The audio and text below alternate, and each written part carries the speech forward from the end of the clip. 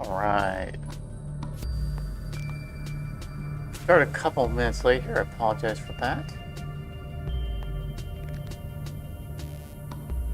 That right there. Right there. Everything's good. Alright. Excellent.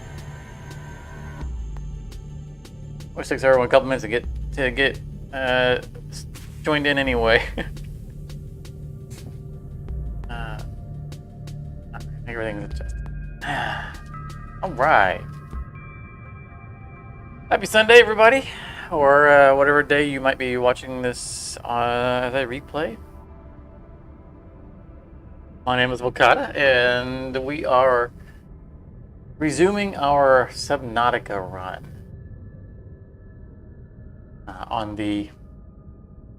We're testing it out, new Sunday schedule. Last Sunday we streamed as opposed to Saturday because I had a wedding to go to on that Saturday. And, I asked the people who showed up on Sunday whether or not they liked Saturday or Sunday better, and the general consensus was they liked Sunday better. So we're trying out Sunday, giving it a trial run, seeing if that becomes a reliable time for people to show up. If not, we can always go back to Saturday. Maybe. We'll see. We'll see. All right. I'm gonna do a check around the place, see if there was anything else people wanted to do while people get connected and join in. And do a general inventory of our base. It's been a week. And base looks like I could use a chair, doesn't it?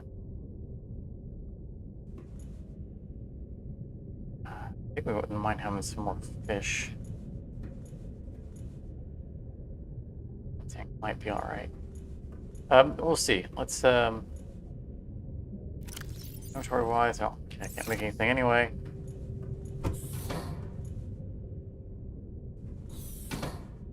Oh, we did such a number last week on building out this space. Came out so well.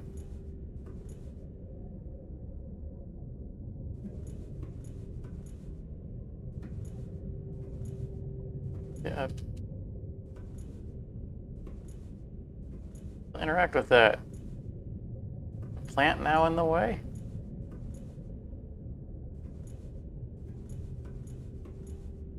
We still use that. Oh, it's the location on the. I figure we can start out. Our character's just waking up, give him some coffee.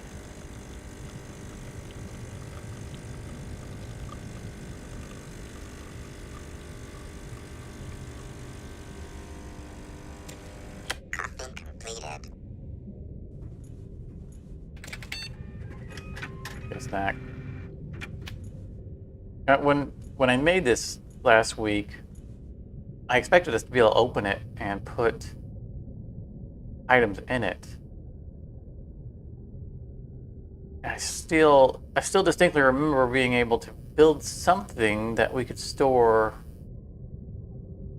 Like I would store drinks in it. A previous run. And I was thinking it was that. Kind of refrigerator. Obviously we don't need refrigeration in this game, but I feel like there's something we're missing. There's an item that we're missing. Maybe another tall thing like a refrigerator.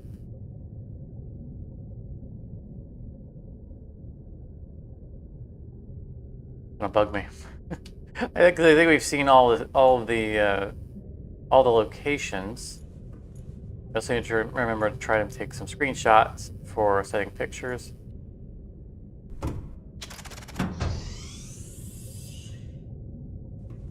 And all right, so we wanted to. One last thing I remember we wanted to do the base. Although I wouldn't mind decorating this corridor somehow. But I don't want to put the effort into it that we put into the... Because originally this corridor was set aside to be all of that. And we decided this wasn't enough space. So I don't have a grand plan for this area. I don't want to remove the walls. Because this is our crafting area. And even if we wouldn't mean moving all the stuff, the room needs divided the way it is so that we're not running so far to get all of our materials. So this is good for a crafting area. I don't want to expand the size of it. The room would be too large for it. So we'll have to think about if there's anything we can do with this room. You know, or just line it with plants or something. Ah, there's our submarine. We wanted to add another floor to this just so that we have something that we can walk on. And I guess a ladder up to it and maybe glass around it. You know, like a extra large observatory floor.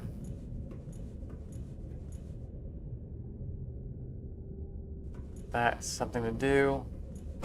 Beyond that, I think we're mostly storyline stuff. Getting, you know, looking for purple tablets, an opening, alien gate, you know, force field gate things. I almost said gateways. I keep trying to not spoiler, but gateways. And really getting in onto the storyline because we've done most of the stuff there is to do.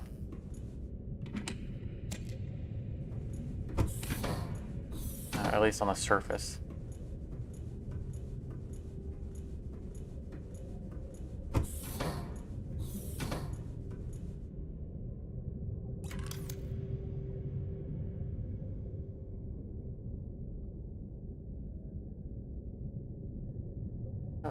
I already have spool chairs somewhere, don't I?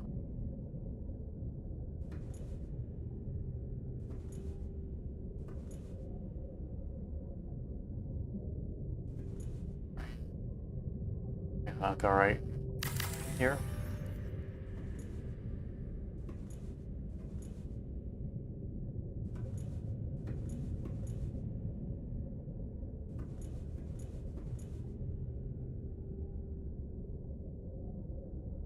A little cramped. Huh? A button. And you know, the usual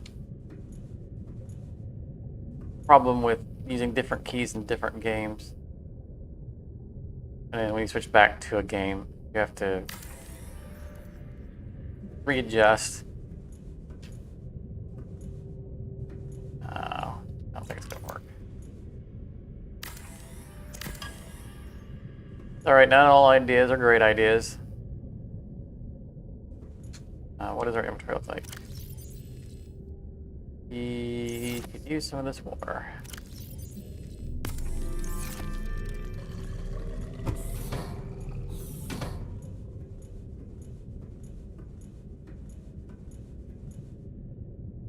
And let's... Seek fluid intake. I think we are going to, before we go anywhere, we're going to add that other floor, see where we're at with hull integrity. Why I'm closing these doors. Although I should have left that one open, because I think that's the way we're going to get it out. That hole in the ground right there. And where we are on materials, because we're going to need lots of quartz.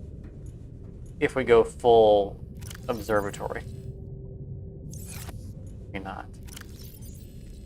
We don't have any overflow of quartz, but we do have overflow of titanium. I need all of it. I need one more. All right. Start with adding the floor.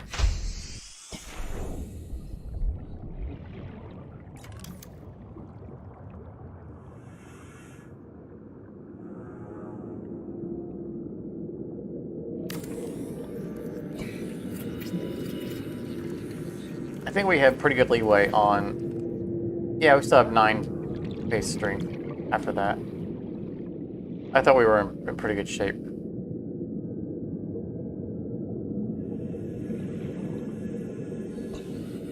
We could maybe use a light to... You know, look at the spotlights down there. Had one shining on... I think we need glass. On the entrance. Yeah. We're gonna need a bunch of glass anyway, so let's try that out. Welcome aboard, Captain. I was looking for the storages, and they're on in the next hallway. Let's see here.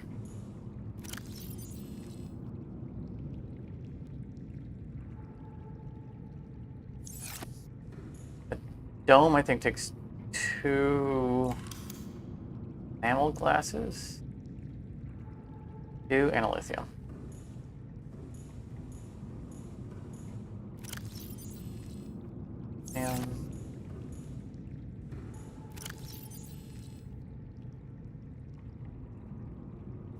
Shark teeth. And we can, I mean, we need regular glass for the test and the spotlight. But we're gonna put windows in anyway on that floor, so might as well go ahead and make our enamel glass while we're on the crafting bench. Seek fluid intake immediately. All right, lady. Here's your fluid intake. Stabilizing.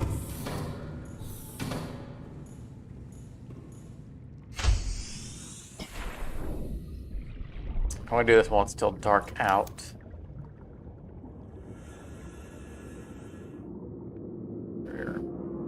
And spotlight. Can we put one upside down? Yeah, we can. I thought so.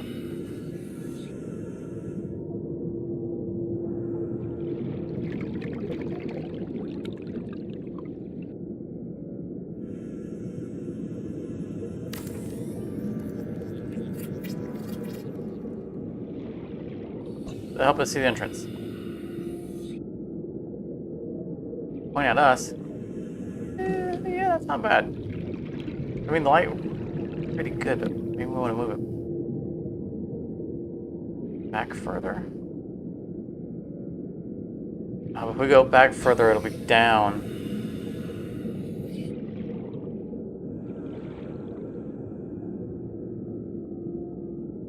It's all right.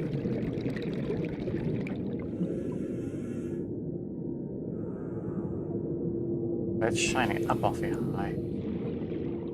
Make sure it's not shining up and inside somehow.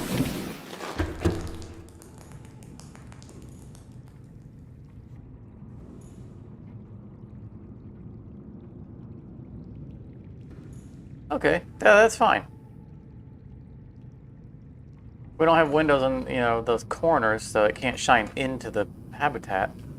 Yeah, that's good. Good with that. Oh, although we use our titanium that we're going to need for our ladder.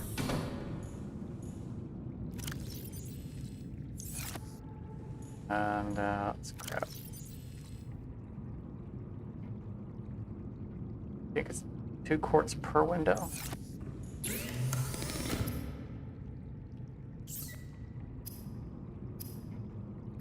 Looks like we might need to dust off the prawn and do a little bit more. Oh, plenty out the window. We might have to jump on the prawn and oops. It's like that, and go get a little bit more quartz. That's not far, right? We have quartz deposits all in this area.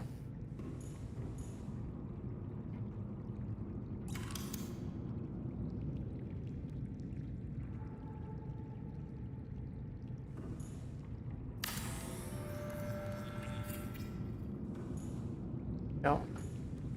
There we go. Now we can look down inside. I love that. Oh, we'll probably want to put like, some chairs in here as well to, you know, sit in here and relax, stare outside.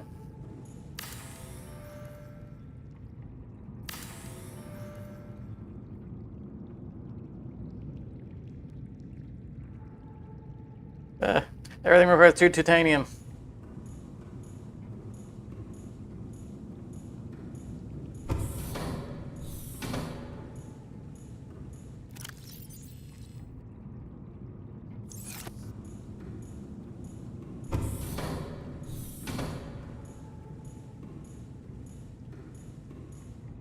Last dome on.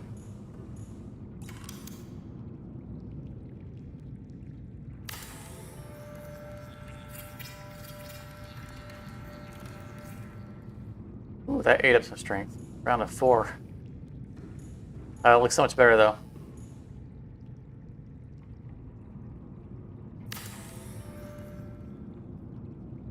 We are gonna run out of base integrity, so we're gonna have to go outside and do some hatching. Oh yeah, I'm liking this already. This is gonna be higher than the base. I leaned over, look out the window. It's gonna be higher than the base, so when we get the windows on that side, we'll be able to see 360 around the area. This is nice. I almost think that maybe we reserve one spot for an entrance so we could come in on the outside. First, let's do a couple of things. Let's reinforce. It's going to take 3 titanium and a lithium. Out of everything. All the basement stuff. Base improvement stuff.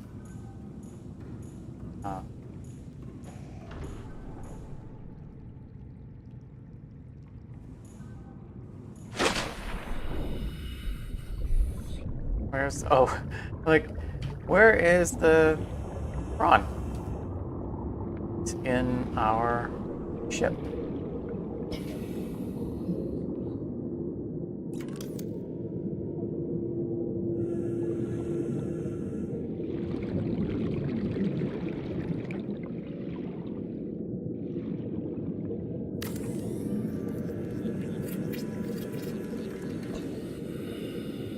The good thing about having these columns of multi-purpose rooms is that there's no shortages of places that you can stick those reinforced pads.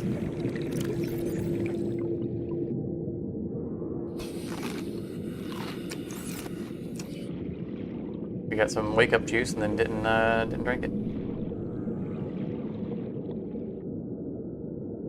All right, I think I'm going to. We're gonna jump on the prawn real quick, just see if we can find a node or two just right here in the immediate area. Welcome aboard, Captain. All Reports. systems online.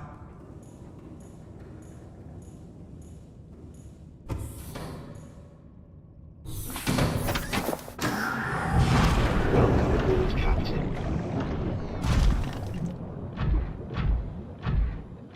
No, I mean I think we hit all the ones that we had marked. But a bunch of them just in the area.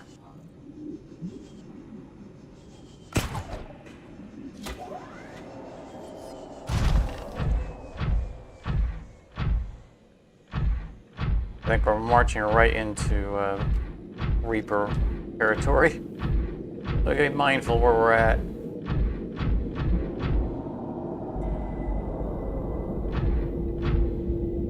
What is that?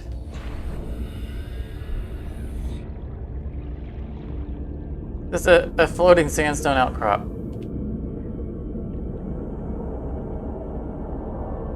Okay. Ah, there's a warper.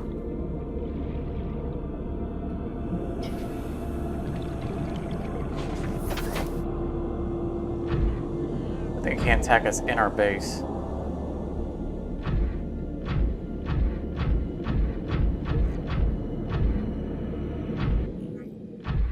Oh, that's, yeah. Hello there. Gonna be silver. We don't need silver. Probably gonna be silver also.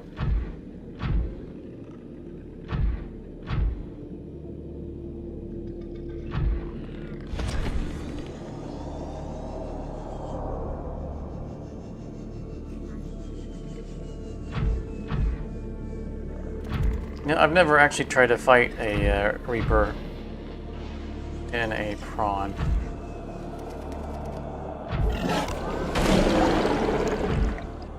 Tickle that guy's belly. I'm not inclined to try. 88. Oh, hang on. Hey, hello. I'll respond to chat in a second here when you and I'm not and would you get off of me? I'm already got to deal with the Reaper right in our face.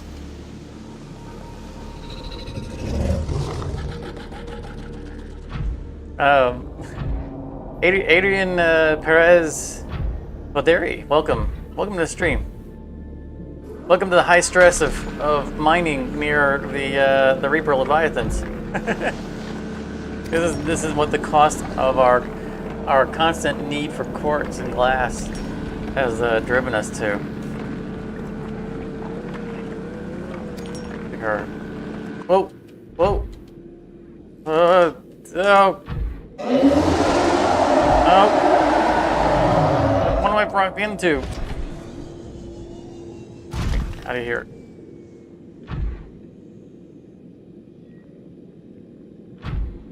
Still want that quartz.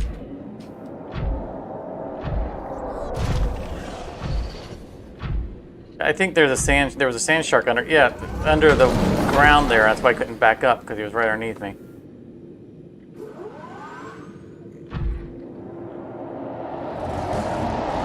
Why don't you eat that sand shark?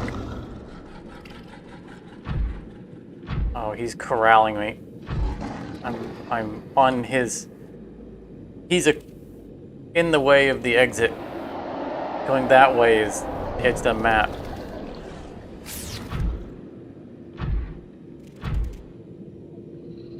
Ah!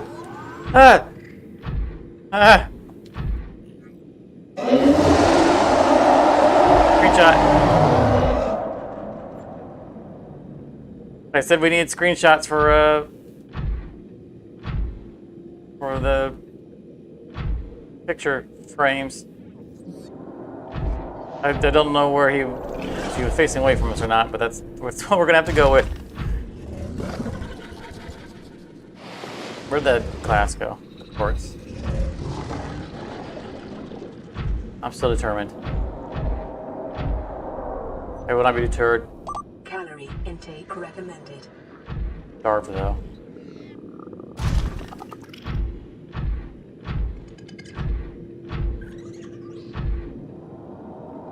Okay, I lost sight of it. That looks like a salt vein.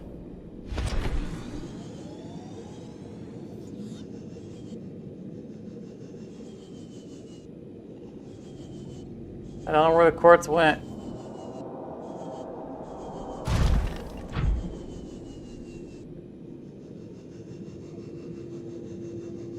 Get high ground, see if we can see it.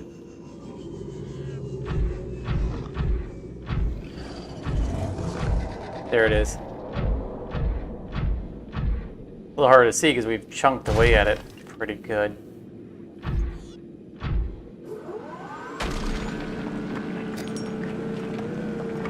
He's like a dragon. Seek fluid intake. Protecting his horde.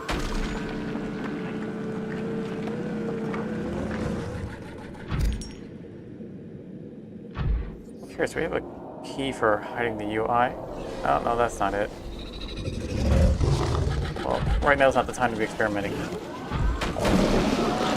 But you guys have really get on my nerves.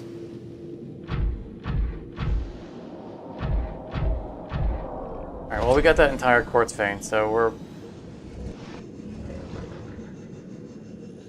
good to move on.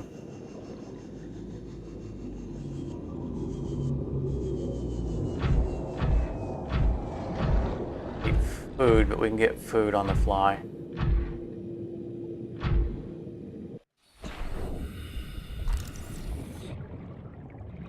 Scan for material.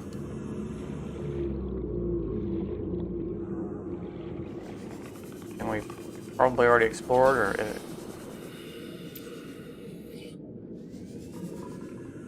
may not even be explorable.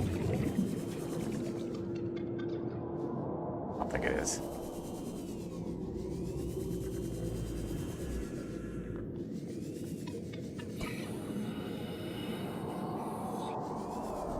There was something on top that we've already taken, so we've been here.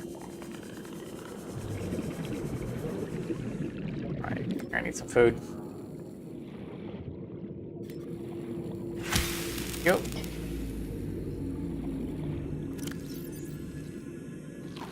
Vital signs stabilizing.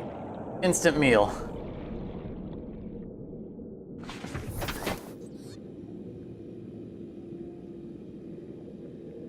Alright, lost my bearings. Our home is back. I think I've spun around 3 times now. There, okay, it's over there. Crap, that's what we want. Yep. Oh, I don't want power cells, I want to go inside.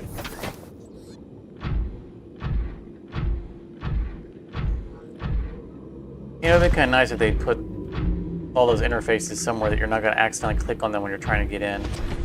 Like maybe inside, or, you know, the button you could press that would let you access like the batteries and whatnot. I mean, I don't think it'd make sense to put the storages in there because, you know, when we're docked, we need to be able to empty the storage. But, you know, maybe the, well, I was gonna say the access panels like that, but then you'd have to get into it when it's docked. I mean, if you get into it when it's docked either in the moon pool or in the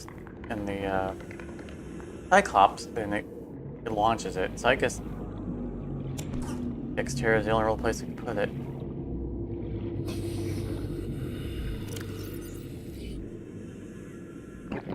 Vital signs stabilizing.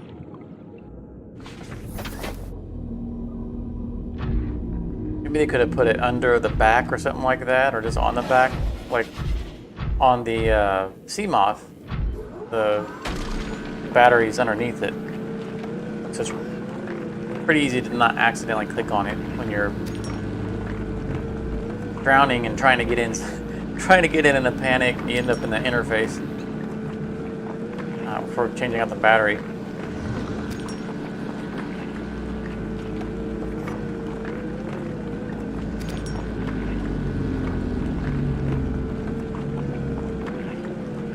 If we find one more of these nodes, I think we'll be good.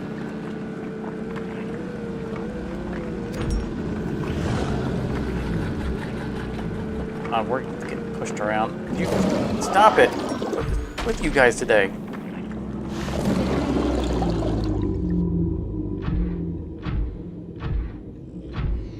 I think they know that we've been playing another sea-based game, and they're feeling jealous.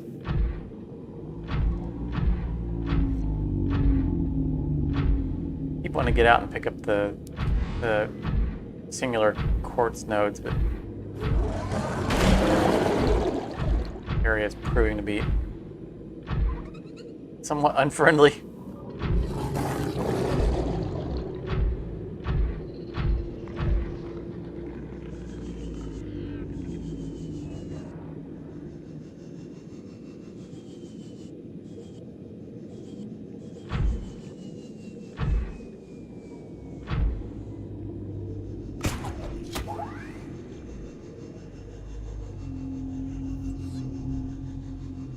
I think we're going to find any up here, but kind of want to get to the high ground. Oh, we're going into the red grass.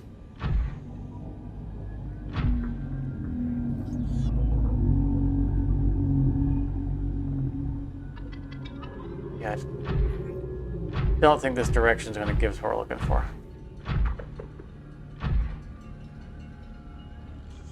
Head back down.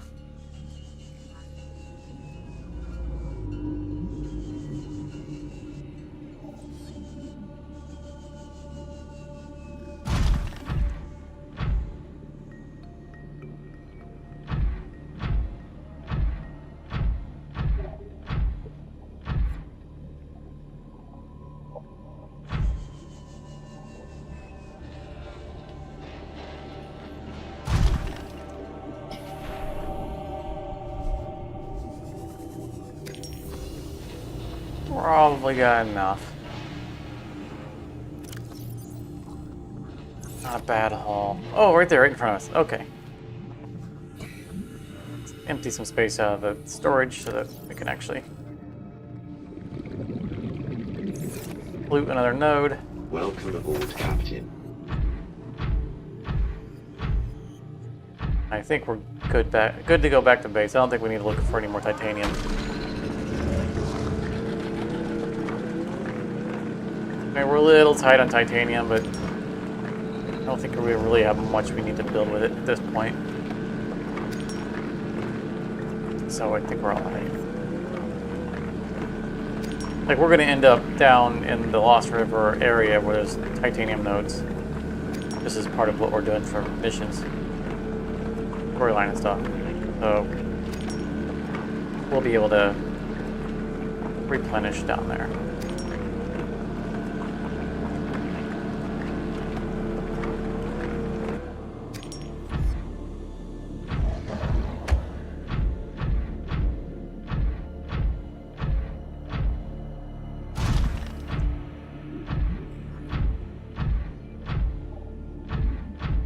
That was a profitable little excursion, if a bit frightening, with our up-close and personal encounter with the Reaper.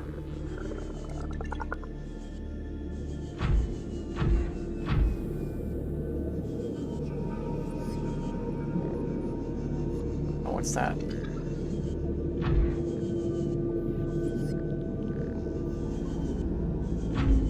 I think it was just a glowing fish, right? The glint of quartz just can't turn it away.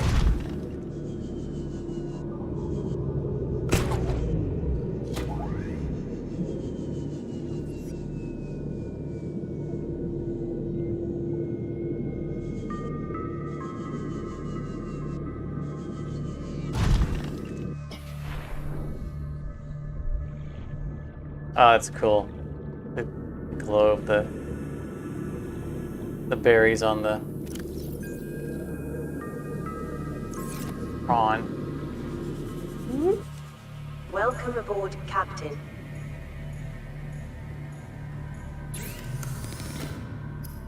We needed at least 2 more windows and either a third, I think, or click on that, or an entrance.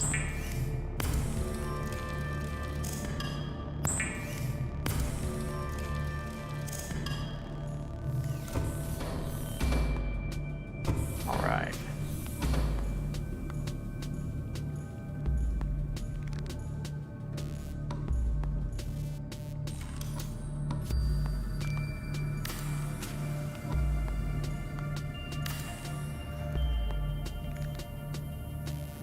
Oh yes, it's cool to be able to look across them. So I wouldn't want, if we do an entrance, we wouldn't want it to be on this side.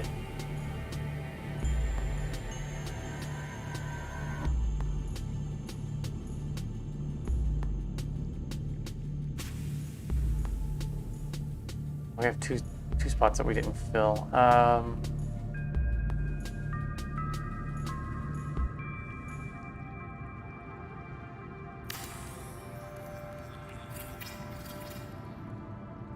I really like overlapping the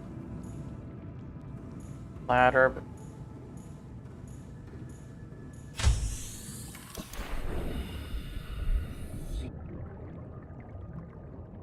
think that'll be all right.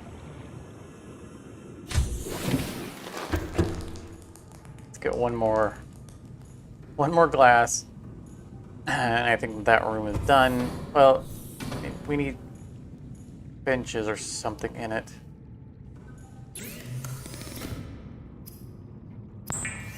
But as a setup for observation, I think it's done. We also still have more quartz outside that we need to bring in.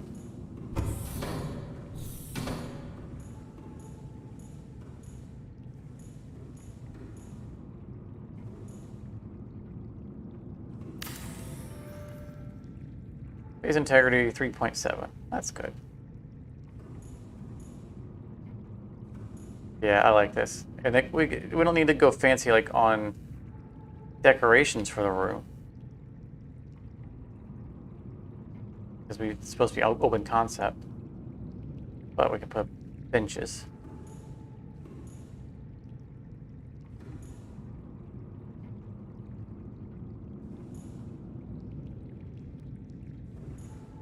Like we just array of benches where, you know, like a visitor center.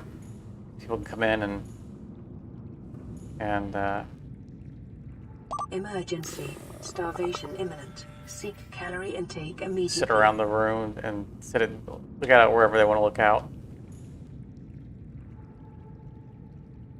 This is going to get a lot more titanium than I expected.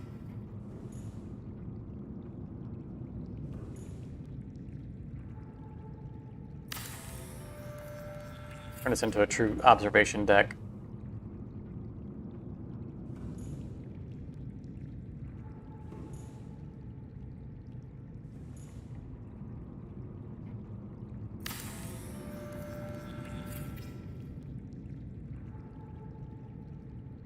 Maybe we could leave, yeah, that'd be the crowd could walk around the edges and they can sit down. Look at the big old submarine outside.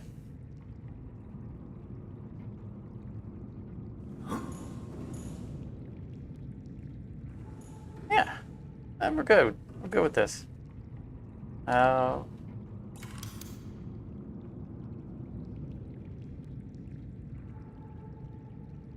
Maybe interior plants on the walls. Can we put them in the hallway? Oh, we can.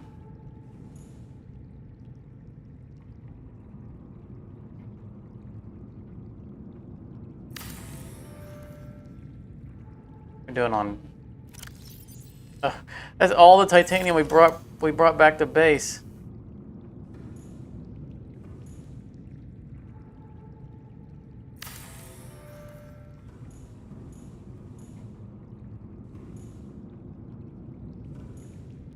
I don't know if we need to put them here or not. I think we're fine with them.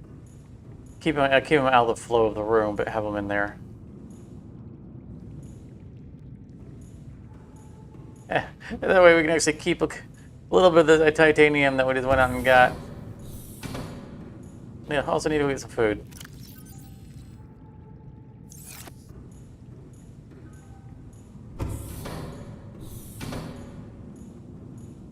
Base power is struggling too.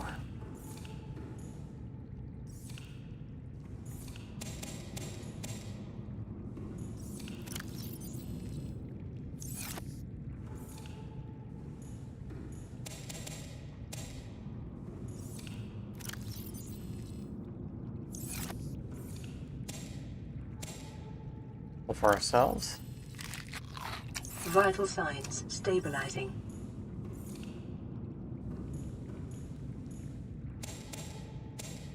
Potatoes.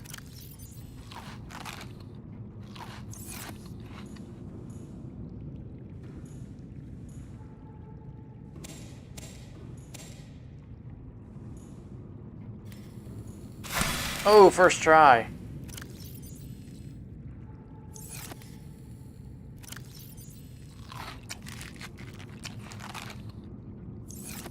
All right. Been good on resources.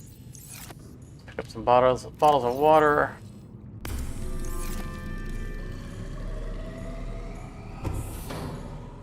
Power is really struggling. That's with two. I think we only have 2 thermal generators. Yeah, because I think they're 500 power apiece, and then 250 apiece for the 2 biogenerators that are in over there that we just powered up. I don't want to go make a third thermal. I don't think it wouldn't actually help us because, as we've talked before about it, it has to drain it drains an entire power source before taking from the next one. It doesn't take across the top.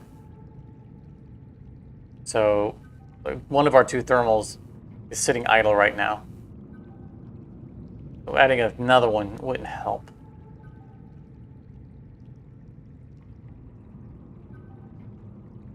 Out of curiosity, looking for... Yeah, we're not gonna... it wouldn't do us any good to make another one. Alright, I think we start we start up. Meld in there, okay.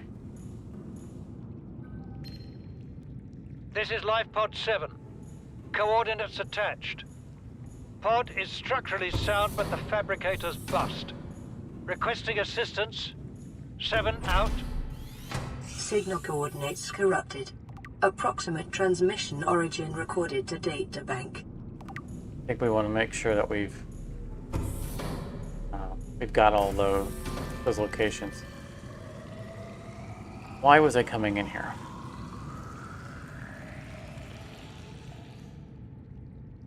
There was a reason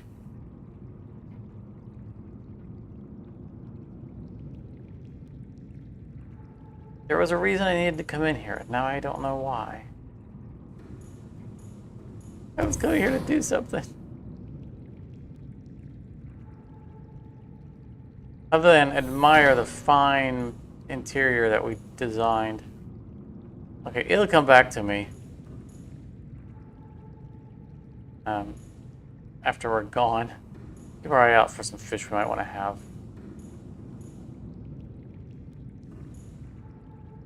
It's driving me nuts. There was a very distinct reason why I wanted to come in here.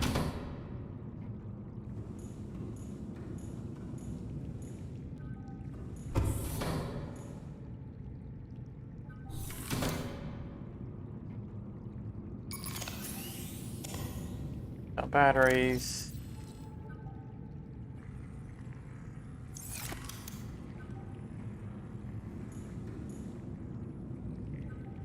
Frog blank. Although I'm going to grab some water while we're here. I know that wasn't what I was coming for. But we do have the functional.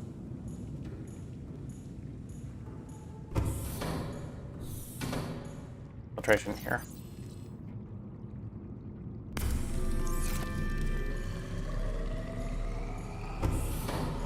That'll keep the base busy because the power generators are going to be struggling to keep up with both of those filters running at the same time.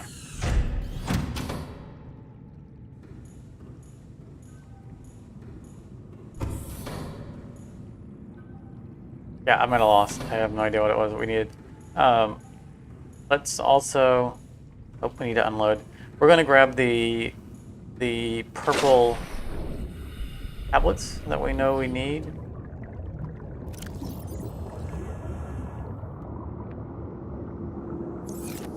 Another thing we could do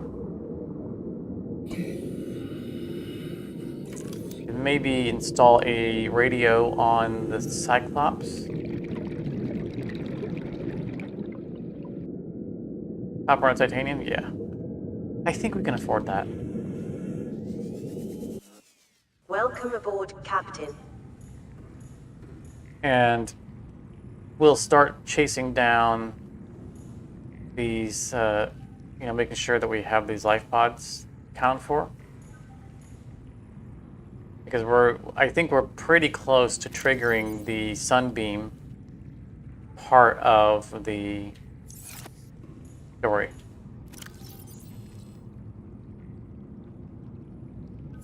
Oh, nice! We have overflowing quartz. That makes me happy.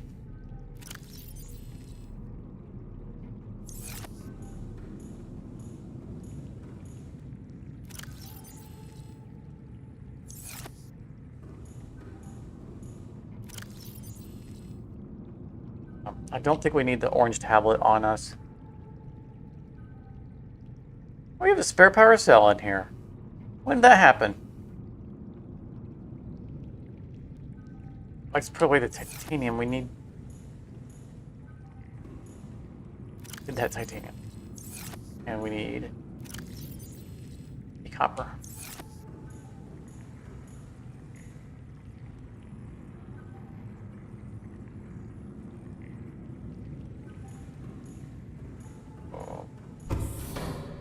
One more thing. I don't think this was what I wanted to go in here for, but I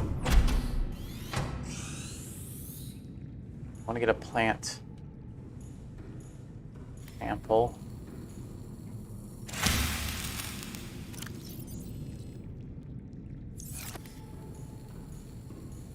Oh, this is what we were coming in here for.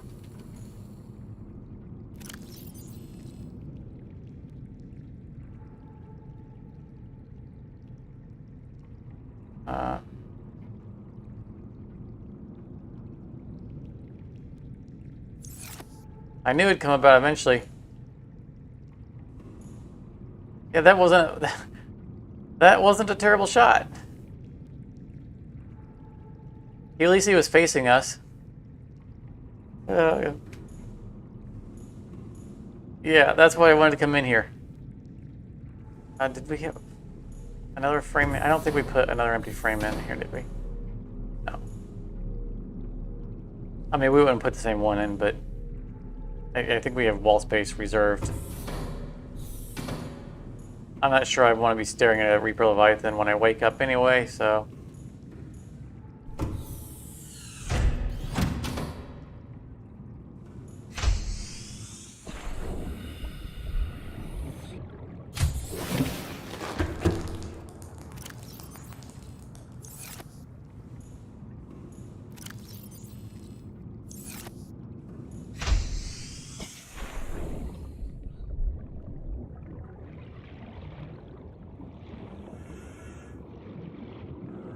Welcome aboard, Captain.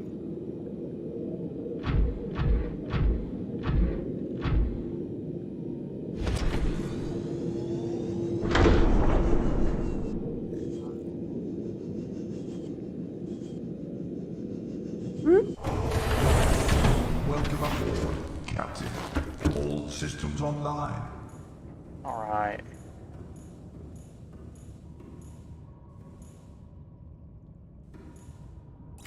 Radio. Whoa, whoa. Oh no. Over here.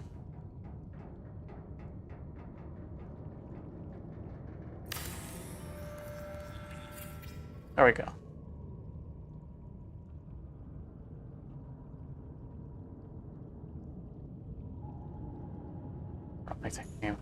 Although I'm thinking, you know, we could put our last plant on the. Oh, they're not matched.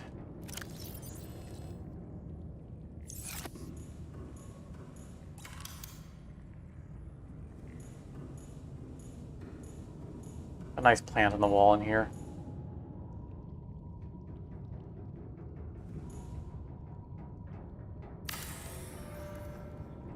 But I probably should put a marble melon in it so that we have a snack if we need it.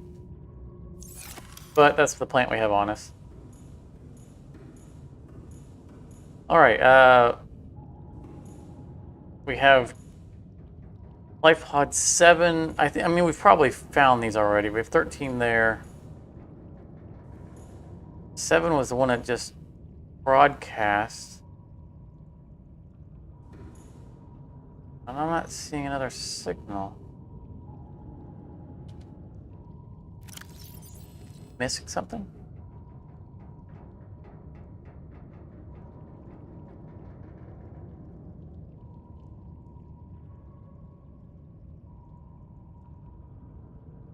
No, I didn't add one.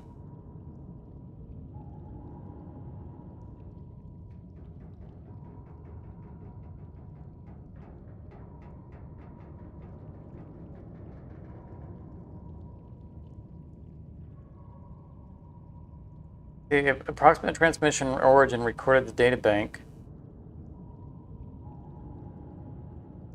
But we got no new coordinates.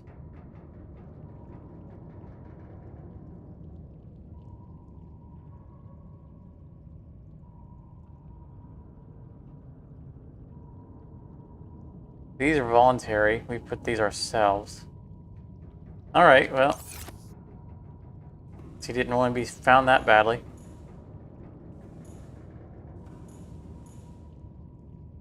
Let's off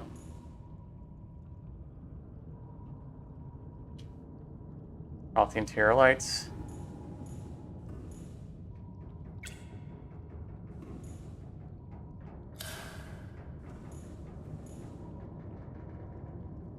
Engine powering up.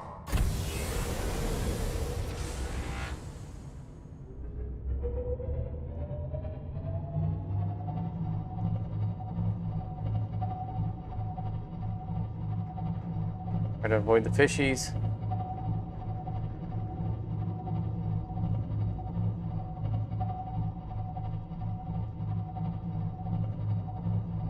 Ahead flanked. Emergency speed. Warning. Vessel counterfeit. Excessive noise. We're not making excessive noise out here. There's probably nothing to attack us. Although it's so dark, I'm not really sure where we're going. Overheat. Ahead standard. I doubt it's taking us out towards the Reaper.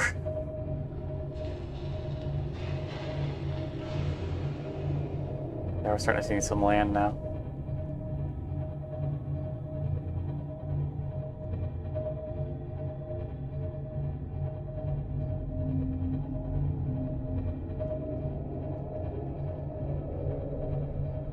I'm so glad they gave us external cameras. It would have been a lot more challenging to navigate this thing. I mean, right here, obviously, it's not a problem because we're in open ocean, but... Well, free titanium. There's 3 of them. I gotta.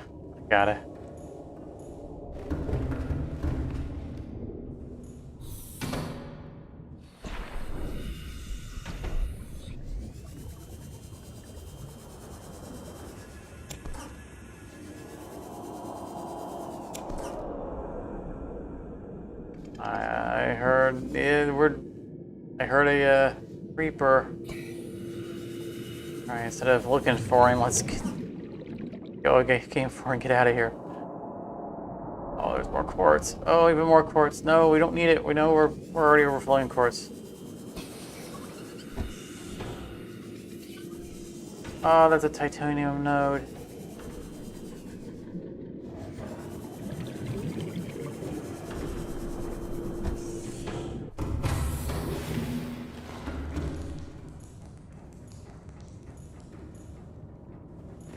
But it does get dark in here when lights are out, doesn't it?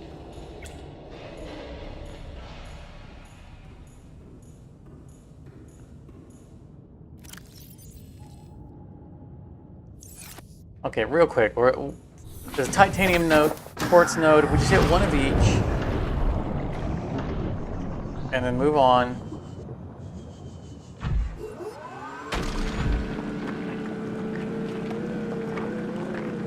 I don't think we need all of this. But, you know, what if you want to add a new room and put windows on it? Like, I don't think we have a dome on the other multi-purpose room. Add one of those. And then, of course, we need all the titanium for reinforcements, because we're only at like 3 points of structure.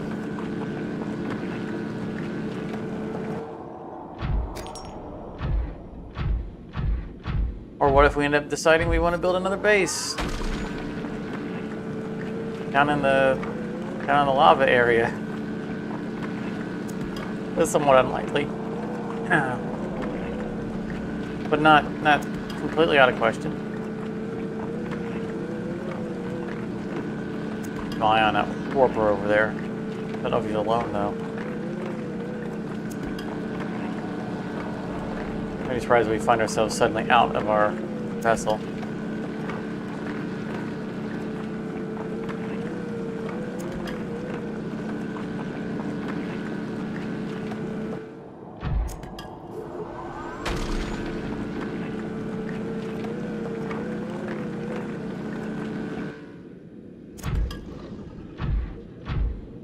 Alright, we're not going for the other course node.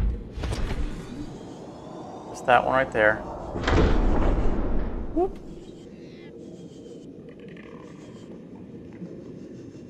Another titanium node ahead of us. No, we're not going for it. Docking, we're moving on. Moving on. Oh, there it is right there.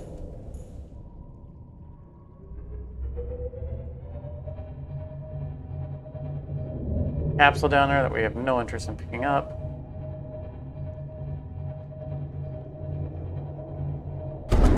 Oh, what the heck did we hit?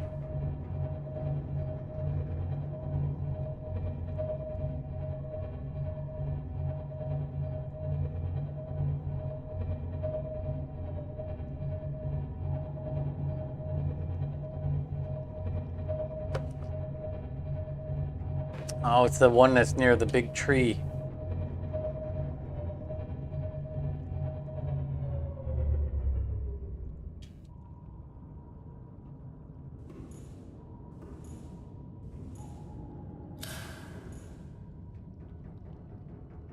Yeah, we dumped off our stuff already.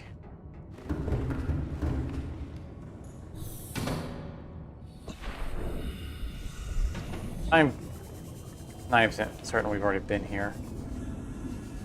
But this way we can officially mark it off of the list.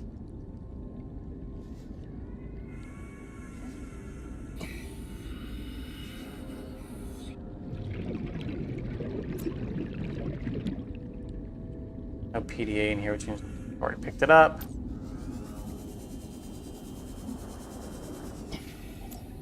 Alright. Now there is a cave network inside that tree. I think the only thing that's inside there is an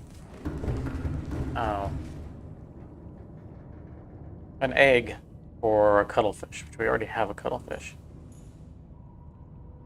Now, I wouldn't mind finding one for like one of these rays.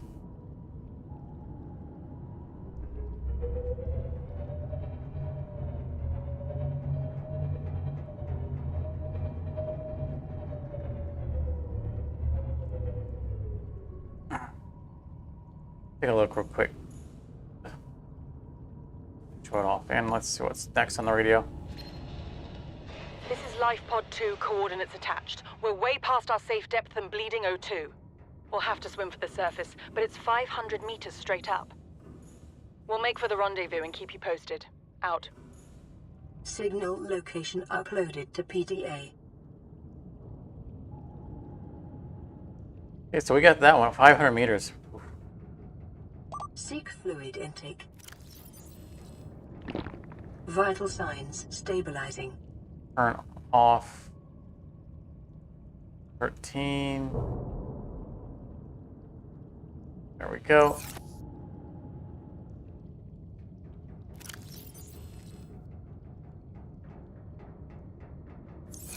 The Menacer while we're at it.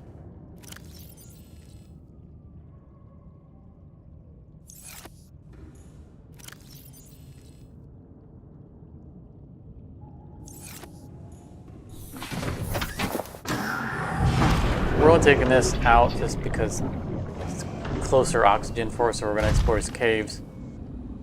We can't fit this in the caves. But we're getting lost in there and need oxygen, and I'd rather have this nearby than have to swim all the way to the Cyclops.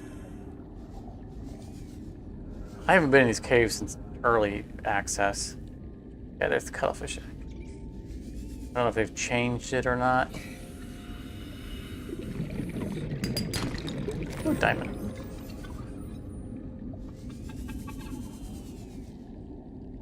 Like that was Kind of impossible to get lost in.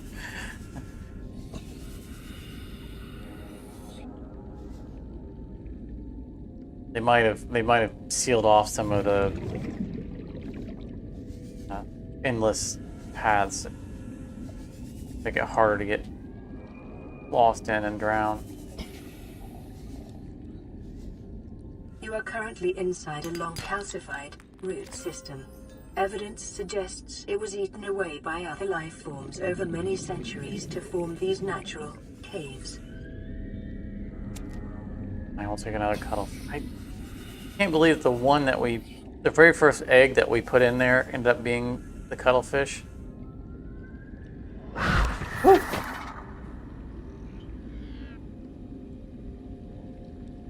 Yeah, I expect fully to get the Sunbeam triggered. It could be any one of the clicks on the radio at this point could be the Sunbeam. Karate. So every time I click it, I expect it to be the Sunbeam. I don't know how many non-Sunbeam entries that we have left.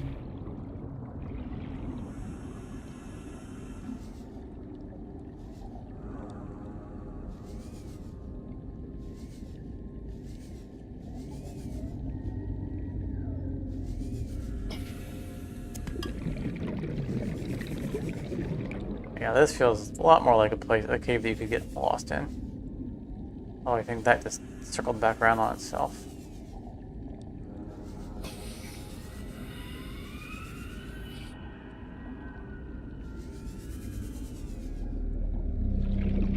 Yeah, I think this is meant to drown people.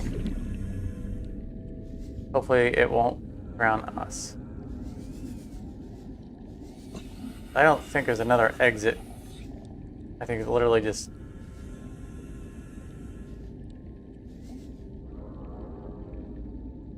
goes into false openings.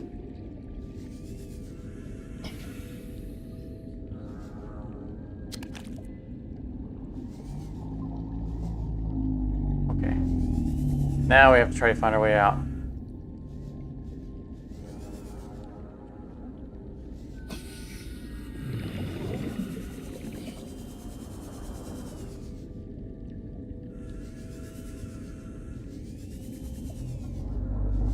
This is gonna be a little close if we don't get out soon. At this point, I'm just kind of taking a guess at where the exit is, and I'm not confident that I'm going to find it. 30 seconds. We're in trouble. Oh yeah. Oh, that's a labyrinth. Alright, we found a creature egg that I don't think we had. So we're counting that as a win.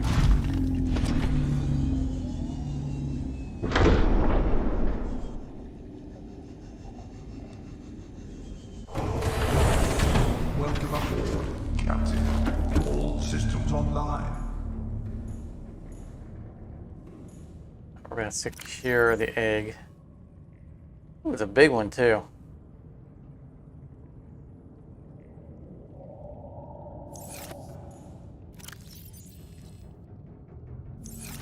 Oh, we can toss this cuttlefish egg in there too.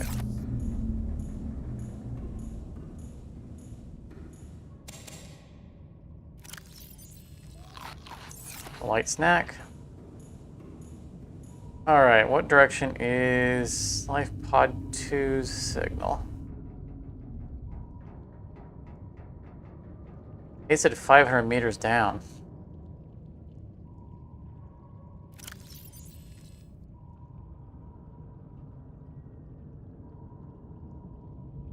There it is. We do have the signal. We're looking downwards.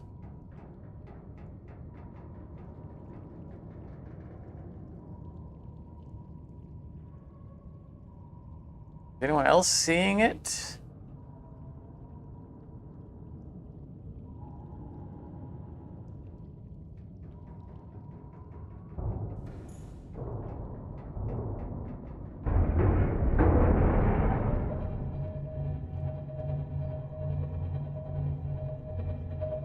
what direction to head.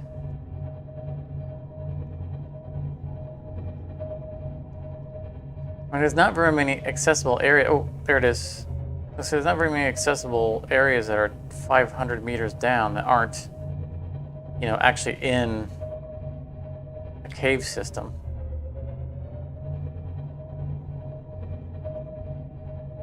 I mean, I would expect that, you know, 500 meters to be like the Grand Reef, but that's not, the Grand Reef's not over there.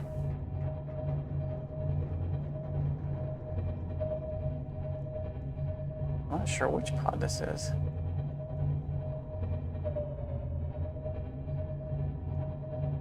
We will just head over there and find out.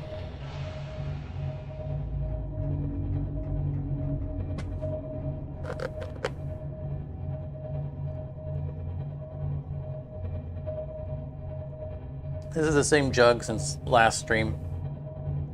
Running a little low.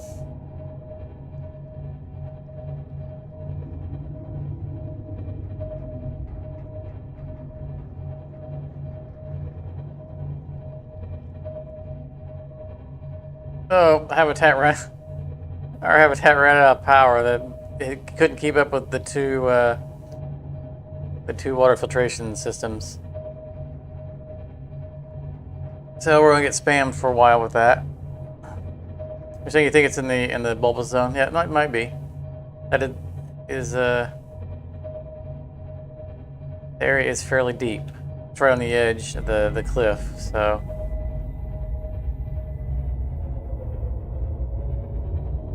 It certainly could.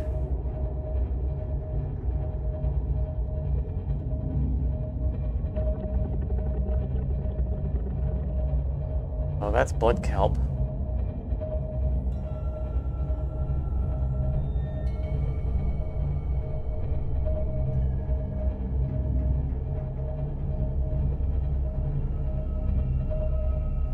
I don't think we've been to this one. I don't think we've been to a one in a blood kelp.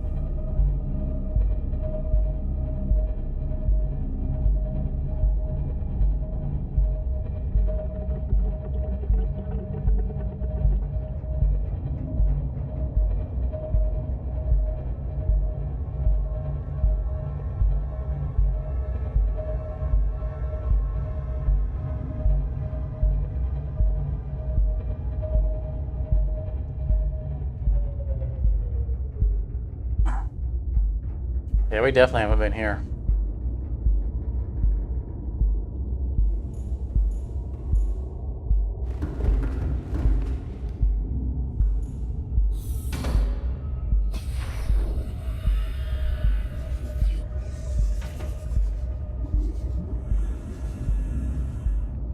It's interesting that this has a hole ripped in the side of it, like the warper attacked it, even though the audio clearly indicated that the pod was intact when they were leaving it. So there's no reason for there to have been an attack on the pod. Flotation devices failed. We're flooding. Evacuate. Wait. I can reconfigure the O2 system to act as a bilge pump.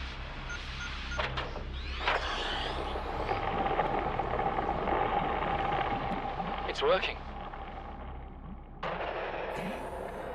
Okay, good news. We're alive and we've stopped sinking. Bad?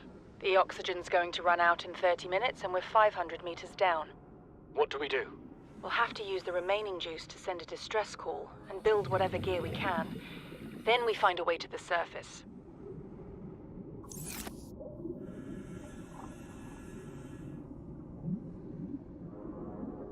Hey, there we go. I already have it. Cyclops Death Module.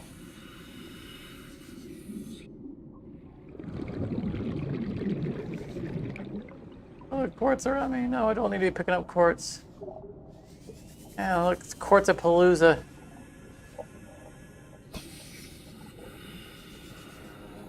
If we ever need quartz, we need to doing this come back to Life Pod 2. Hey there, Charmer. Welcome back.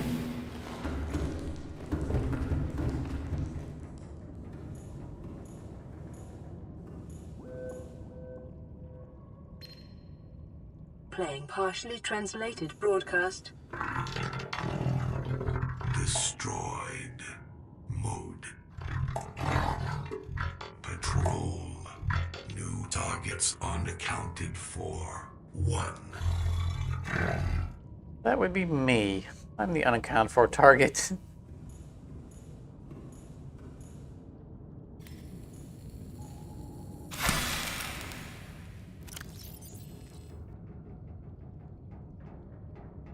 Oh, you fell asleep on Friday stream? So you're saying that the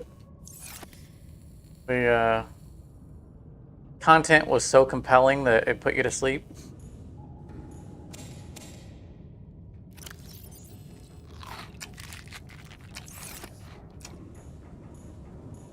Yeah, Cry. I mean, we could get free titanium out of the picking the thing up. Like, for some reason, since those things are unique, I don't pick them up when they're duplicates. Like that won't ever respawn. I mean, it means nothing because there's not another player who's going to come along and need it. But the PDAs that are redundant, I tend to leave them alone. So we don't have a power. Our sea glide's a little low. Didn't put a battery charger in here.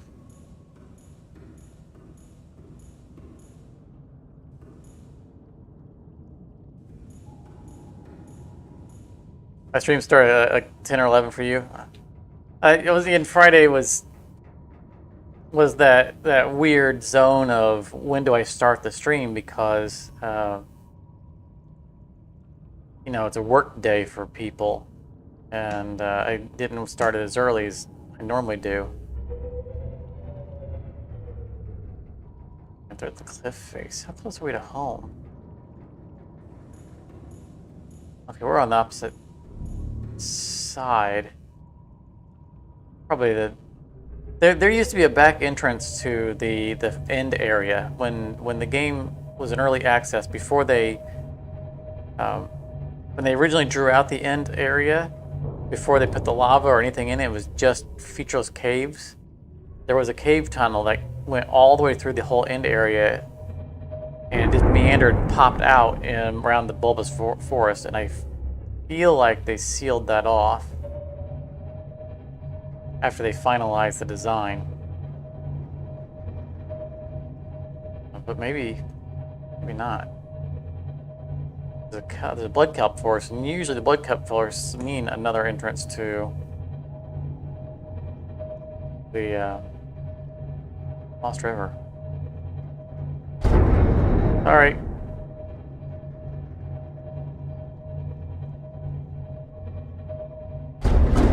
All right.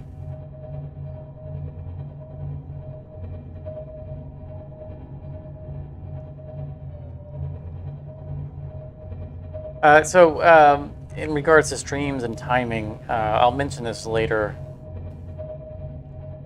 Probably later on when we have more people in the stream, but my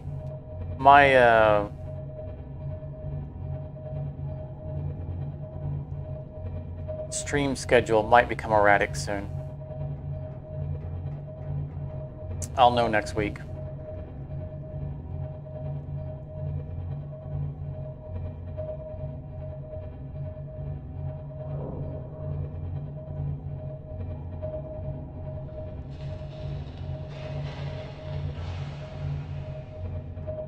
So you work, right? You work night shift anyway.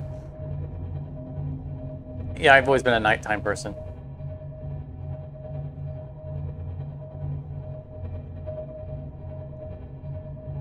Oh, the Friday we probably ran that stream longer than we should had. It was like 2 or 3 a.m. by the time I called the stream.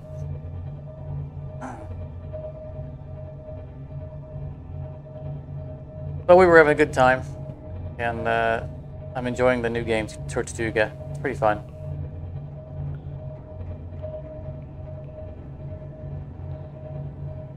Yeah, I don't know when the next Tortuga stream's going to be. I mean, I expect it to be this week. Yeah, maybe Thursday or Friday again.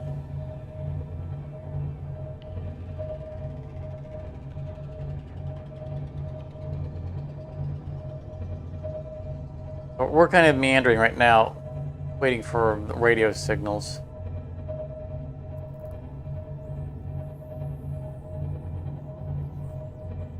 Make sure I didn't miss the symbol for our new signal. I did not.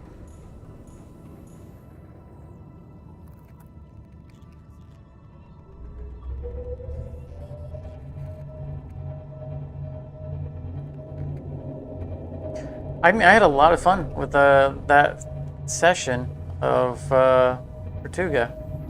Oh, hello down there.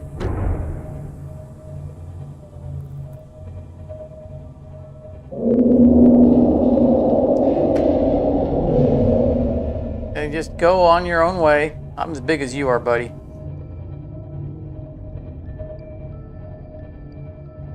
Oh, no, no, no. Stay. Don't try to mate with me. It's pushing us away from our base. I was trying to... I think this is the one that got out of his comfort zone. And,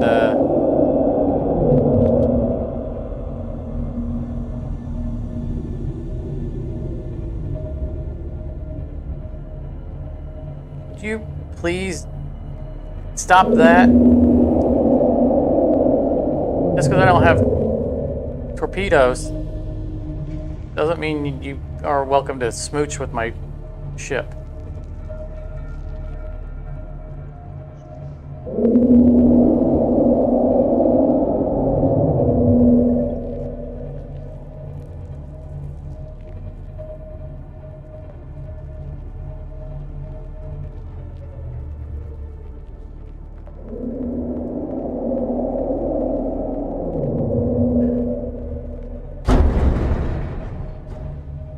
I mean, he's not doing any damage to us.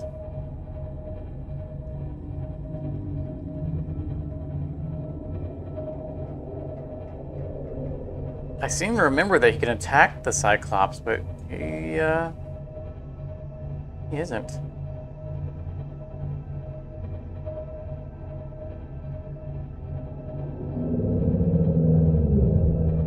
I'm confident that's the one that attacked our Seamoth last time. Because we're out of the regular zones. This is the area that we got attacked in before. This was the biome.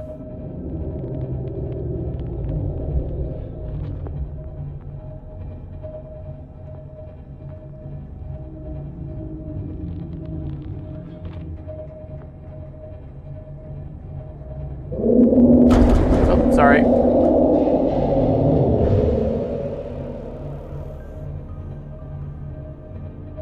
Oh, come on now. Now he really is humping the Cyclops. Stop that. This is a family-friendly content.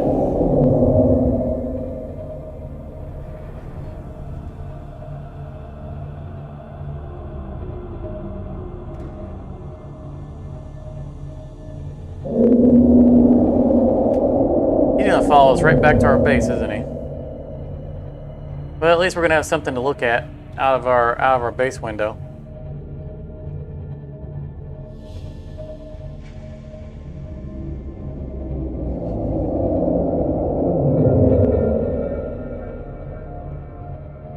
I mean, we're not getting any warning sounds from him doing damage.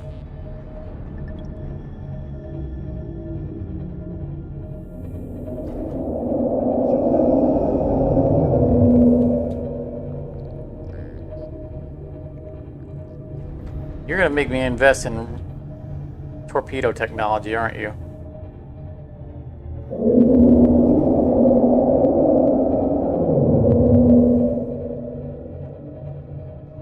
I'm trying to get him stuck on the base at this point.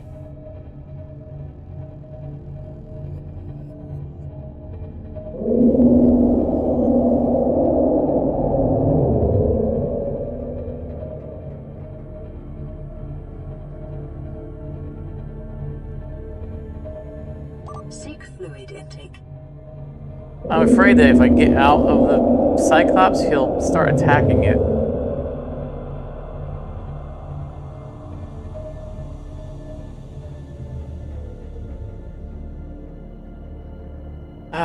He's pushing us around.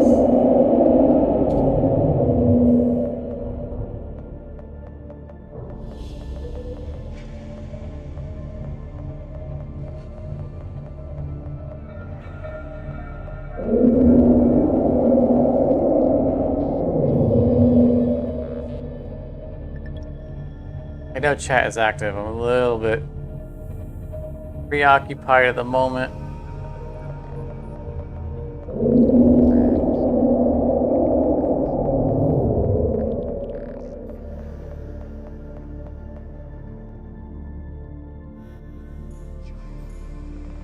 What does it take for us to make torpedoes?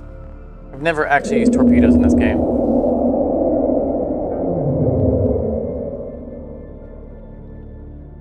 I assume we have the torpedo technology?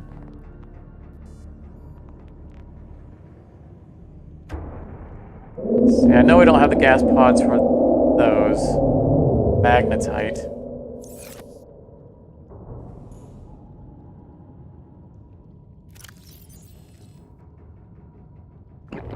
Vital signs stabilizing. Yeah, like if he would get off of the ship, I'd be okay with leaving him in the area. But as you can see, we're not driving. Who knows where he would push the ship to? See, now he's rolling it over. And plus, I'm pretty sure he's supposed to be able to do damage, so if the game decides, oh, now we're going to let him successfully damage the ship, then it'll get destroyed. Yeah, we can make torpedoes. Yeah, right there's the torpedo launcher. Oh, it's a decoy launcher.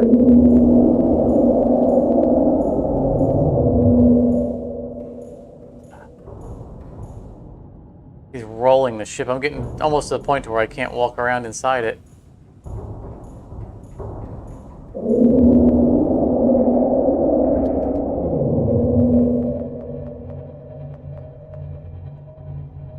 I'm not sure what to do about this guy.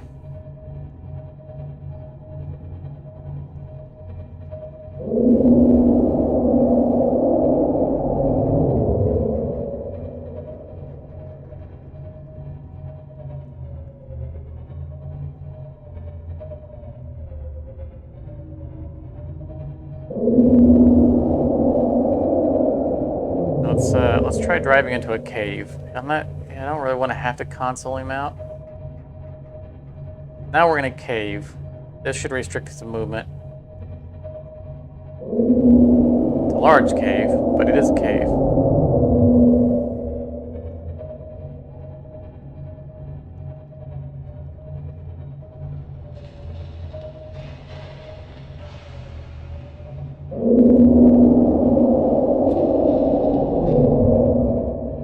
I think we're gonna get in the prawn and try to duke it out with him.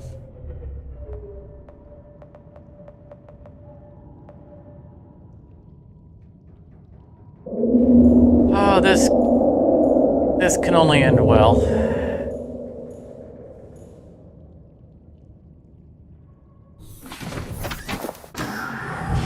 Welcome aboard, Captain.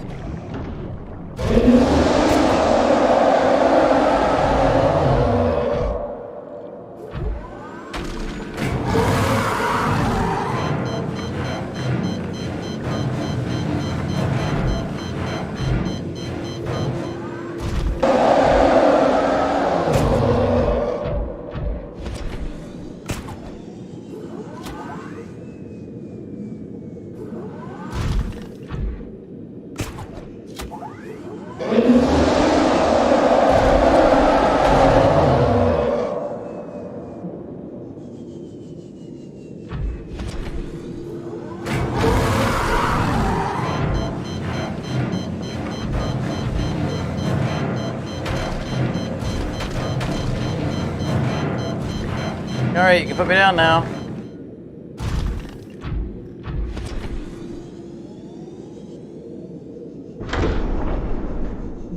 Let's see if that runs him off. Welcome aboard, Captain. All systems We have a repair online. bay for the in the Cyclops, so that will repair itself.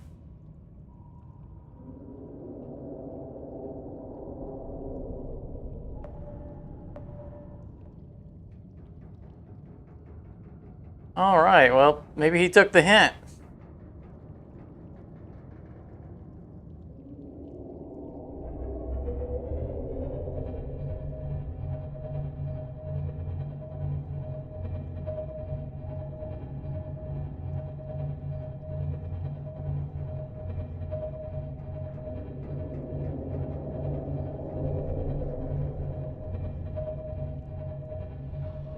I have a suspicion on what was going on here. I think that he was never after the Cyclops. I think he's after the prawn, which is why he's not damaging the Cyclops. He's trying to get to the prawn that's inside.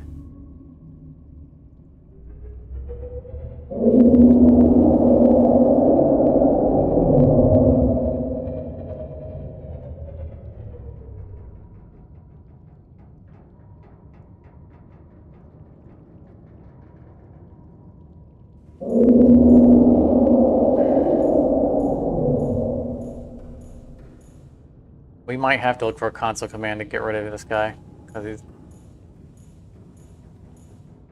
he's going to keep going after the Cyclops and just pushing it across the map.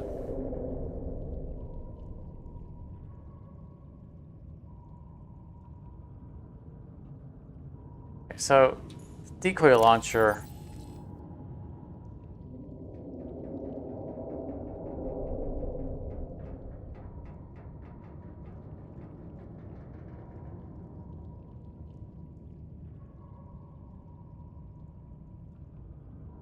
I don't think there are torpedoes for the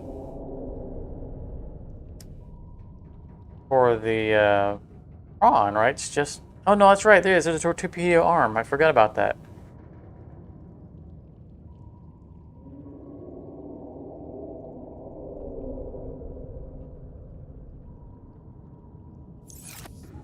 Take to make a decoy.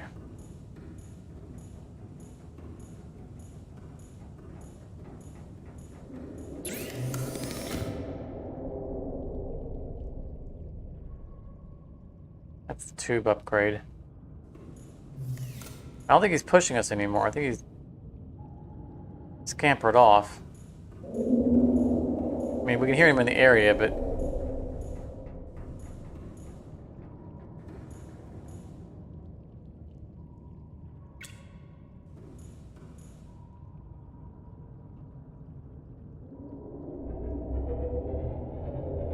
Rig for silent running.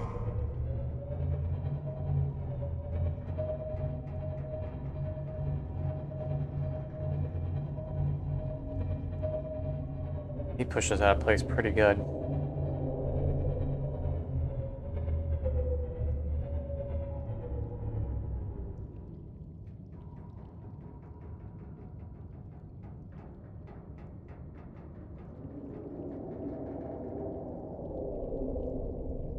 Yeah, it sounds like he's obviously closer to the base than he used to be, so we can still hear him growling from the base. But I feel like he's given up his pursuit for the moment.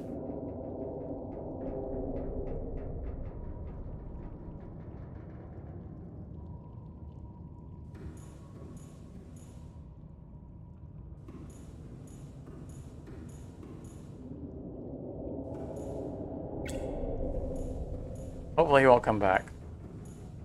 I don't think we have anything in the storage. Not.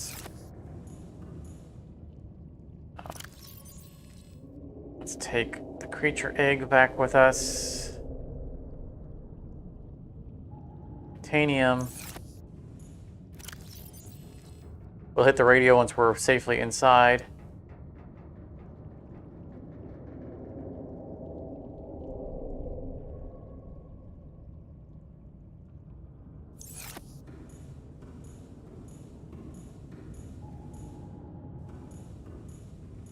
It feels like it's still leaning.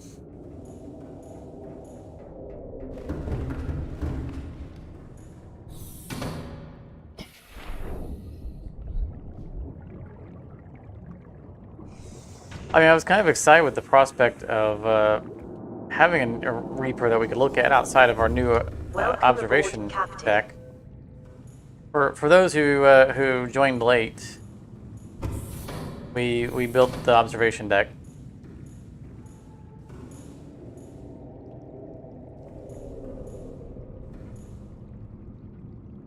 We can look down at the fishies finally, and we have a visitor area where they can come along and sit and look out. And I was excited. I'm like, all right, we're gonna have a Reaper that we can look out at. But that doesn't seem to be the case.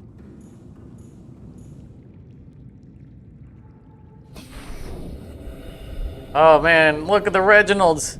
Oh my goodness. They have been busy. Okay, that is... I didn't want it that level of reproduction. I just wanted to have a couple of them. Okay, we can't have 18,000 of these guys.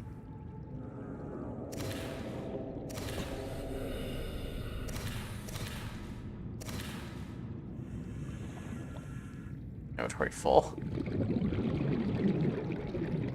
I don't know what I'm gonna do with all these Reginalds. I know what I'm gonna do with one of them.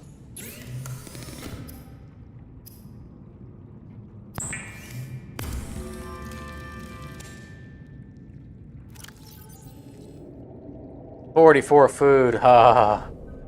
Oh, it's good to finally have these guys back. Let's see here. Let's.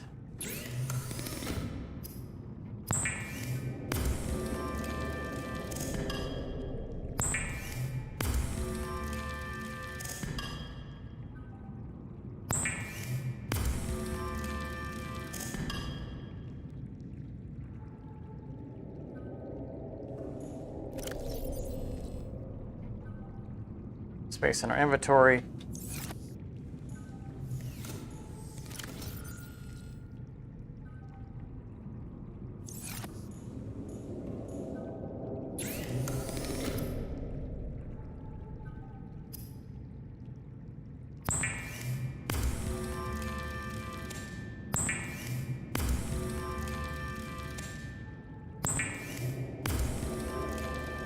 I mean, this base has bioreactors in it, but I mean, I can either run back and forth grabbing, you know, Reginalds to put in the bioreactors, or I can just grab the fruit off of the trees right next to them.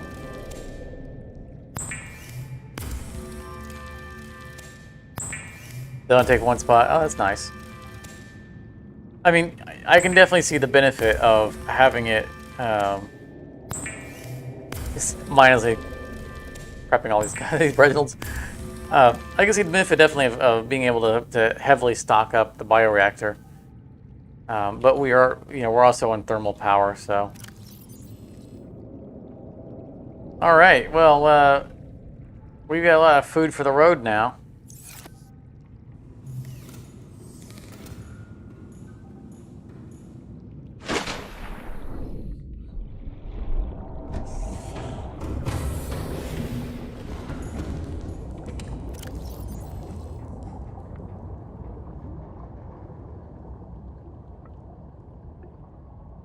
Our emergency food locker.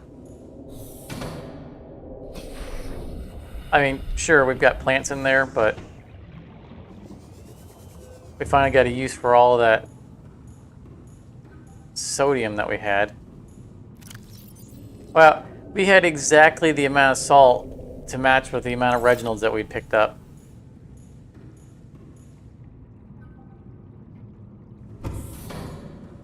Yeah, Karate, right? We have the bios kind of as backup. Unfortunately, the bioreactors still seem to be the reactor, the power sources that they draw from first.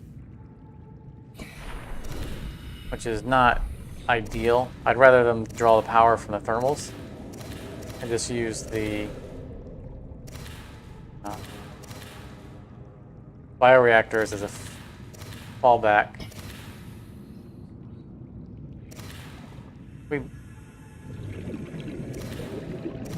I don't want this aquarium to be full of Reginalds.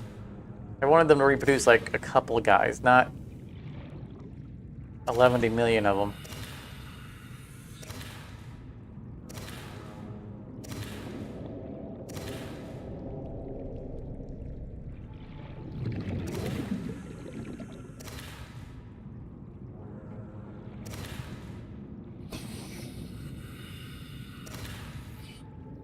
Okay, being up to, all right.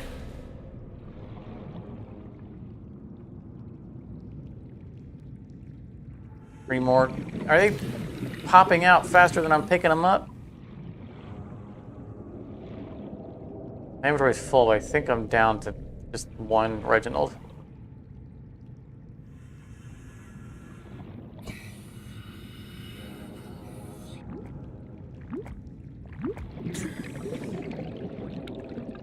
There's a Reggie. I think we got all but one, which is what we want.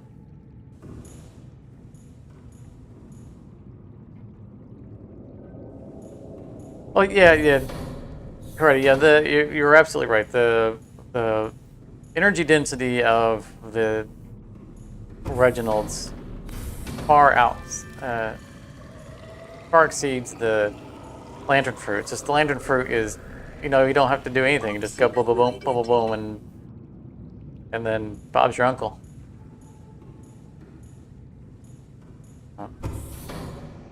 I think we're going to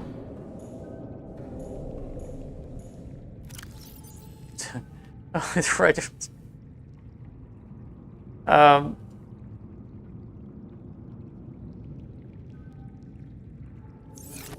think what we're going to do is we're going to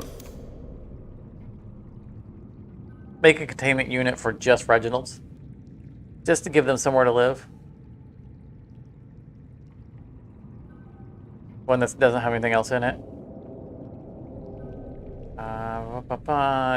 It's five glass, I think.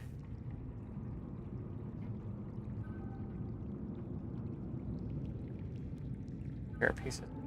Why? It's not necessary for these to be separated. This could be one tab, right? They could easily put all these in here. It's interior stuff. Yeah, 10 glass, 2 titanium.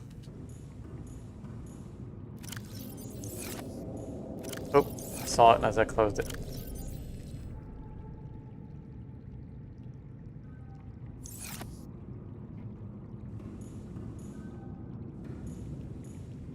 Yeah, being able to auto-feed the bioreactors would be super nice.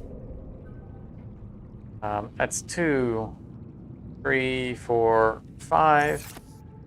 We always find use for the glass.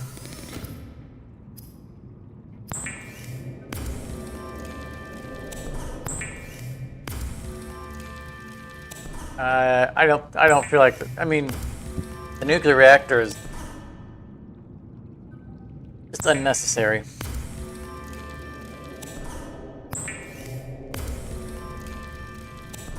I mean, it's so easy to set up thermal power just about anywhere on the map because you can link the power through the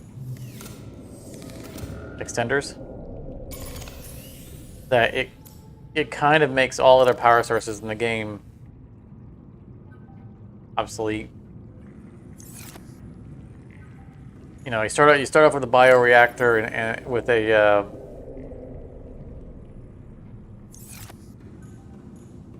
a lantern fruit planted next to it, and then you just go straight to thermals. I've never needed. I'm pretty sure I've built a nuclear reactor, but I don't think I've ever needed one.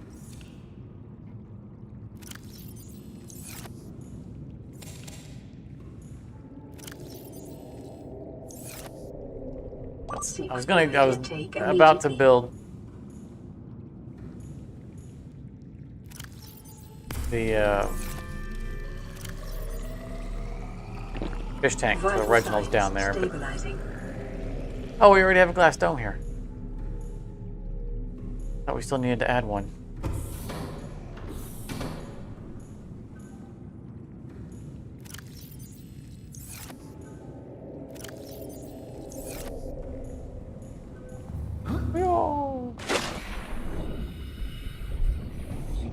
So we have reactor, reactor, empty, empty.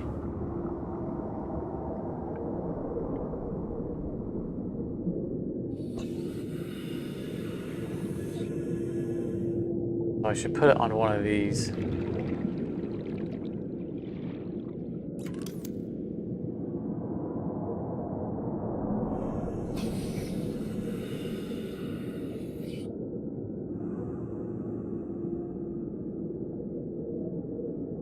Why is that not valid? I thought we could do them at an angle.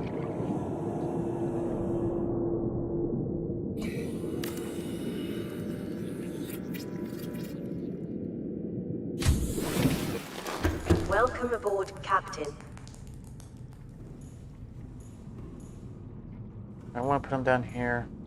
I want to put it down here in case I decide to grow it to a second floor.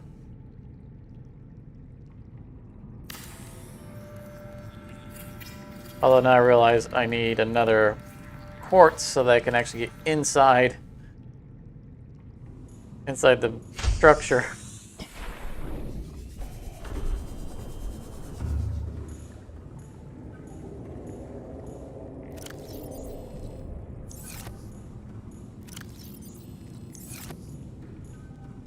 Let's connect our way down.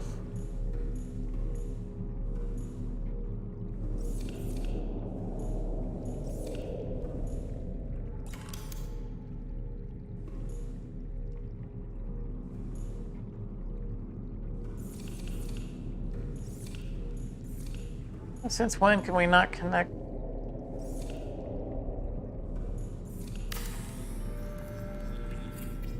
I could have swore we could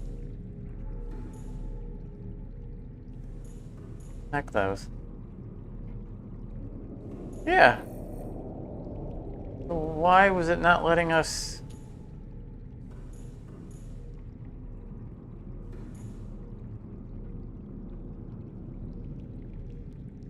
I mean, it doesn't seem to be a from below thing, because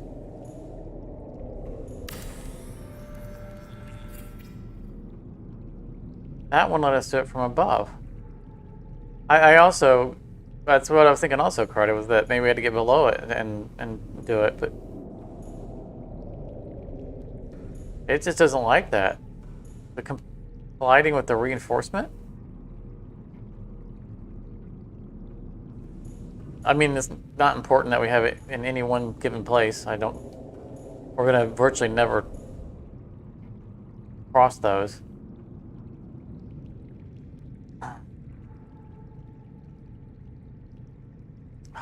More titanium.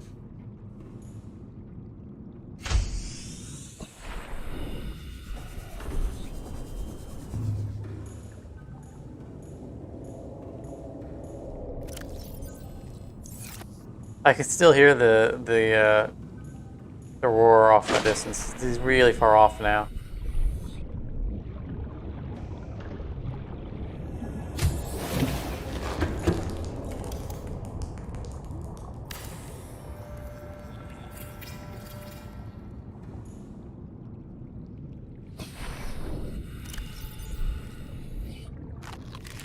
Oh, I just ate all those guys.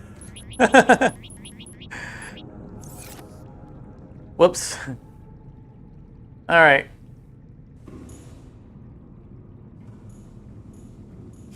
Welcome to your new home.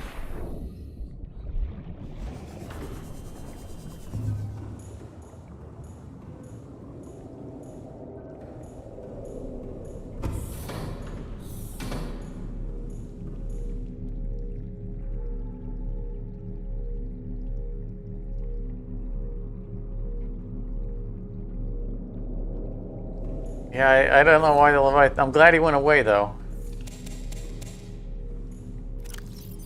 While we were out and about, because we had both of our filtration systems running while we were gone, and we managed to drain the base entirely, which means both thermals ran out. Which is making me consider placing another thermal. I think we have the magnetite.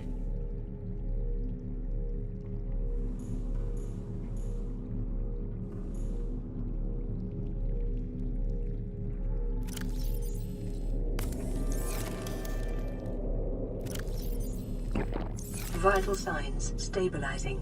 I mean, it'd be one more thermal at the most. Because, I mean, it's, they're right now both of our thermals are idle. Because we're above 500 power, which means what's powering the base right now is that bioreactor. We're not utilizing either of the thermals right now. It's only when we run both of our water filtrations at the same time.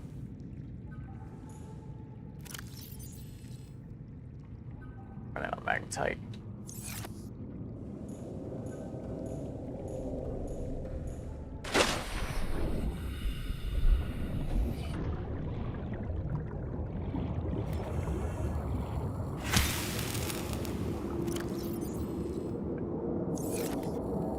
I think we only need one of those. And a ruby, maybe? I know we were hurting for rubies, but I think we picked up a couple. Yeah, we did.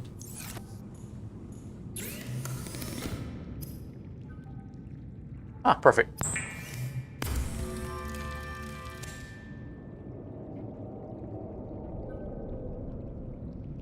Yeah, that's what we're gonna do. We're gonna add a third.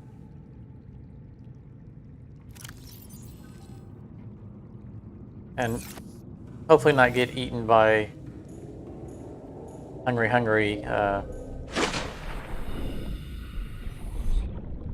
Reaper. I'm not gonna take our vehicles over there.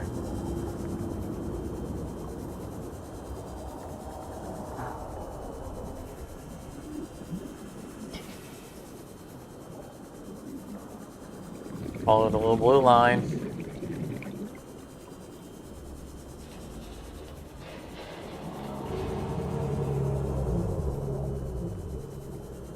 The way that Reaper's been acting lately, I just don't want to deal with him.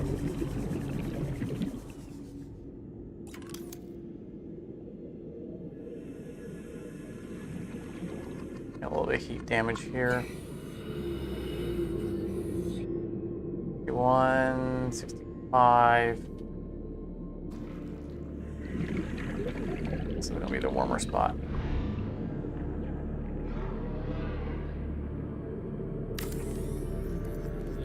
Can't dilly-dally too much because oxygen.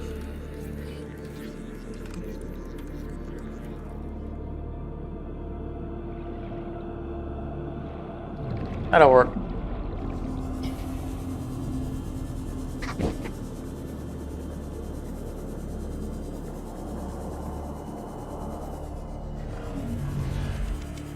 Don't mind me, warpers, just passing through.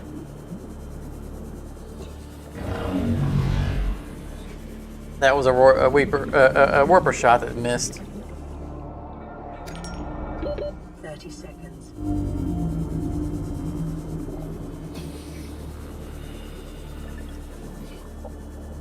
Oh, we're pushing it. We're pushing it.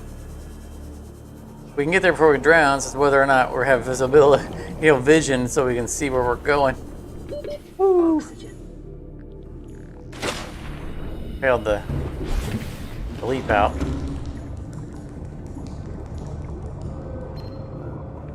Receiving pre-recorded distress call, laying back. This is LifePod 3, uploading our coordinates. We're plugging some holes in our emergency sea glide, so if we're late for the rendezvous, don't panic. Also, don't go home without us.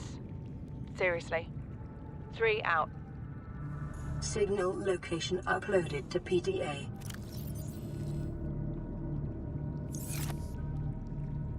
I thought we'd already gotten a signal from 3.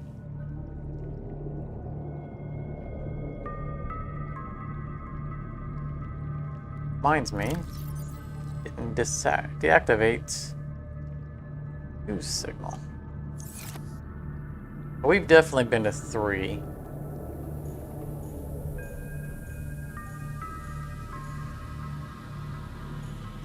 I clicked on that earlier. I was so distracted from all the shenanigans that we've been running into. Oh, I wanted a Reginald for our surface tanks.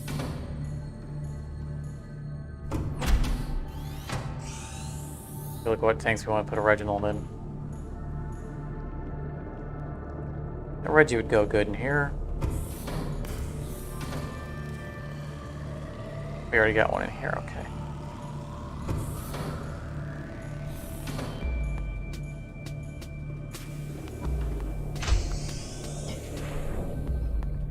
Also, at the start of the stream, we installed a new searchlight. Help us find that in the dark.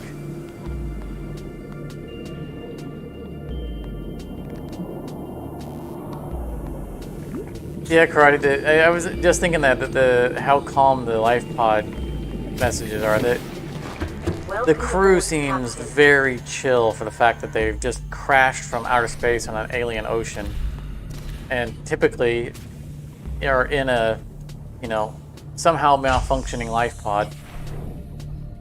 They're all like, we're about to die, so I think we're gonna go for a swim, and then if we can find a beach, we're gonna go relax on it. I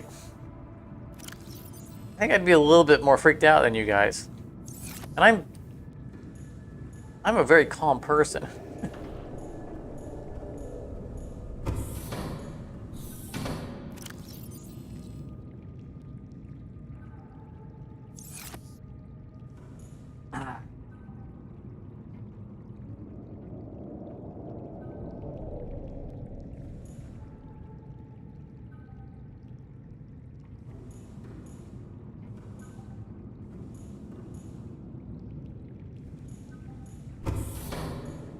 Yeah, the cruise ship mishaps. Yeah, we've past decade there have been some crazy happenings with cruise ships. I remember either a Carnival or a Norwegian that had a complete failure on one, like the entire engine room, I think, failed on one of their ships in the Caribbean, which means they lose all power on ship, and they wouldn't let the Coast Guard tow them into port because it wasn't one of their ports, and they'd have to pay extra service fees or something like that. And so they had to get themselves towed like all the way up the eastern coast, and all the passengers were all stuck on the ship for like an extra week. Bathrooms didn't work, eating cold food. I mean, it was like the worst PR nightmare you could think of. Everybody was trapped on the ship. Like they had nearby ports. They had nearby ports that they could put. It wasn't an emergency thing to where they had the option to not be towed into a nearby port. And I think the reason they got away with it is because none of the cruise lines are registered in the U.S. So the U.S. doesn't have authority over them. I think that's probably why they got away with it. They're a foreign ship off of our shores. And so when they get in distress, they can decide, well, no, we're gonna resolve the distress our own way. Oh my goodness, we had more Reginalds left than I realized. I forgot we put all these guys in here. Great fish egg. I guess these are going to be future meals.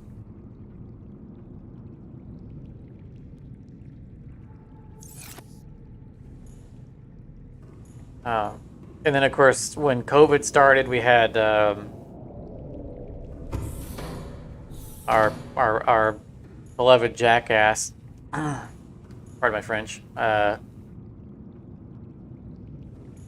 former president who wouldn't let them dock because there was a report of there being like 3 people or 4 people on it that had COVID, and he figured that if he didn't let them dock, then he could technically count the U.S. as not having COVID cases because they weren't on our land, and so he trapped everybody on that ship with a deadly pandemic just to pad his numbers.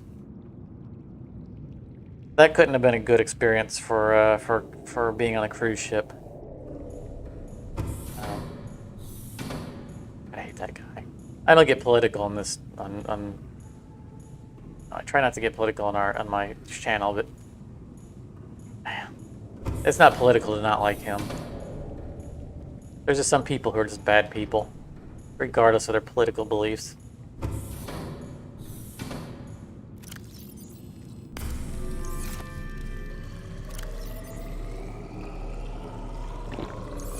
So we have the third thermal. So hopefully we won't be getting spam messages anymore for these both running. We're gonna grab the rest of the water, and we're waiting on radio signals, so we're gonna just head towards the life pod 3.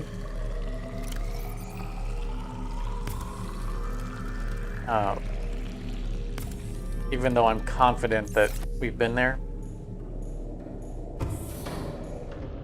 Hopefully there won't be a Reaper waiting for us there.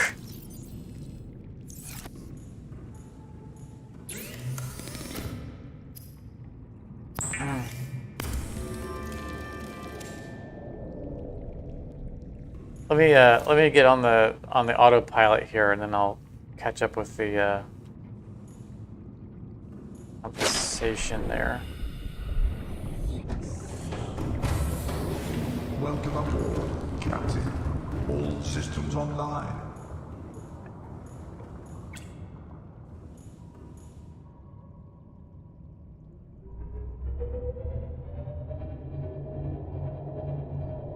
We'll chase this so we can verify we can shut it off. While we're waiting for the radio signals to kick in. Because beyond catching up with the radio, we're ready to go deep again and start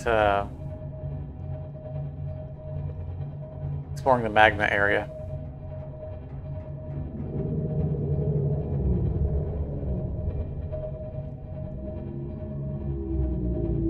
We're going up to the surface because we know this is going to be shallow.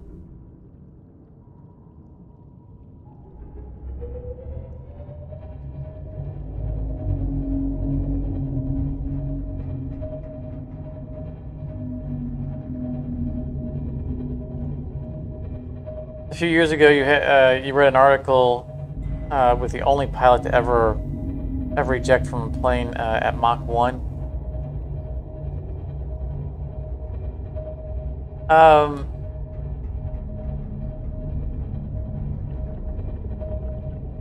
That was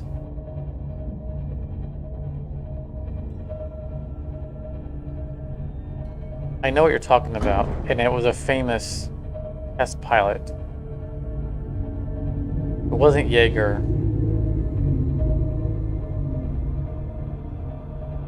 Don't think it was Jaeger. No, we're talking about someone else. Because there was what I'm thinking of, it was a famous test pilot who was the first person to try to use a ejection system in a live scenario. It was a early military plane, one of the early jets, I think it was. But it was ejection systems had been invented, but never had been used in a live situation. In his test plane, the jet engine failed, and he had to eject, and the ejection system didn't work. And so he had to pull open the canopy himself and just jump out. And the tail fin of the airplane broke both of his legs because he couldn't. The whole point of the ejection system is that it blows them past the tail of the ship so that they don't get hit by it, the airplane, ships in this game. And that ejection system didn't work, and so he wasn't able to get clear of the rear fin, rear wing, and it broke both of his legs. That's what I was thinking of when you mentioned first person ejecting at Mach 1. I don't think that that was a Mach 1 airplane. I think it was one of the early jets, which was before, oh, good grief, before they made it to Mach 1.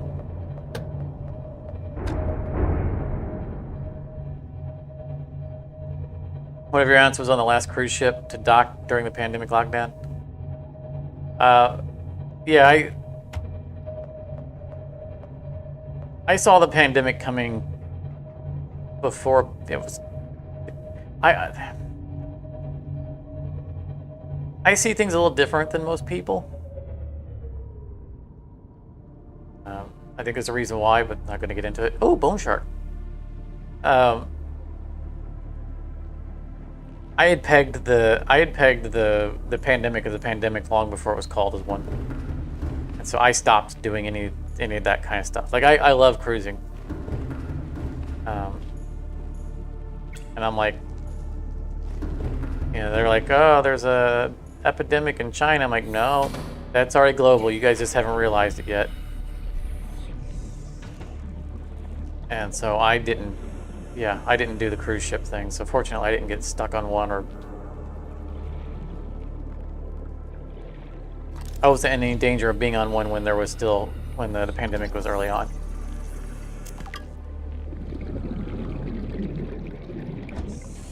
I can tell you exactly when I knew it was a pandemic. It was a news article I read. It was a news article that said that China constructed 2 hospitals in the same week in the Wuhan district. And when I read that article, I said, "It's already gone. It's already out of control. We're all in trouble." The effort that it would have taken for China to make 2 hospitals in 1 week, and for them not to cover it up, meant it was a panic situation of significant proportions beyond anything they've told us, and that they're trying to contain it. This is Avery Quinn of Trading Ship Sunbeam. Aurora, do you read? There it is. Nothing but vacuum. These Altera ships. They run low on engine grease, send an SOS, you offer to help, they don't pick up. Aurora, I'm out on the far side of the system. It's gonna take more than a week to reach your position. Do you still need our assistance? Over. I'll try them again tomorrow. Damn charter's gonna have us blowing our credits running errands for Altera. See what the long-range scans pick up in the meantime. Poor Sunbeam.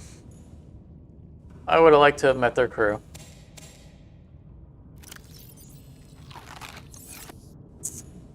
But alas.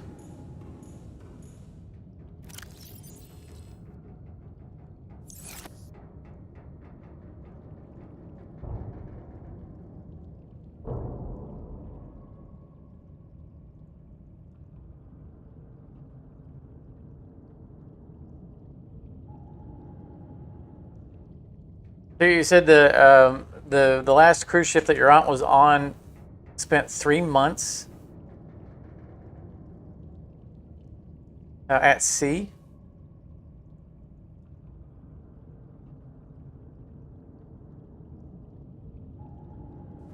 Were they at sea for 3 months because no one would let them dock, or was it just? I was gonna say, was it just a long cruise? But I don't think there's any cruise that intentionally goes for 3 months without docking, because just supply chain necessities.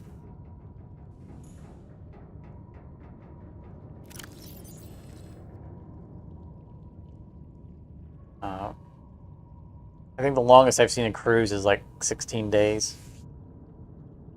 Those are typically transatlantic cruises, or ones that go through the Panama Canal and go up the west coast, maybe like to Alaska.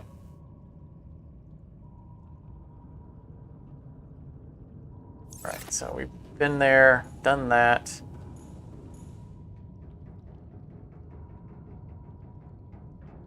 They were isolated in port for that long. Yeah, that. I mean, at least they're where they can get supplies. I mean, that's terrible, and that's the kind of mistake that our former president made. Because that's not fair to you offload and quarantine if you need to, but you can't essentially imprison all the people who are not infected with the infected.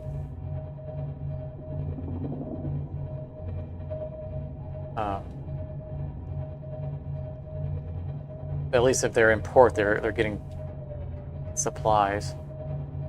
Like when our former president pulled those shenanigans with that cruise ship that had reported cases, he wouldn't even let them dock. He made them stay out at sea. I think they had to fly like supplies out to them. Just horrible. Just inhumane.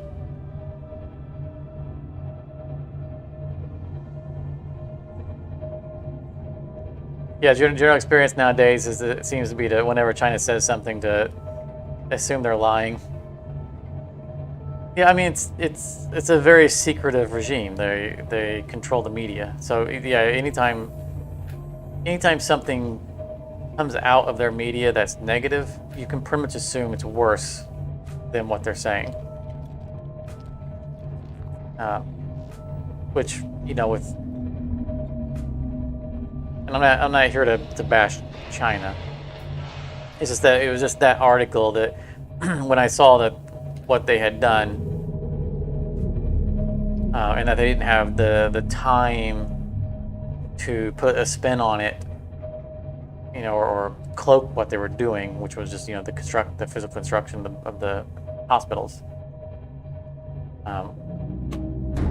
If it became that much of a priority to them, I knew it was magnitudes worse than what we were being told.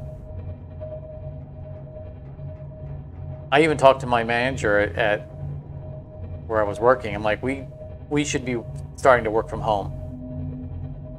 The pandemic's coming. They're like, it's not pandemic, it's in China. I'm like, it's probably already here. And we're in a very crowded office setting. And they wouldn't listen to me. And it came. I don't think we ever got hit with it, like our office. The U.S., because it started showing up in larger areas in the U.S. and all the lockdown measures kicked in before we could get hit by it.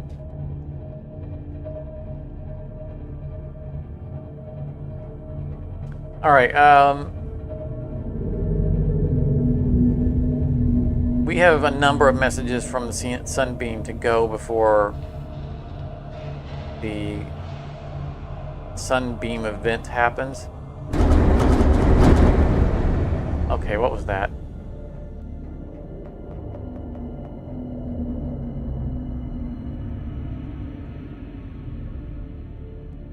Oh, scraping the ground. We're not going to wait for the Sunbeam event to happen because we've gotten to that point in the storyline now. So while we're waiting for that to play out, I think we're gonna head deep. I think we're gonna take the Bumblebee, and we're gonna take one of the purple tablets. There's a chamber that I want to open up in the Lost River.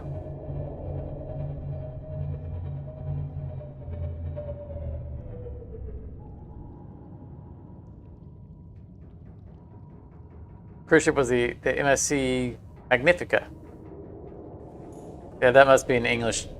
I don't recognize the name of that cruise ship.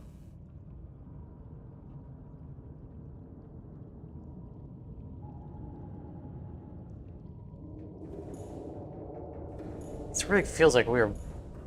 Ever since the encounter with the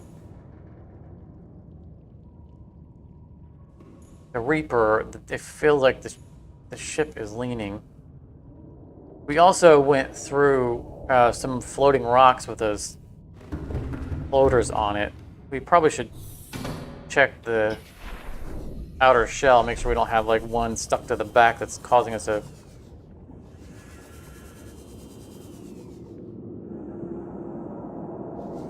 Must be my imagination, but.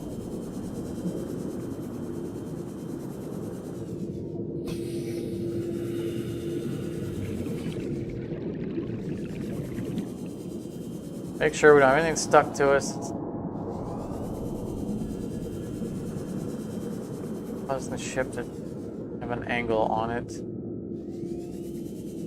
Inside the conning tower. Come on. There we go. Nope, nothing stuck inside.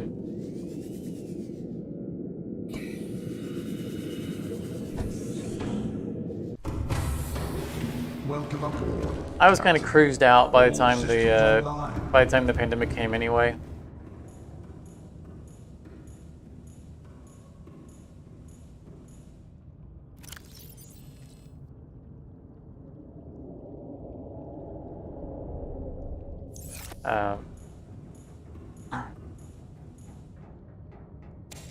Basically, I was at the point where I was taking 1 or 2 cruises a year, in off-peak time, because I don't tend to take vacations, and so like the end of the year rolls around and I still have all my vacation time,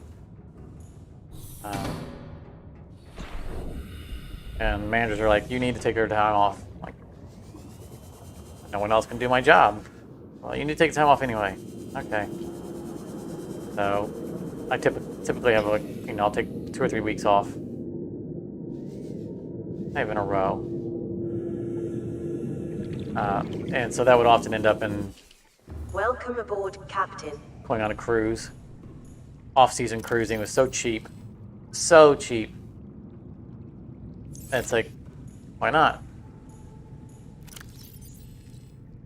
And I think my last cruise, the last cruise I did was is a Norwegian. It was one of the seas, like the Symphony of the Seas, or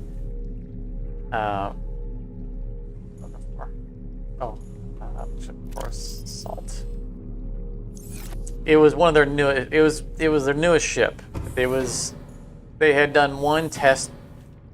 They had done one test cruise of it to shake it up, and then I was on the first public cruise. So it was a brand new ship. Everything on it was in perfect condition. No one had been in it. It was awesome. And it was a 7-day cruise. I got one of the because I cruise alone. I'm not married, so I got one of their solo passenger rooms. Which is kind of a tiny interior. There's no windows or anything like that. And what I did was I sprung for the spa package, where you have access to. Why did I went out here to go back in there to get in the Seamoth.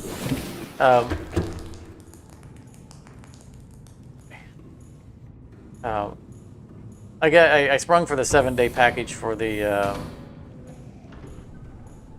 to get access to the spa area, and they have they have a heated pool in there, where you just, there's like benches around the sides. You just sit in it and turn on the jets, and the whole giant pool kind of waves, and it's just warm. And there are all the saunas and the steam rooms, and there's the heated salt room, and I spent basically the entire week just in there.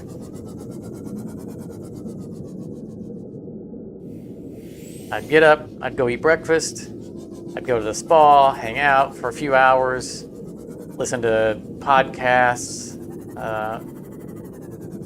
relax in the warm water, and then you get out of the water for a while, and there's a heated table, like lounge chairs. They're tile covered, and so they're heated. And so you would just look for the blood kelp. This way. I got that right. Then you would just relax on that, and the spa rooms come with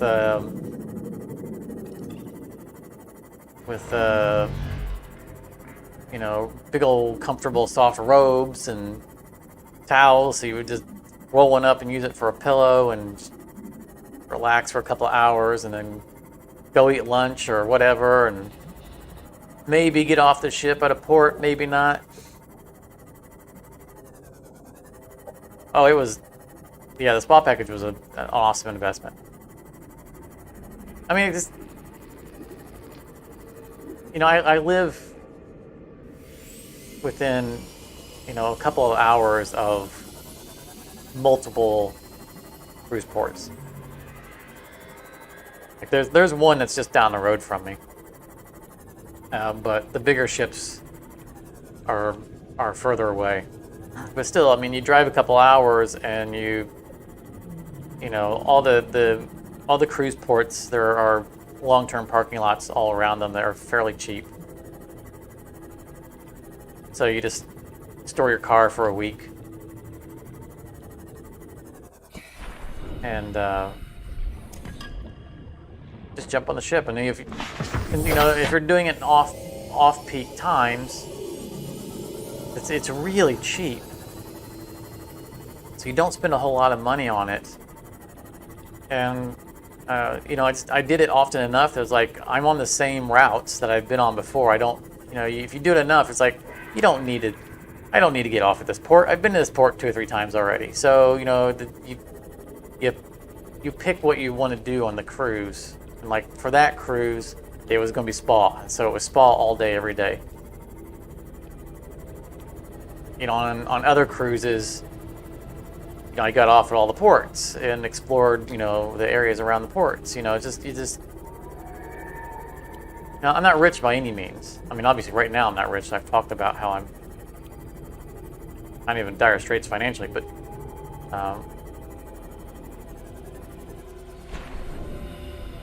even when I was making decent money, it wasn't a matter of luxury cruising all over the place. It was,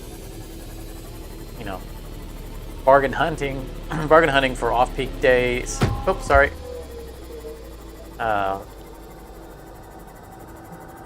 Having the flexibility in schedule, which was fortunate for me that, at least I had a job where my employer was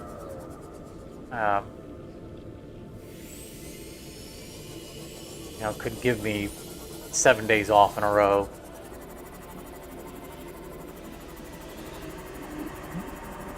It's not flex in any way, but living somewhere that's close to a port makes cruising so much easier, because I don't have to schedule a flight somewhere and then potentially I live in Florida. I don't have to schedule a flight. I don't have to schedule potentially an overnight room, waiting for the port to leave the next day, or for the ship to leave the next day. I don't have to manage the getting back out. That means I can take a longer cruise, right? Because like if you only have 7 days off and you have to fly halfway across the country, that's orange tablet, no. Why you like this? We brought purple. Let me in.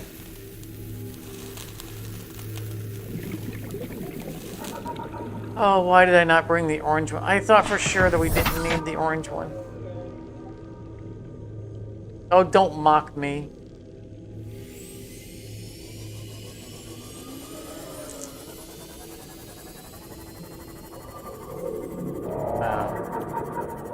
So yeah, I'm fortunate. Sorry. Oh, that was original. Another original. This is where they were hiding. Oh.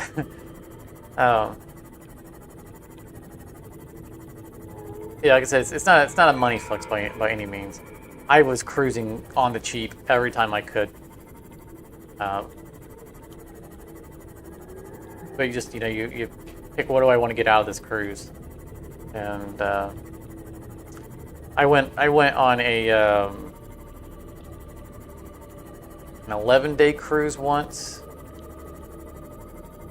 It was the Norwegian.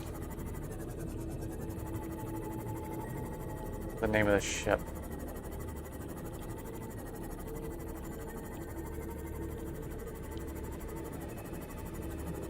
Can't remember the name of the ship. It was.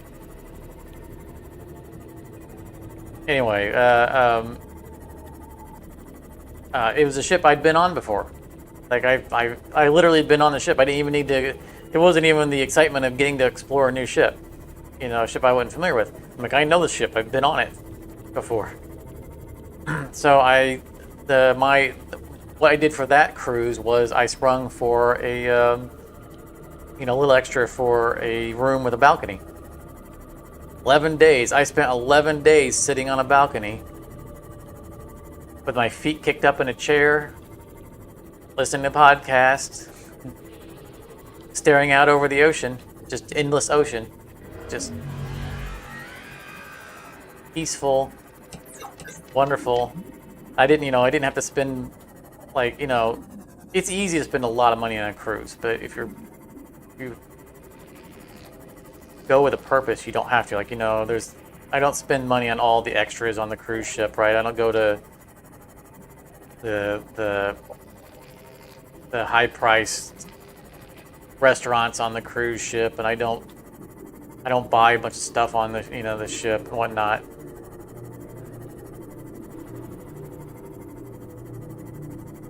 I pay for the drink package because unlimited Pepsis, and that's it. That's all the money I spend. I don't spend money on excursions. Like, I understand that people, like, that's probably more of a family thing. Like, you know, you're going out with the family to do a thing. But, like, you know, when I get off of a ship out of port, I don't need to pay someone to drive me around. You know, I'm there to see the locals and kind of experience the area. I'll get out and I'll walk and just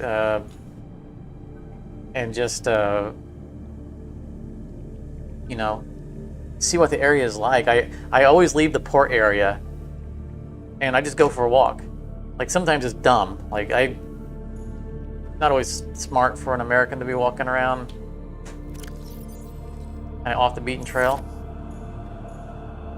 But it doesn't cost me anything, and I get to see more about what it's like. But it wouldn't be unusual for me to walk away from the port area and just walk for miles, like down roads, and see how people are living and what the place is like, and maybe find a local bar or something to stop in at, and just. I guess I go for, you know, I see things for different reasons. I've never been a tourist. I don't go for the touristy sites. I'm going somewhere that I don't live. I want to see how people live and how the cultures are, and, you know, see how things really are for people.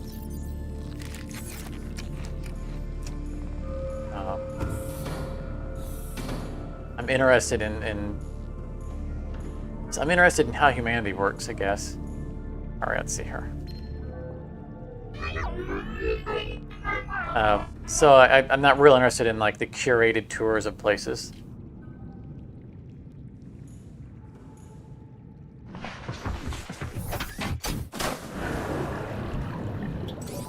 So it's really easy to do something like that, go to ports, and you just don't spend any extra money, and you still have an experience.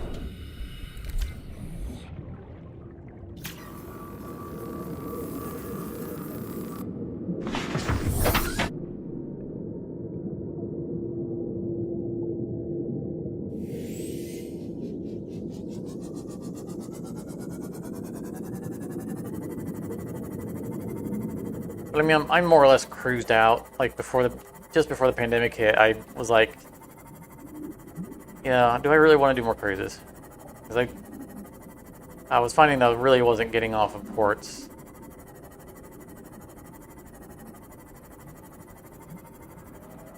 And if I'm being honest, the thing that I enjoy the most about a cruise is the buffets.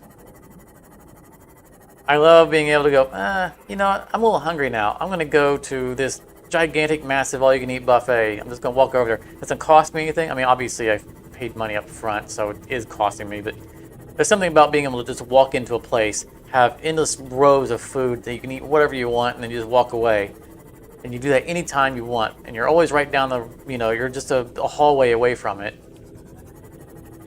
Because you're living on the ship, so you don't have to drive anywhere, and there's something I just so enjoy about that's what cruises become for me, is looking at the ocean and eating food endlessly.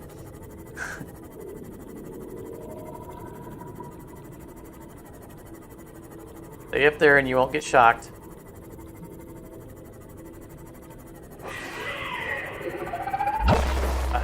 You didn't listen to me.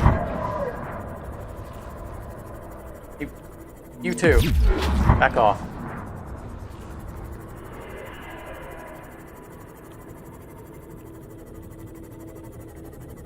But now that COVID's a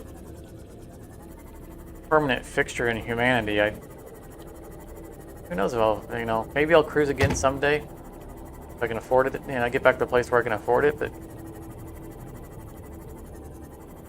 That might just be a, one of those, I've experienced it, that's a thing, I've done it, now time to do other things.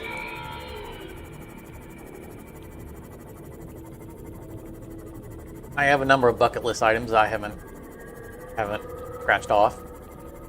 Skydiving is pretty high up on it.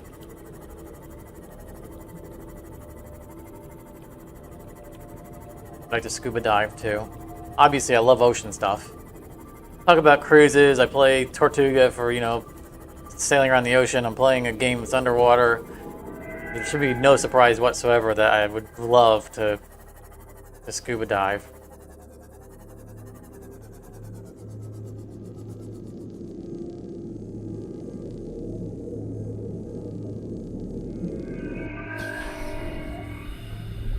Yeah, you went on a ski vacation in Austria? That's probably cool. Alright, hopefully we didn't need that for something else.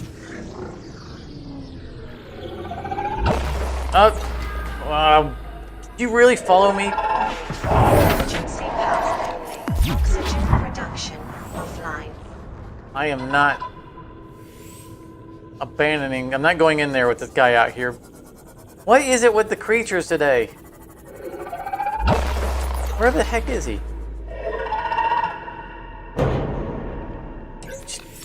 Really? What? That big brain, you would think you'd be smart enough not to start a fight that you can't win.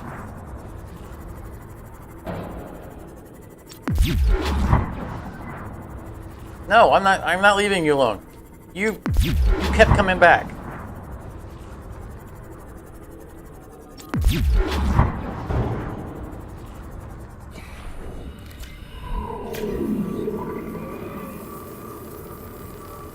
Yeah, walk it off, buddy.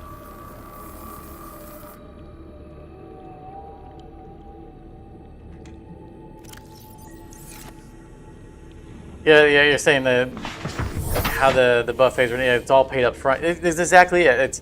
That's one of the great things about the cruise. Get in here. Yeah. It's one of the great things about cruising is that you pay for it all up front, and so you don't have to worry about having money when you're on the ship. You don't have surprise costs. I mean, there are things that cost, but you don't have to do that.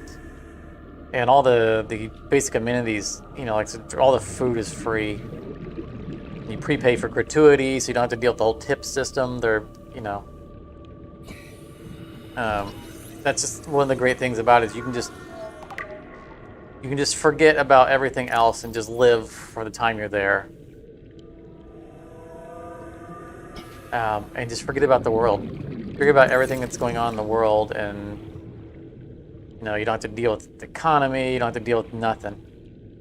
Another cuttlefish egg. We're gonna leave it there. It looks happy where it's sitting.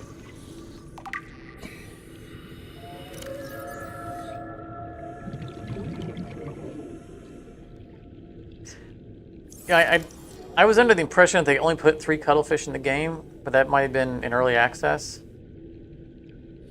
But we've found 3 eggs now. I knew where the one was in the tree, roots of the tree. I don't know where we picked up the one we've got. We didn't go anywhere special. So I have no idea where we picked it up at.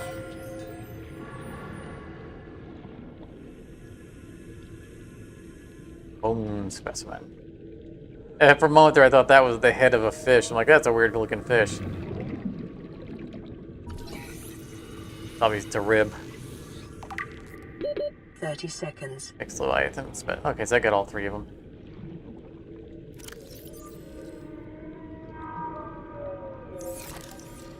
Or should get some oxygen.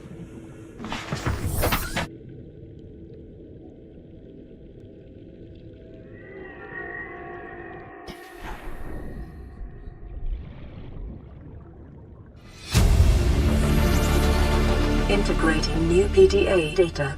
On reproductive data.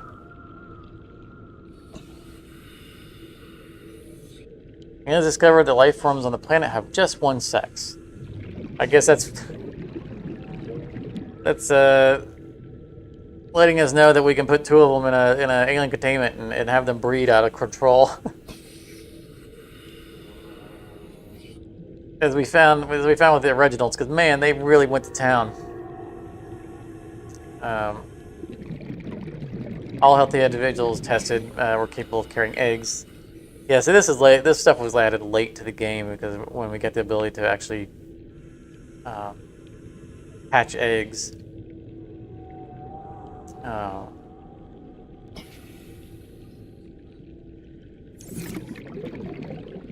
And all that, like the companion, the cuttlefish was added pretty late. That feels like that should open, or like there should be a display case behind there, doesn't it? The scene right in the middle says.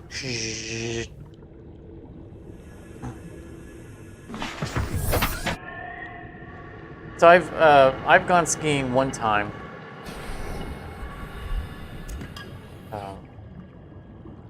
I grew up with a very poor family. We didn't do any stuff. I didn't as a young person get to do any of that stuff. So I didn't learn any of those skills at an early age. And I did get the opportunity to go skiing once. It was on a company retreat. Way back. Way back. The company I worked for at the time, they were like, they chartered a bus. I don't even know where they took us. I don't remember. We just got on the bus and just rode. And we ended up at a ski resort somewhere, and they paid for our ski rentals and all that stuff. And our rooms, and we had a banquet. And it was really nice. But I did not do well at skiing. I mean, it was fun. I enjoyed myself. But I wasn't well prepared for it. I would like to have had more time. Like you had a 4-day thing. That we were only there for 1 day. So I didn't get to do multiple, multiple attempts to get the hang of it. Plus back then I wore glasses, so I wore the ski mask and the glasses just instantly fogged up. So I could never see anything. I was nearsighted, so if I took my glasses off, it was just all a blur.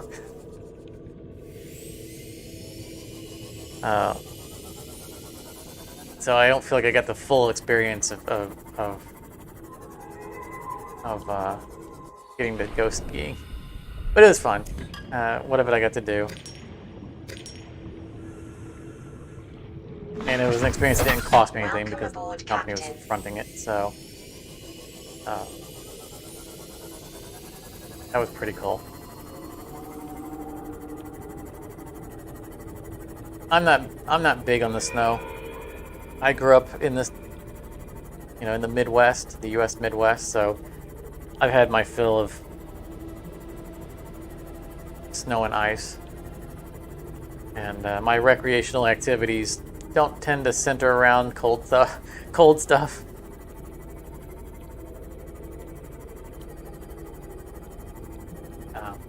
But I would, if the opportunity presented itself again, I'd try out skiing again.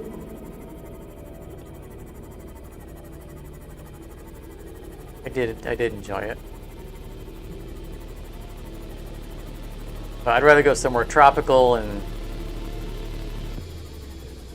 maybe learn to do what do they call it? I want to not surfboarding, but when they have the giant basically a giant surfboard with the sail on it, and you stand on it and ride on it. That would be cool. Like parasailing or something like that. I think it's what maybe. No, I don't think I think it's parasailing. But stuff over water and in the warmth. That's if I were doing something like that, that would be my initial preference. So I'm very comfortable being in the water. I used to be a competitive swimmer, so I'm a very good swimmer. I'm very comfortable being in the water.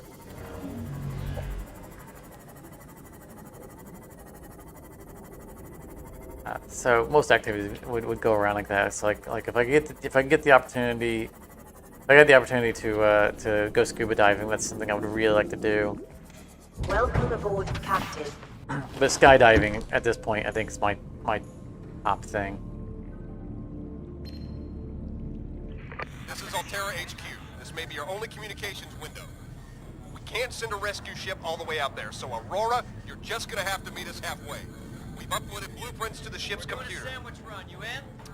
Yeah, give me a second. Black box data shows the high security terminal in the captain's quarters is still functional. Becky's leaving like in 5 minutes. All right, tell Becky I'll just take Give us a the regular. The regular. Yeah, she'll know what I mean. The code should And be... if she doesn't? Just tell her the regular, dude. Okay. Give us the code. I say regular, and she's like, what's the regular? I have to come all the way back up here. The code should be 2679. The regular's just a ham and cheese. Okay, would you just say ham and cheese? Ham and cheese. 2679. That's how we get the code to the captain's quarters. I couldn't remember how we got it. Oh, we got to go back to the Aurora. I did not intend to go back to the Aurora. Okay, I don't even remember what's in that room. Let's see here. Did we get any good screenshots?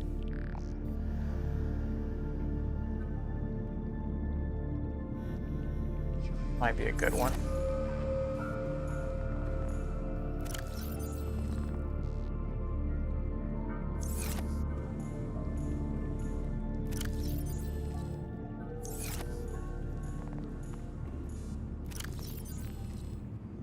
Or ion cubes. What's it take to replace the orange? We make them here? don't think we make them here, do we?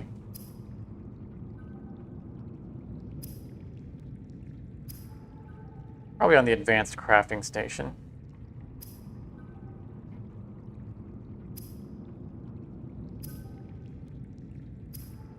Nope, nope, they're right here. Nickel ore. Let's make one, just so that we always have one of each color. Nickel, nickel, nickel, nickel.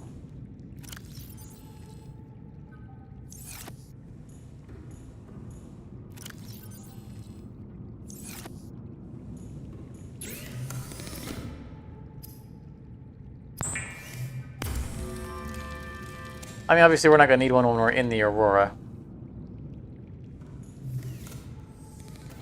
Seek fluid intake immediately. What are other oh, the other purple ones on our person.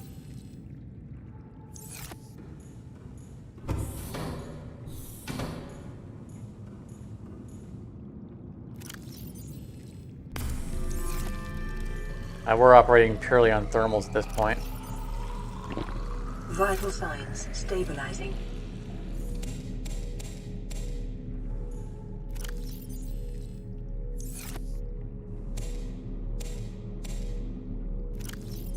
Nom nom nom. Nom nom nom.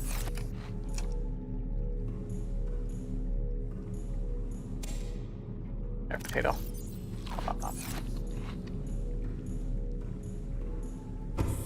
Okay, so if we're going to the Aurora, the problem with going back to the Aurora is that we never opened up the proper way in, and we used all of the fire extinguishers.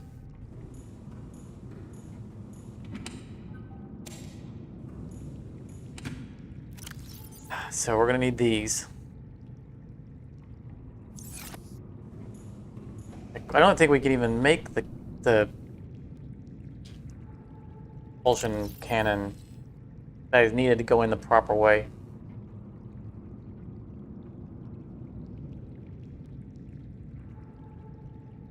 Propulsion for the prawn. Okay, so we do. Oh, wiring. Well, it's not the advanced wiring kit. I never make these. You know what? Why not? Why not do things the way we're meant to? At least once. At least one time.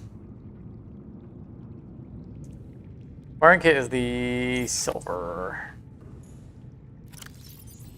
You know, I do these series not just be entertaining, but educational.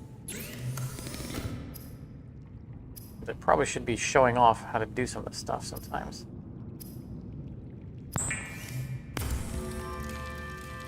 This is how you're supposed to do it.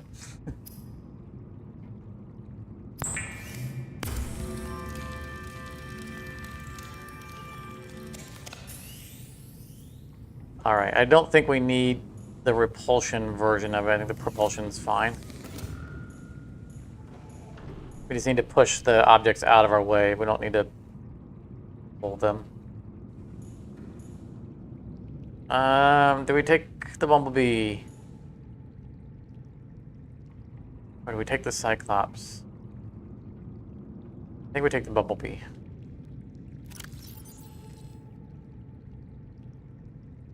Reason to take the Cyclops would be because it has first aid kits on it. But I don't think we need to. I think the ones that we have on us are sufficient. All systems online. And it'll be quicker to go this way.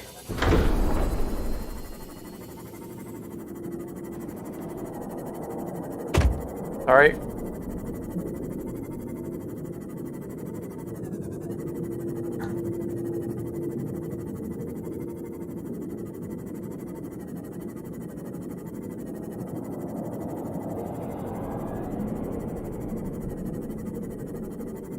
Slowly autopiloting our way into the surface. I don't have my usual sandwich with me. I didn't run out and get a sandwich today. We did all that Friday. It was just too close to. I didn't want to repeat it all. Don't want more sandwiches.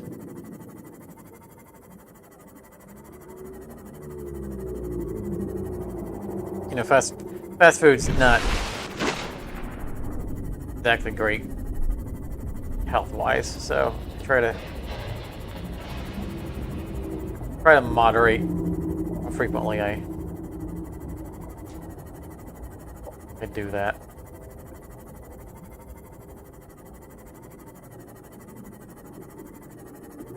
And my usual weekend streams are kind of my indulgence day. You know, right? Don't have to spend the time making food and just run out and grab a couple of sandwiches, fill up a jug, and then just sit down and game.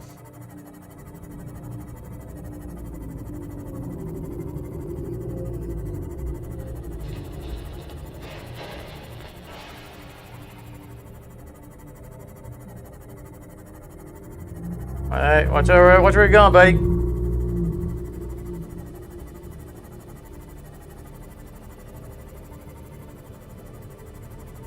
Oh, I was gonna say we didn't bring our radiation suit, but the radiation should be gone by now.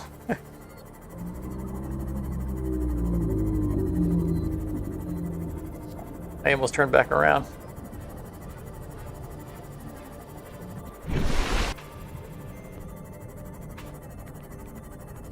Make sure we're on course. Sorry. The guy really came out of nowhere. Oh, scratch the paint.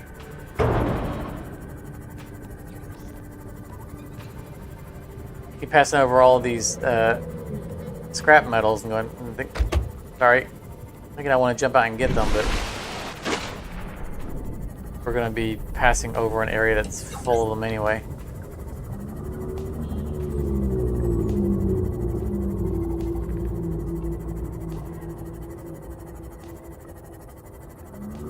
There's always a lot of wreckage around the Aurora.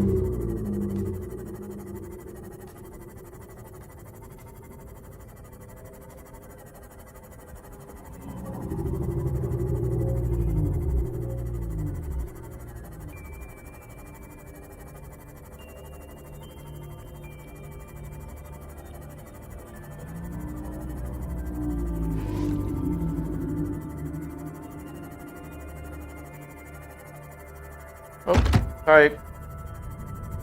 I'm on autopilot. Sorry, I'm on autopilot. I can't strafe. There's the Aurora. Okay.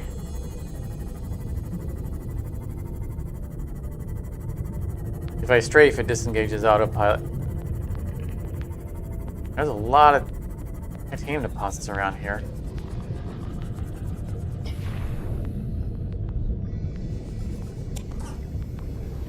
I remember it being full of titanium deposits, just scrap metal. Welcome aboard, I don't normally bring the Captain. prawn anywhere near the Aurora.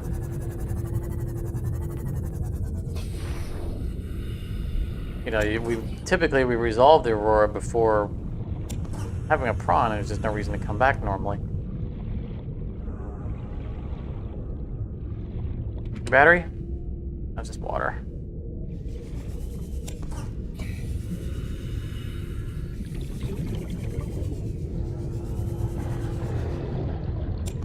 Mindful we're not too far out from a Reaper spawn location. Grateful.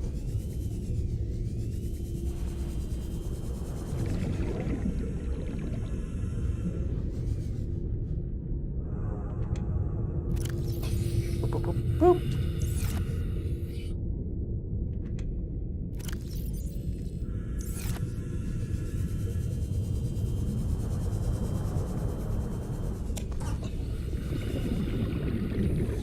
One of those cheaty capsules. We're not picking that up.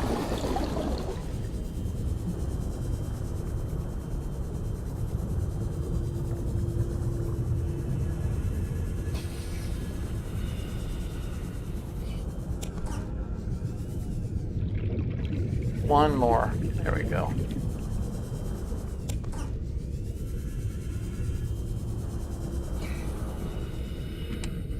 Alright, battery, that's what I was looking for.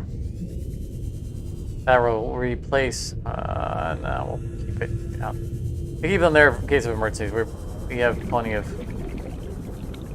medkits in hand already. Water. 30 seconds.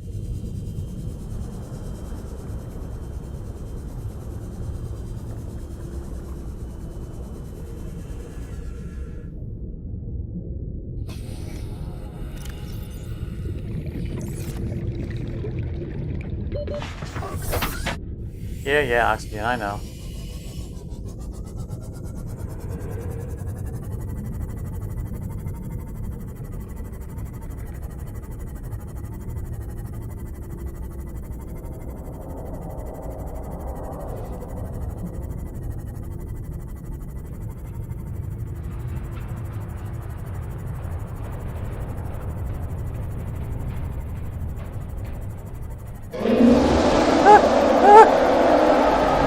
I don't see him, but it's awfully close sounding.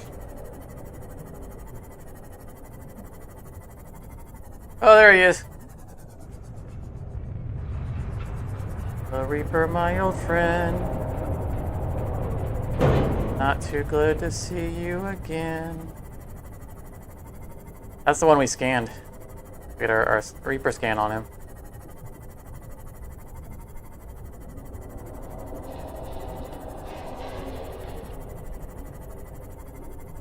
See if we can find the back door way in.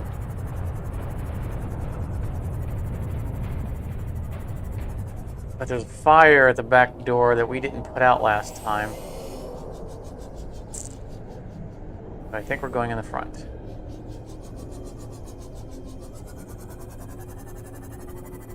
I think it's over here.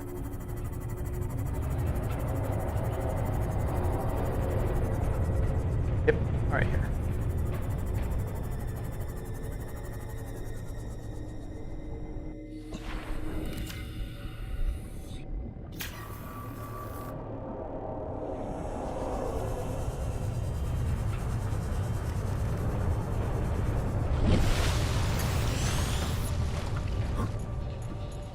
Get over the stuff.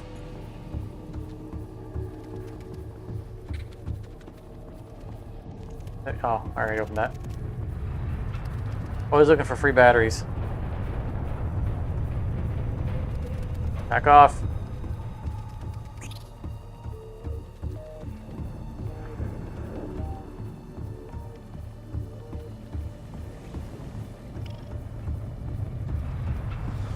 You used to be able to steal the batteries out of these. That guy's taking a nap under there. Yeah, I can't target the battery.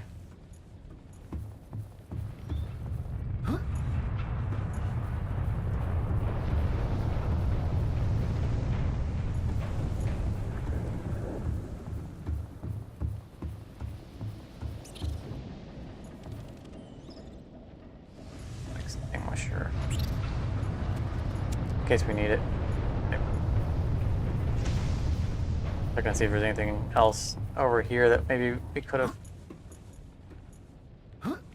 I don't think you can safely walk over there. If I fall off, then I have to go all the way back around.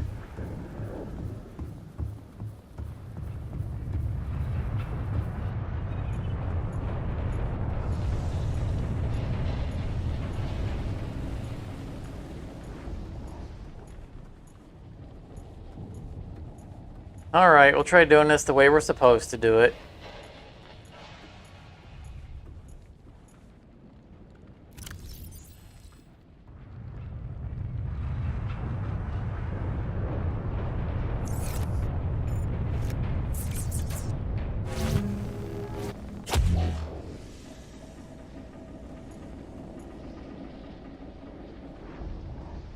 Grab item, load item from inventory. Huh. Are we gonna load a fish on this?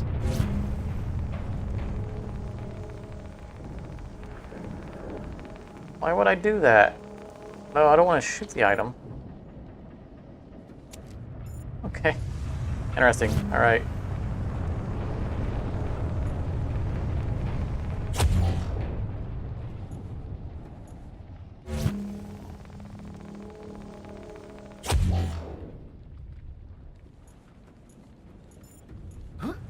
Yep, the entire game, the entire gun's in the game just for doing that. Now you don't need the gun for the rest of the game. That's the entire reason that it's been put in the game. This is why I don't bother to make it.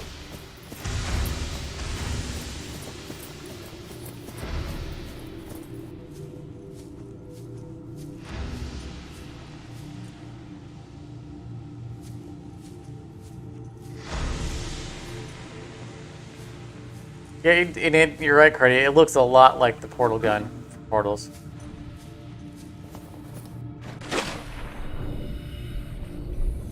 Portals was fun. Fortunately, I was able to get to play through the Portal 2 co-op with a friend. It was a lot of fun.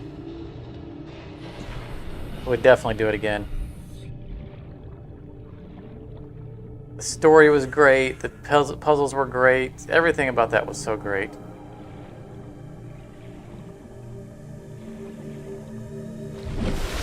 The two-player mode was a lot of fun. The cooperative puzzles.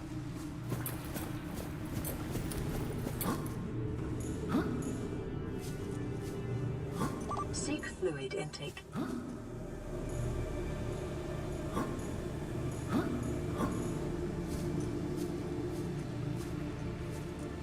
Maybe that's another thing I could offer. Whenever I get around to actually creating a Patreon.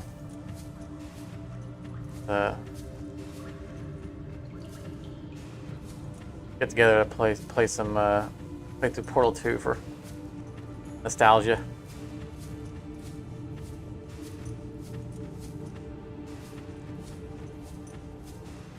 I'd love to play through it again. It's really fun. All right, it was 2628, I think. 2679.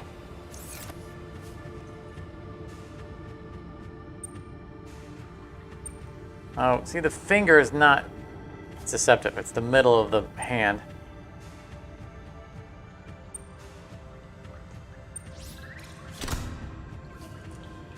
Hope it says me. Oh, look at that poster. Oh, that's pretty. Oh, I forgot all about the miniature. That makes the whole trip here worth it.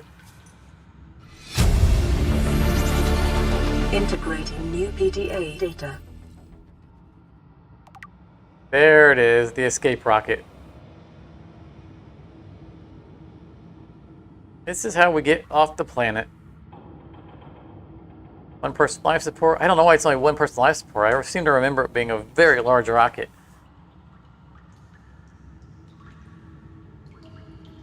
Capital power supply, orbital shielding.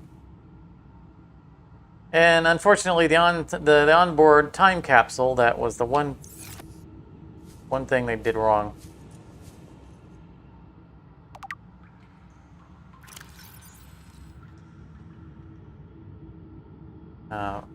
As far as I'm concerned with the game.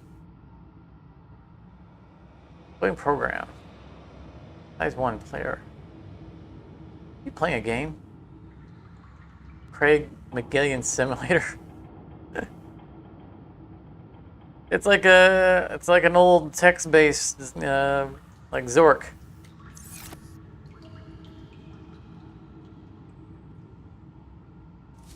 Right. I mean, yeah. So a large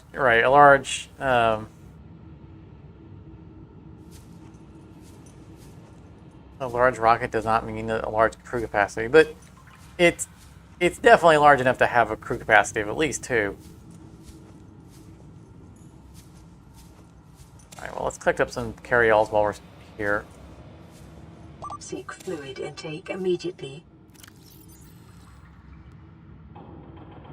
Yeah, they say a real ASCII game. I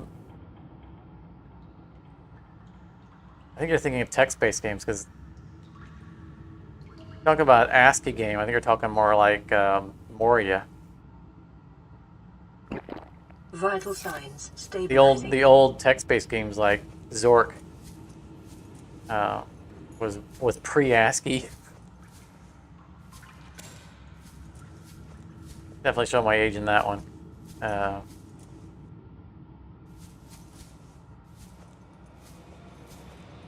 were other. I can't think of the names of any of the other. The Zorik is always stuck out as the. Take that just to have it in our collection at home. It is the long-standing classic text-based game. Right, there was no way into the last room. Right. All right. Well, we got what we came for. We definitely picked up everything, right? There's nothing to scan. Intake recommended. And nothing to scan. Hungry, you say? I think we got something to eat. Vital signs stabilizing. I think we're going to come out. We're going to go back out the way we came in. We're not going to have to. We don't want to have to extinguish the fire. I still feel like there's another piece of equipment, of furniture that we're missing that we can actually put stuff in. And it would be easy for me to verify because I have a clear image in my head of, oh, now I know why I'm making that mistake. The image I have in my head of the living quarters that had a refrigerator in it was in a large room.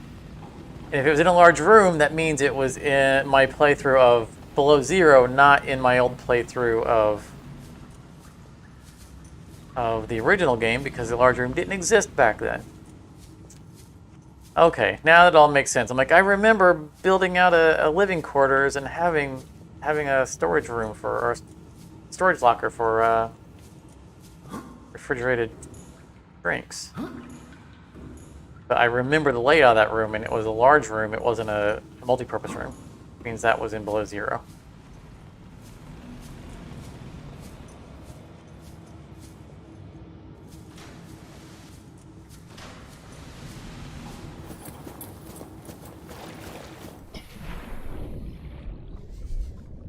Took me a little while to survive, to resolve that conflicting memory, but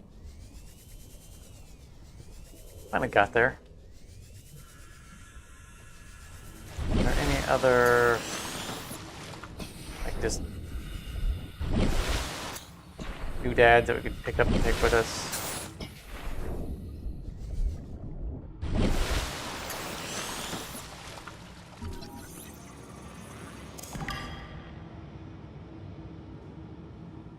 I think the reason why there are sea moths on the ship, even though the Aurora is a ship designed for building space gates, is because they were redirected to go and look for the Dagazi on this planet. And so I think they downloaded specs for sea-based equipment, even though this ship should not normally have sea-based equipment on it.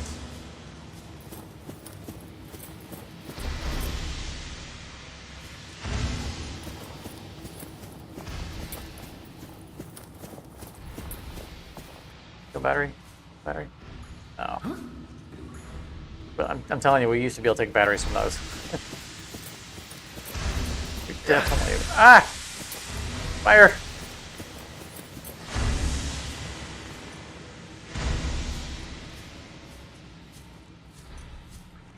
So, Greta, you were saying you found the propulsion cannon to be useful. What did you use it for, outside of this?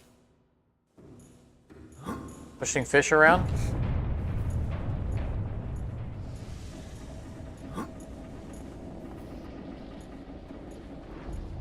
I mean, maybe we could have gotten out and tried to hold the Reaper at bay.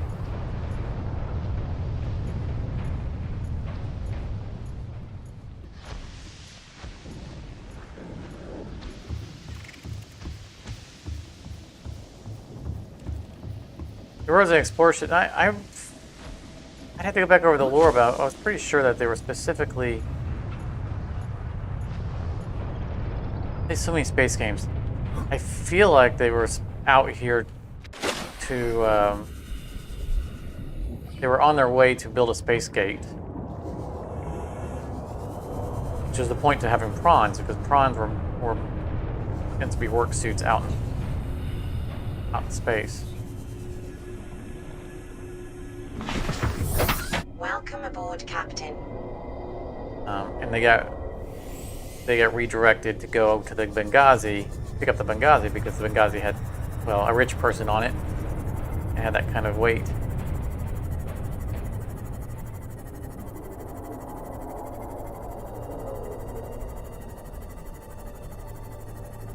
But it's been years since I've been in the lore of the game, and I could be incorrect. Played plenty of other space-based games since then.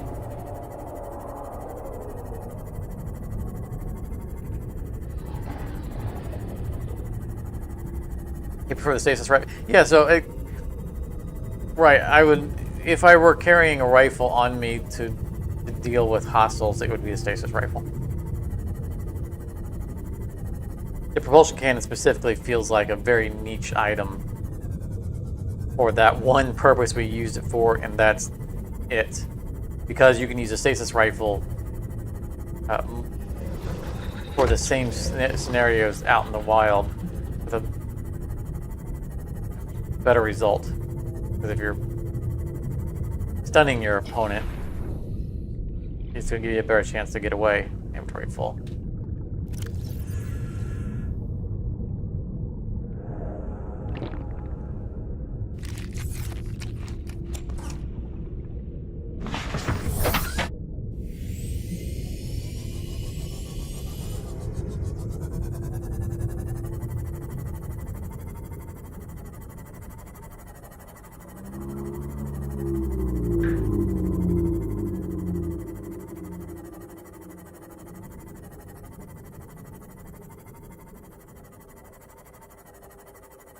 Right, the Aurora class ship can be used for export. Yes, but I was thinking that specifically our ship was a space gate construction ship.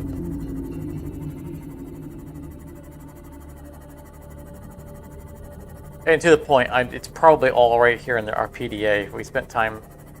Sorry. Digging through it, we probably can answer those questions.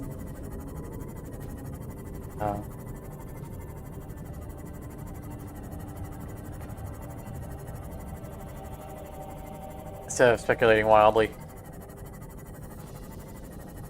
I'm trying to think back on any other space-based game I might have played that had the plot that involved us going out to build a space gate. I'm drawing a complete blank.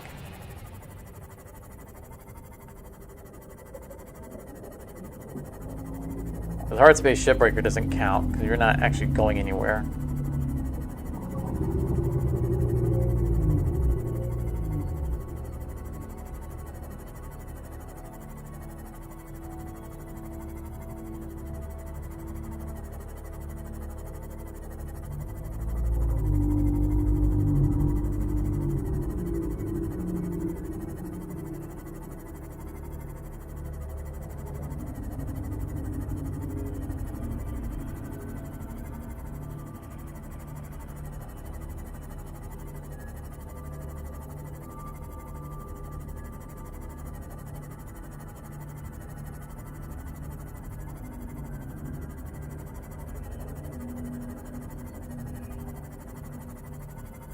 Yeah, Homeworld was fun. I never played through, but I did pick up the remastered Homeworld.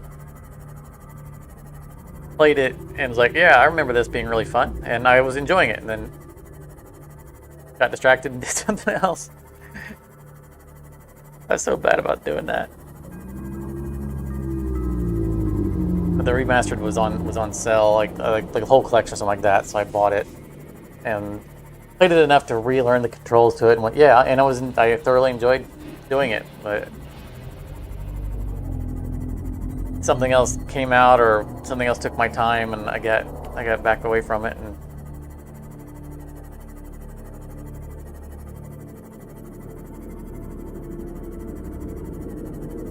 Didn't get back to it, which is so often the case for me.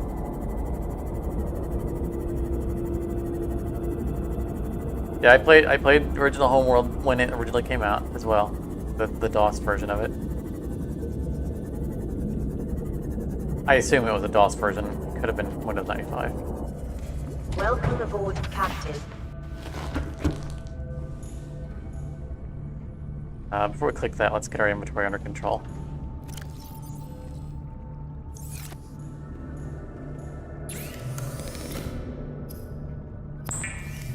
Oh,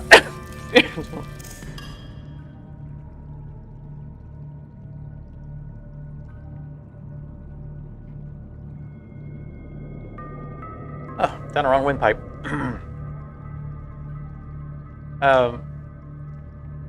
About to say, the space game that I unfortunately haven't gotten back to, and basically have not played any of, was X4 Rebirth. Like, I bought it the day it came out. And there were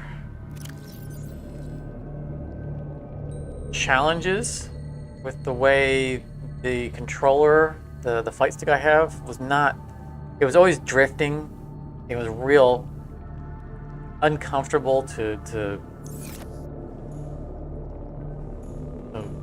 do fine maneuvering on. And I never could resolve that matter.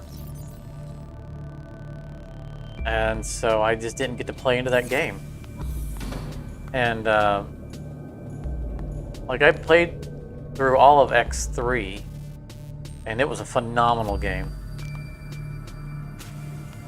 It was so much fun. I mean, they have everything you could want out of it. You have, you not only do you have your ship, but you can grow and command a fleet, and you can manage captains, and you can build space stations, and you can do trade or combat, and you can build factions, and you can do so much.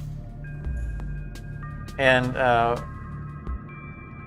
they did such a good job of, like, in X3, they did such a good job of the UI. It was so easy to manage everything. It was very intuitive. I can't comment on 4 because I didn't get far enough into it to get to that kind of stuff, because of the fact that the controls just never got comfortable because of the way the flight stick was behaving. So I kind of shelved it in the perpetual. Well, maybe I'll come back and figure it out. Why the flight stick's always drifting. There was no calibration that I could set to give it a dead zone that would keep it from drifting.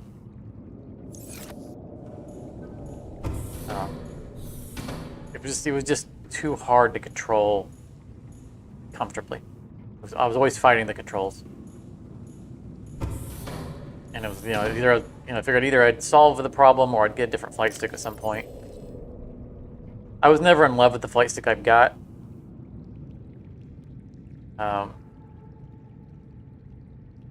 Back in the day, I had a Sidewinder Pro, and that stick was perfect. It always worked perfectly. Every aspect about that stick was 100% great. And there's no support for it anymore. I still have it in a closet. It would still work fine if I could. I don't even have a port for it anymore because it was the old joystick port in the back of, I think they were in the video cards or sound cards. There's no port for it anymore. Basically, I'd have to find an adapter, and then there's no drivers for it anymore. It's never usable anymore. But it was perfect. I'm trying to figure out where I want to put the stuff in this room. I put it here.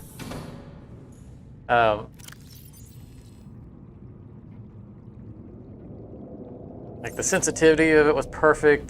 The dead zone of it was perfect. The resistance was just everything about it was great. It was a great flight stick, and I've never found one since then that met up to its standards.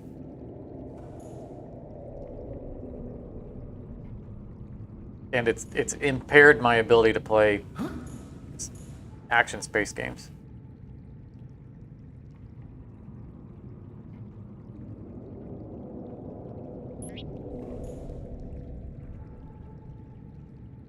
We need more stuff to put on this shelf. I can't just have it there alone.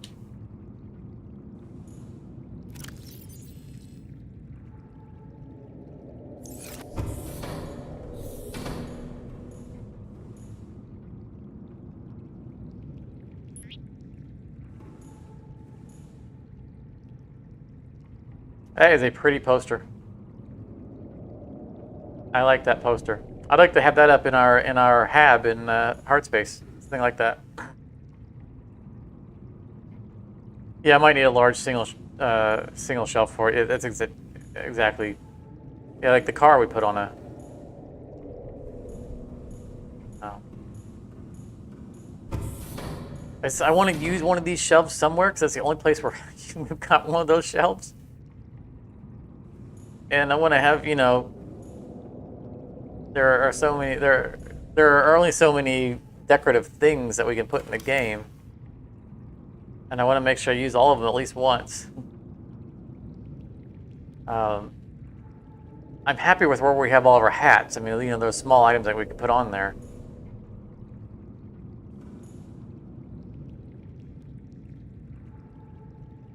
Yeah, it is a shame that we can't copy the posters. That's okay. I mean, makes them a limited use object. You can't plaster them everywhere. We'll just leave it there for now. Maybe we'll come up with something else. That's the thing. This poster is beautiful, and it fills that space wonderfully. So I'm happy with that.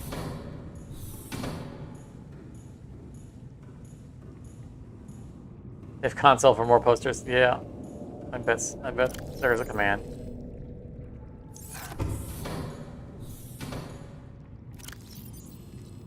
Alright. The radio, and then we can start unloading the Seamoth. Aurora, this is Sunbeam again. We just picked up a massive debris field at your location. I didn't know how many of you... I didn't know. We're now en route to your location. We're gonna bring you home. Sunbeam out. What else can I say? The only time I parked a rig this big on a rock that small was in VR. And I blew it. It's a bad option, all right, but so are all the others.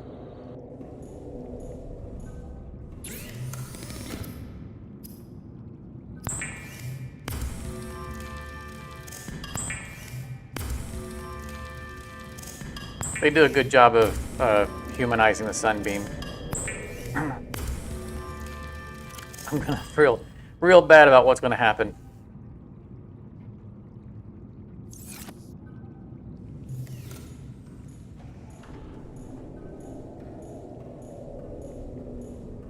Best we can do is hope to be there to witness for them.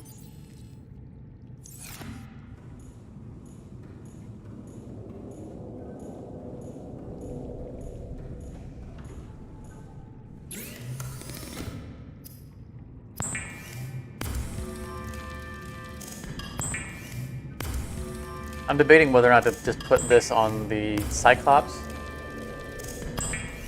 I still don't think that we're going to build a base down in the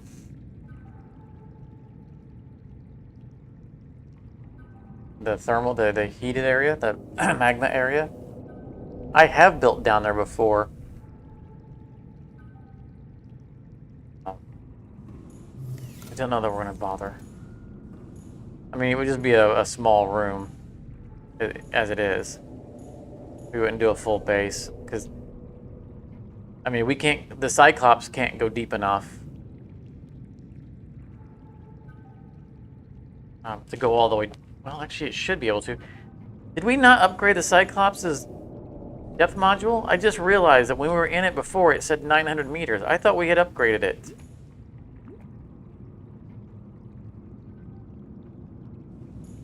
I'm confused now.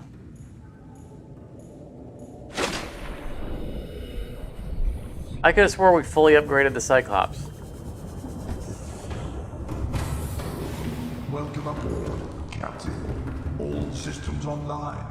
See, when we were on this, see, max depth is reading as 900 meters, and I don't. That's not right because that's the max depth of the. Engine powering down. Sea moth. And we can definitely drive this guy down through all of it. So we've apparently forgotten to.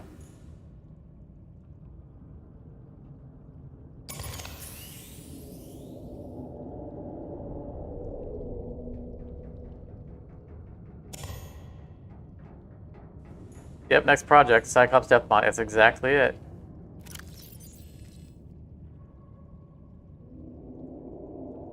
What's the default? It's got to be below 300.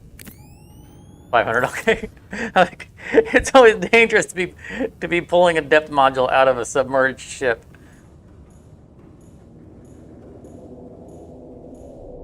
I think the upgrade is back in base, right? I don't think we can do it here. No, just the original. All right. I mean, we could build a advanced module here, but don't need to.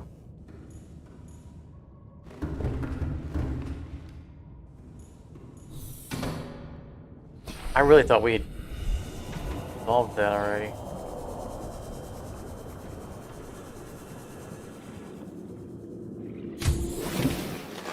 Welcome aboard, Captain. I feel better using the proper entrance than swimming through the moon pool. Oh, and that's the side we wanted to go to anyway, so...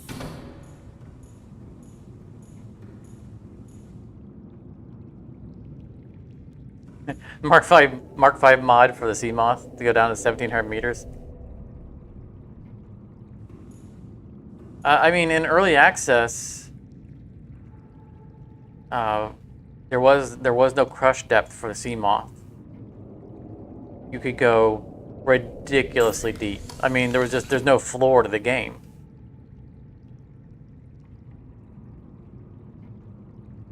You know, unfortunately, if you're linking mods, they don't show up in the stream. You'll see them. We won't.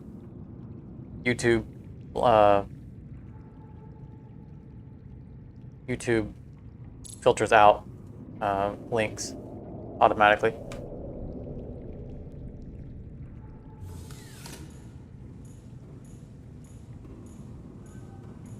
All right. Well, we brought all the extra titanium back. Now I'm glad we did.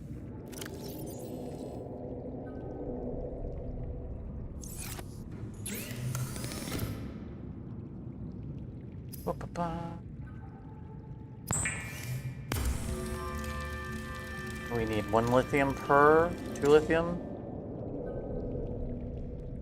Lithium. Get our overflow.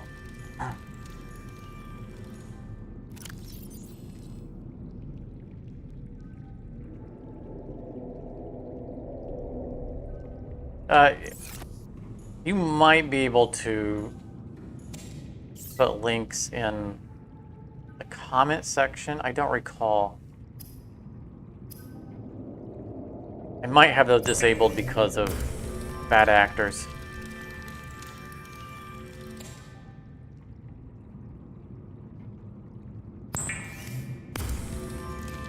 People who abuse the privilege. 3 nickel, 3 kyanite.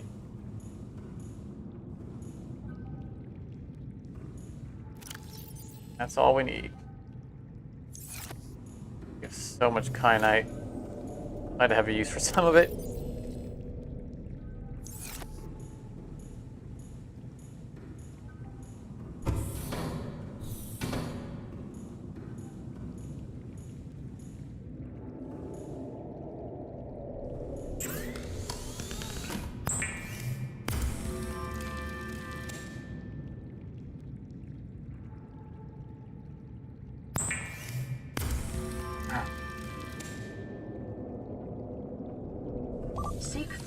intake. Fluid intake. You know where it's at. I don't need to seek it. Maybe we'll pick it up. Oh, actually, before we do that.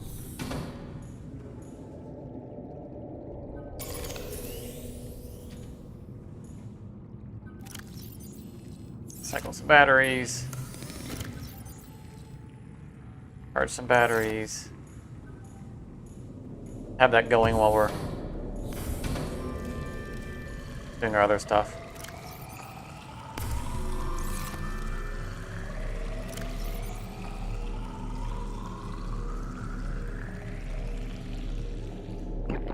Vital signs stabilizing.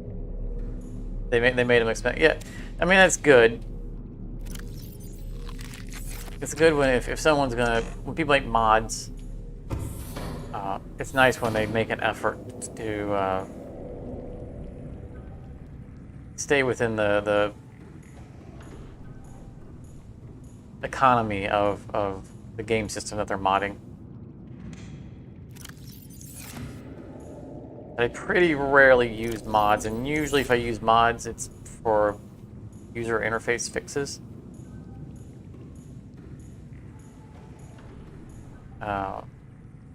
So I do sometimes when there's like a feature that just makes no sense whatsoever. Like we talked about surviving Mars last week. Why are we unpinned from here? That like idiots, you know, people with the idiot negative trait will break entire buildings, and there's no way you can tell them not to work there. I mean, there's sort of a way, but not. You can flag a building to only allow. No, you can't, because it could be an engineer. I was gonna say you could flag a building to only allow, like if the building uses engineers, you can flag it to only use engineer specialists. But they can be an idiot and an engineer at the same time, so that wouldn't even stop it. Crash test 17, nice.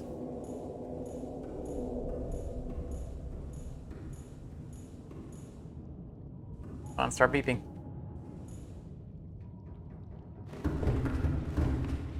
And I used a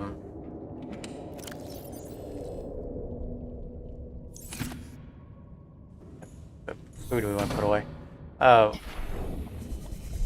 When I played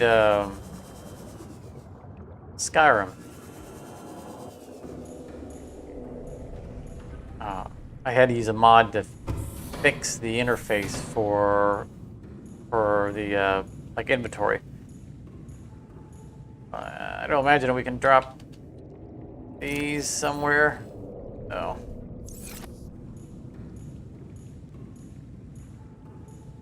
Like the interface for like inventory management in Skyrim is mind-bogglingly bad.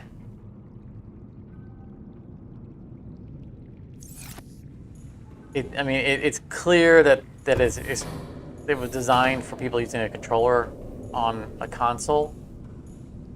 And they made no effort whatsoever to make it PC friendly. These are going to be too big, but I'm going to get away. Yeah.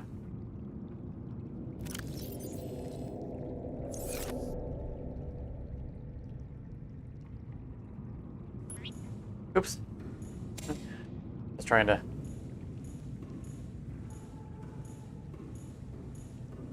Unselect it.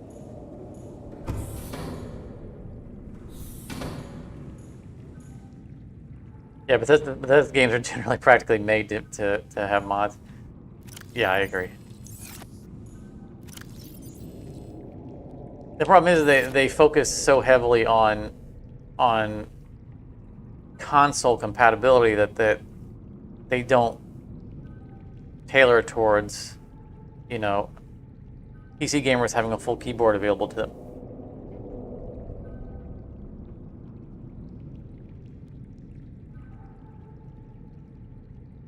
And so there's a lot of times there's awkward, unnecessary.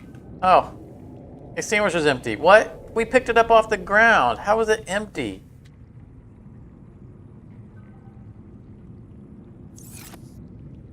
That was a brand new extinguisher.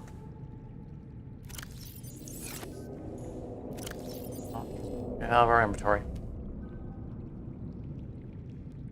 I'm going to carry this many first aid kits on us. Stop collecting them.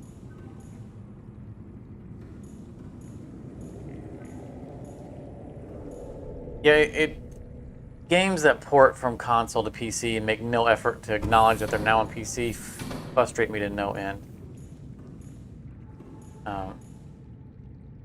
You know, a lot of times they'll have. I'm making sure there was no extra originals in here. A lot of times they'll unnecessarily combine keys. Like, you know, these 5 different functions are all on one key, and you can't separate them. It's like, makes sense. Because they expect you to be holding a button while using the other button to modify or something like that on a controller. And it just gets frustrating. But then on the other hand, we have some games that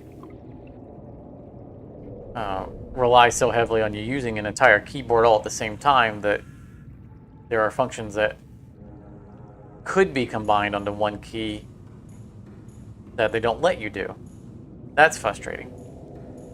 The Batman Arkham series is a good example of that. All the Batman games that I played have been very well done, very fun. But they get, like, the boss fights get super gimmicky. And you have to use like 4 different modification keys, you know, to modify the abilities that you already can do at a specific time during specific boss encounters, and there's no other time you really need them. And like for people like me who play left-handed, that's virtually impossible for us to do. I end up having to rebind, you know, like there's, you know, throw the batarang, but then there's a modified version of it where it throws 3 batarangs on a, you know, with a stun function, something like that, and you have to hold down 2 different modification keys to have it do that.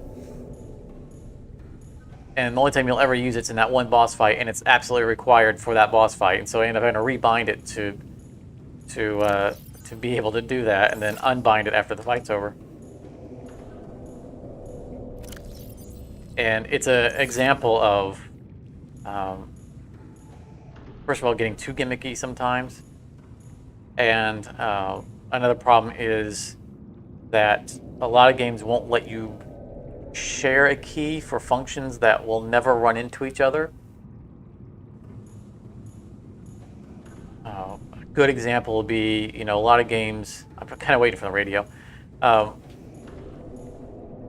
lot of games have like complex menus that you need to navigate, which is not a problem, that's fine. But like, you know, the arrow, you could use the arrow keys to navigate the menu, and you have to be on the menu quite a lot on, you know, some of the games. But then, you know, you're using the arrow keys for movement, and if you go into the key binding menu and try to put the arrow keys to the navigating the user interface in the menus, it'll say that the key is in use somewhere, and that's because you have it set to movement. It's like, well, you can't move when you're in the menus anyway. There are 2 functions that will never collide. And there are some games that acknowledge that, and they have no problem with you putting multiple functions of the same key. There's other ones that just arbitrarily say, no, you've already used that key. Sorry about it. And then it becomes an accessibility issue for people who have accessibility challenges. Come on, radio. We need to go deep. I think we're just gonna go deep. I don't think we're gonna wait for it.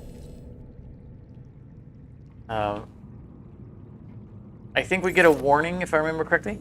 They've sprouted before the Sunbeam crashes into the planet. I just want to be able to get back to the surface quickly.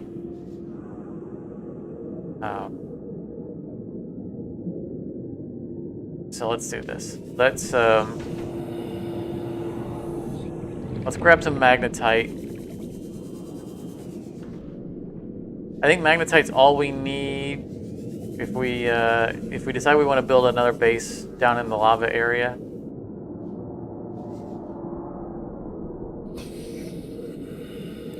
We need magnetite for thermal and aerogel.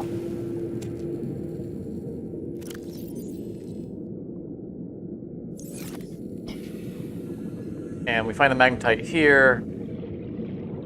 I think everything else we need, we already have, you know, just quartz and Welcome aboard, Captain. titanium. We already have plenty of that on the Cyclops.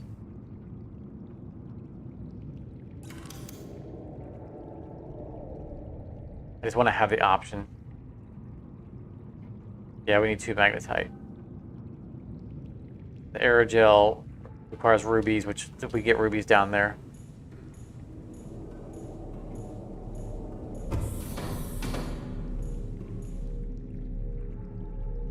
Yeah, I haven't experienced Bethesda on console because I don't play any games on console. I find it. I'm not surprised. You're saying that they do a poor job of bug fixing on consoles.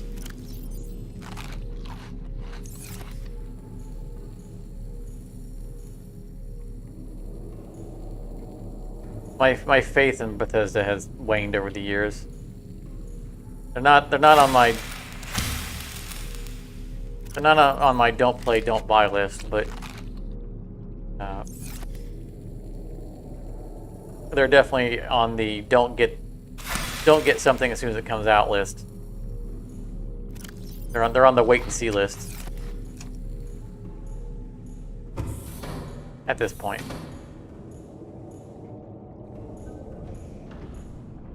Just like Rockstar. Rockstar used to be on my just buy it list, and after the GTA 5 online debacle, they're on my wait and see list now. Okay. Oh, we needed magnetite. Why we're going through here? Like when GTA 6 comes out, I will not be picking it up immediately.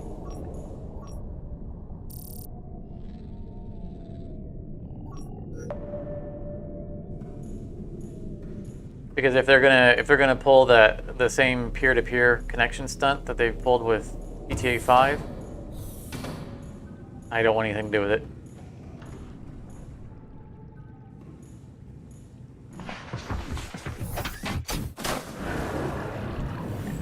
Welcome aboard. All systems online. And I have no reason to believe that they won't be doing the same thing.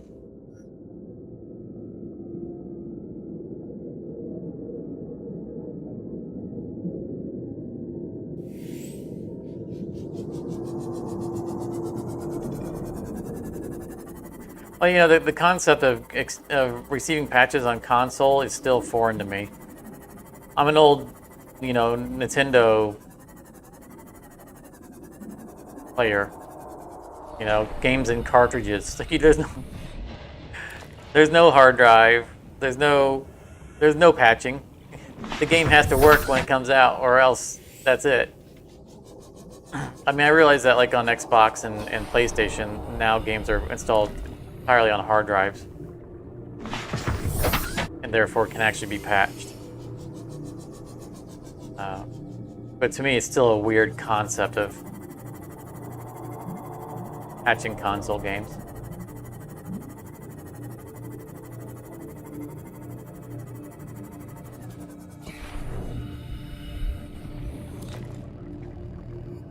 I had a PlayStation 1, but you know, like, that's still. I thought I got out of his way. Come here. Oh, ow! He actually fought back.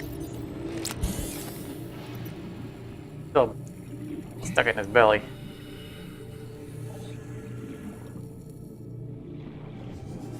Anyway, I was saying, I have a PlayStation 1. That's not right there. but that was still disk based. That was you know, CD-ROM based. It was not. I thought I saw Ruby. It was not hard drive based.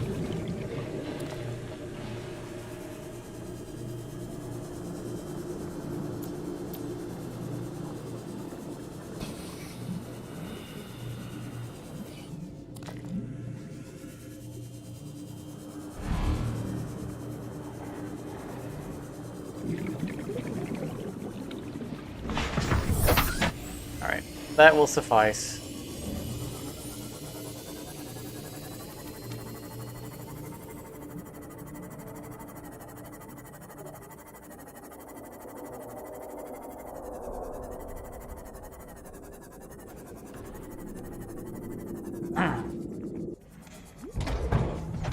I'm not, you know, and I'm not anti-console.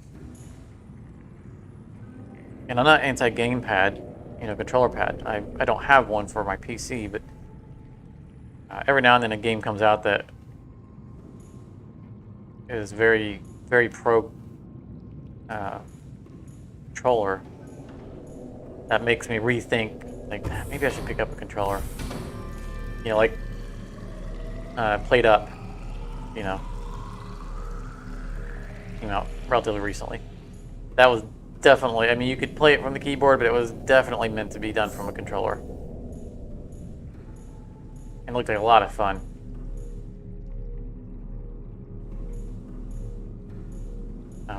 That's something that I definitely would have used a controller on that game.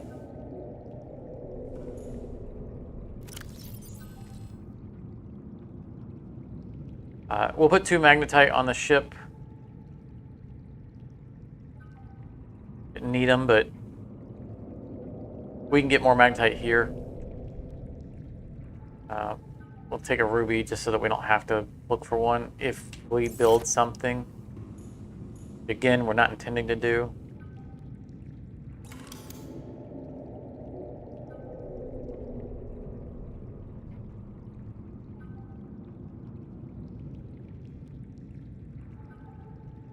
Titanium, gold, and cable.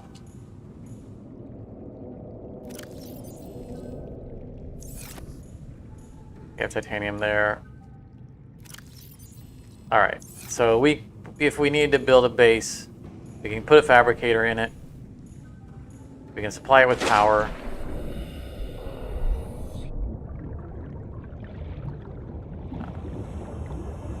And then that's all we need. we can get inside it. Welcome aboard, Captain. All systems online. Yeah, I think I feel like what PCs do or what consoles do best are RPGs like Final Fantasy and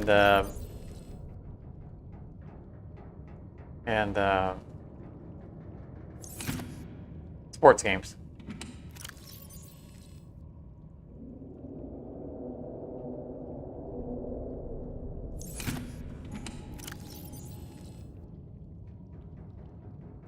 Like, you know, playing basketball on a console. That's really good for controls.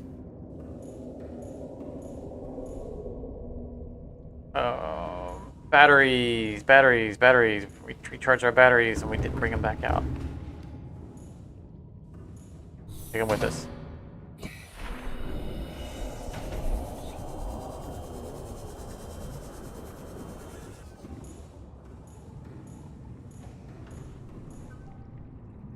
Fully charged. Very nice.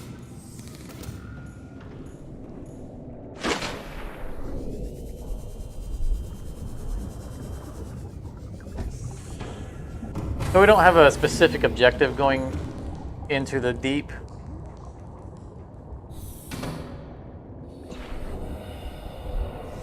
One more thing. We need the tablets. And that's more or less what we're going to do, is keep an eye out for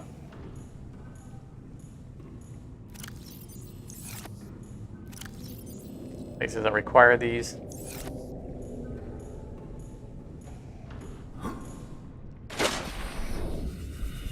We need to pull away from the base before we figure out something else we've forgotten and have to swim back across again.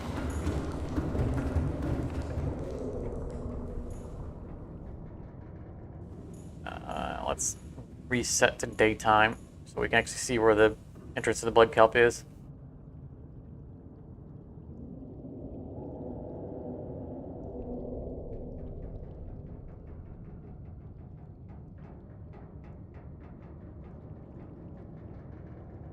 It's so cool having a submarine large enough that you can actually have a bed in it and safe enough that you can park it underwater in the middle of the night and be confident that it get up the next day and it would still be fine. Engine powering up.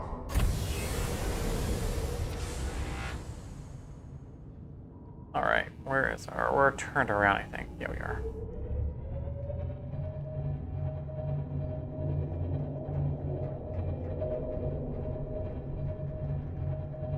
I would totally work on a submarine, which is strange because I'm claustrophobic. But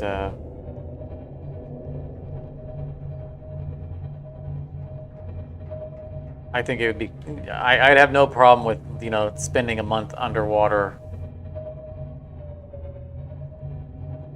or more in a sub.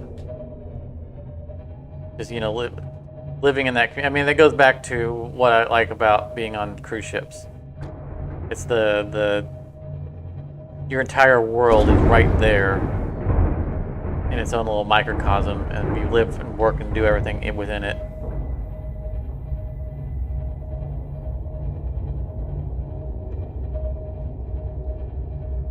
I think that's pretty neat.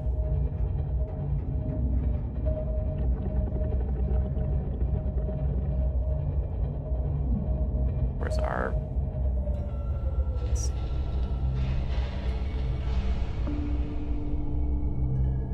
easier so we can see where the down is.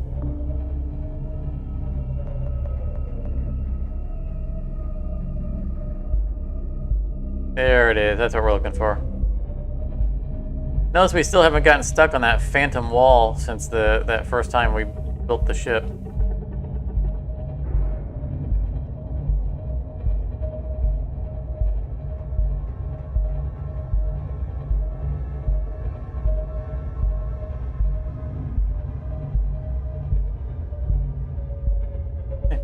Have you ever seen the music video for In the Navy? Can't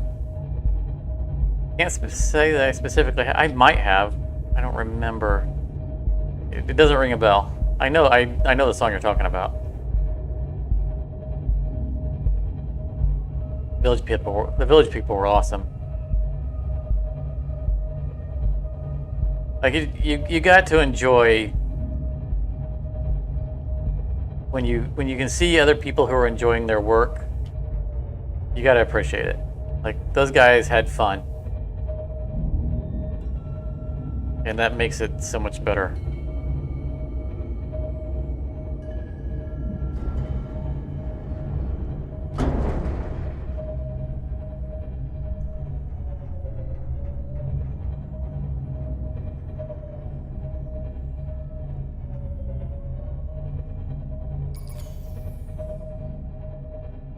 Wow, we just drained a battery. The video was made with the help of the U.S. Navy, so uniforms are authentic. Nice.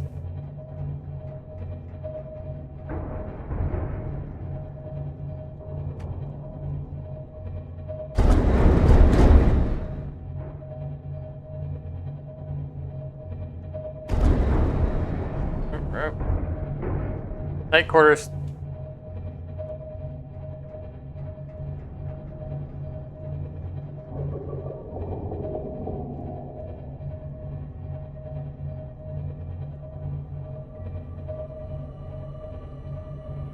I don't technically need the sonar at this point. I know where I'm at, but I feel like clicking off of it.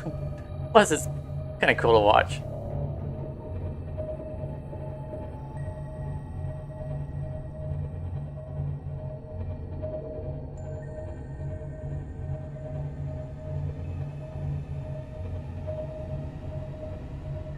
I really think they did a really good job. The sonar effect. We stuck on.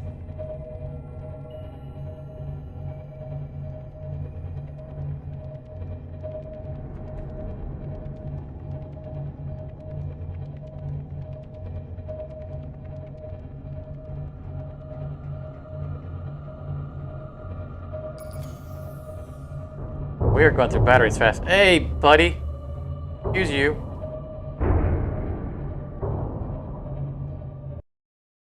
Oh.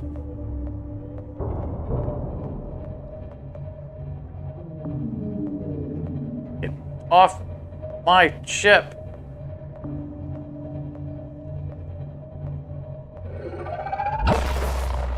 You're just asking for it. Don't make me get out.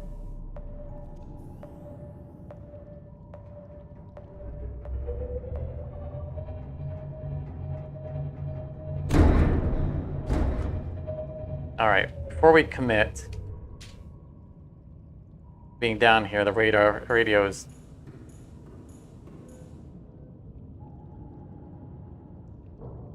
Might have to get out of here pretty fast if this is the... This is Sunbeam.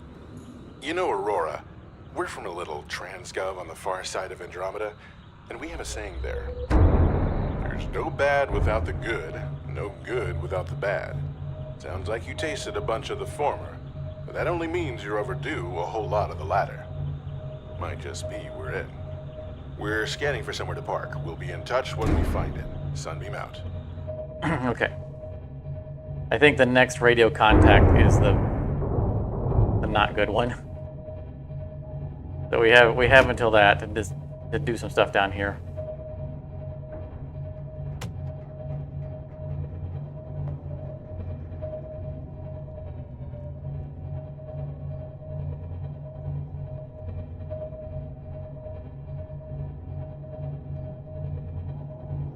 And we've gone really through our batteries fast with that sonar, so swing by the base down here and put a couple batteries into the recharger.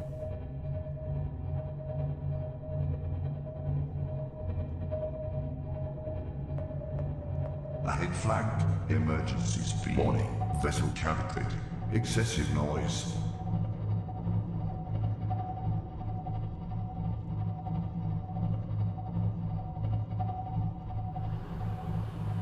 We'll just Engine. Overhead standard. pull the Cyclops into the moon pool.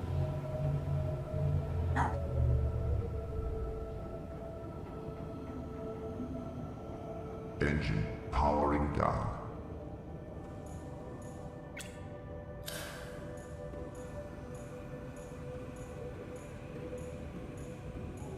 I don't remember if we left any batteries behind on it. What?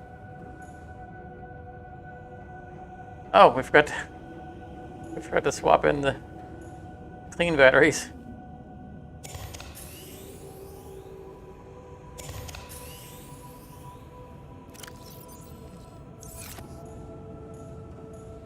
I imagine that one of the batteries on the other side is now not full, but we only have 2 spots on the charger anyway.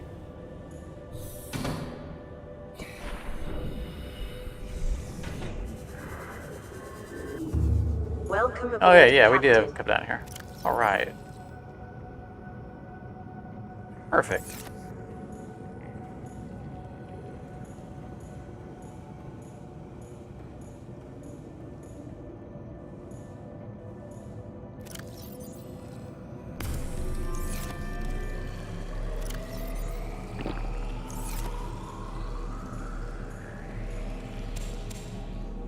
Snacks while we're here.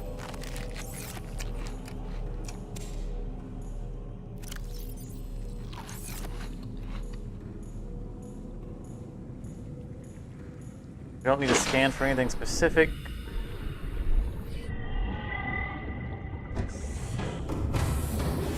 Welcome aboard, Captain. All systems online.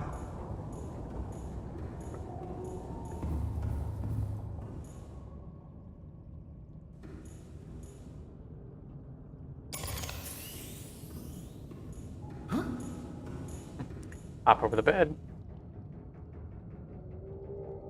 Let's put the partial one in here so that it drains first.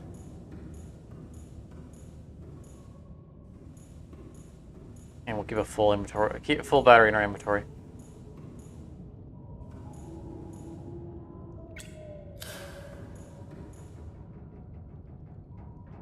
Engine powering up.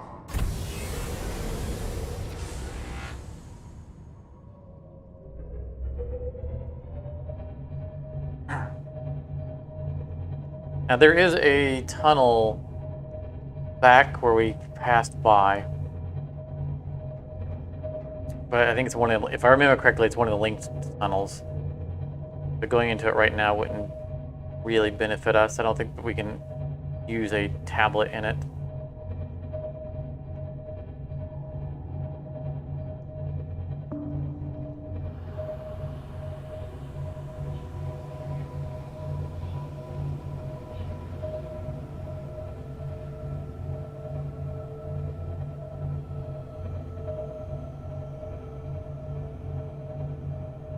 Now we do have to be kind of mindful of our power usage down here because we're going to be amongst those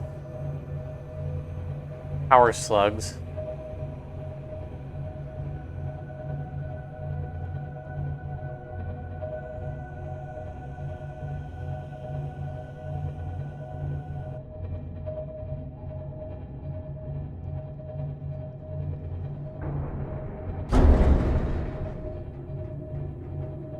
Those guys right there wanted to swim right past us. Probably latched to our hull already. We do have the thermal mod with us. It's not installed.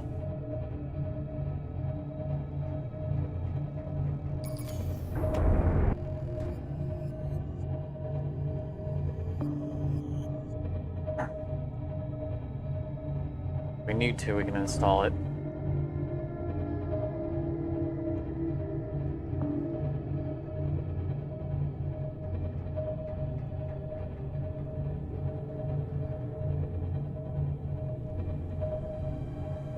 Here's a specific feature I want to explore. Find it. Alright. Actually tried to avoid him.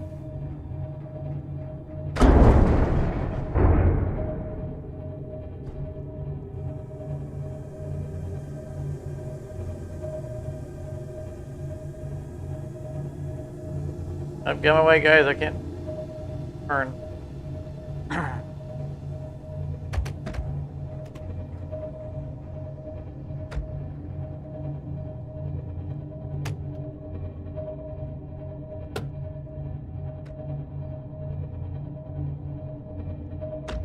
Oh, that slug almost certainly just latched onto our hull.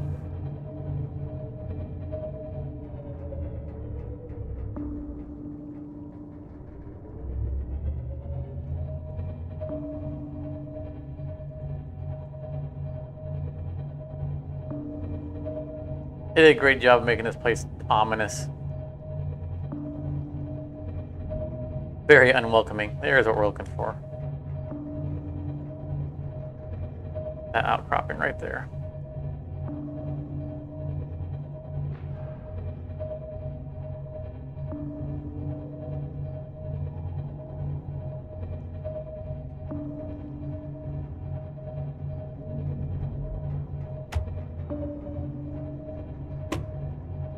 Drain the power of our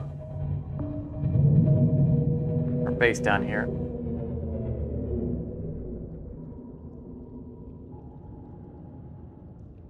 Who's making noise?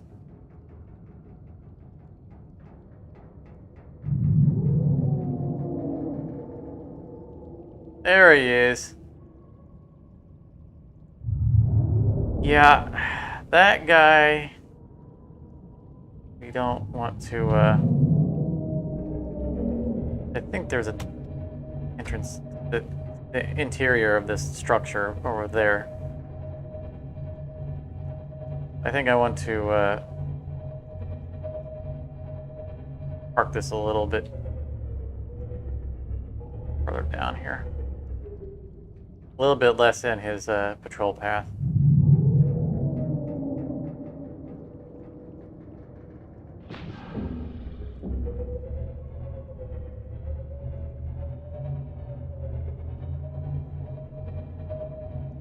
Want to make sure that we have a reasonable place to open up our bay doors so that we don't just drop our prawn into an annoying place. You, stay away.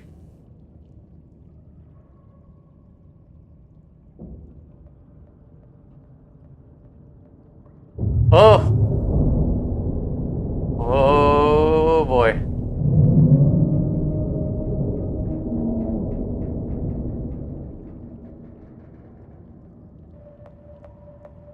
Yep, alright, it's one.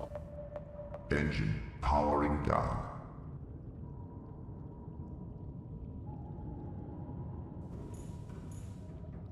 We can scan.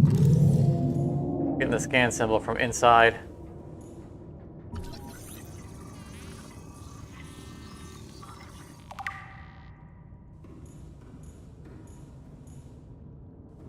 Turn off the exterior lights.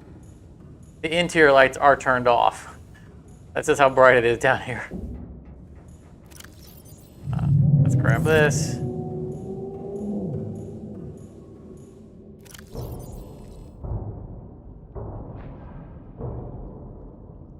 We'll swap out the sonar.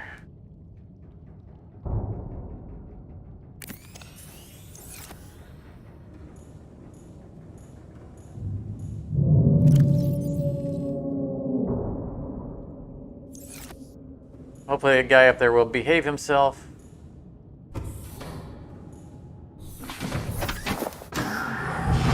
Welcome aboard, Captain.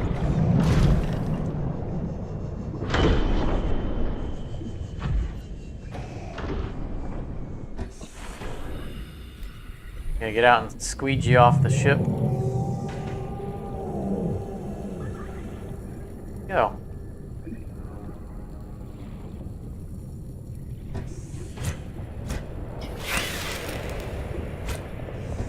Nope. Nope, nope, nope. You're dead, you can't latch back on.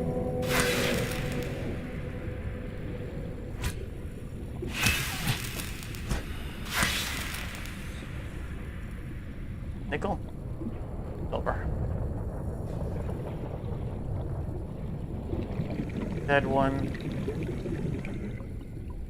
You know I'm going to want to get a scan on that dragon.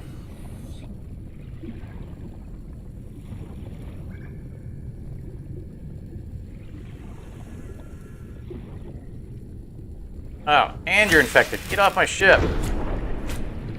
Go. Gross.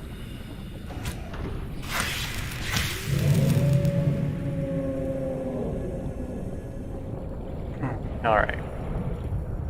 And worst comes to worst, we have one full battery in our inventory that we can swap in if some reason the whole thing is down. Yeah, the other Leviathan. Okay, that was our Cyclops moving on its own. Cyclops doesn't move on its own. What was moving the Cyclops? Wasn't you don't have that kind of mass.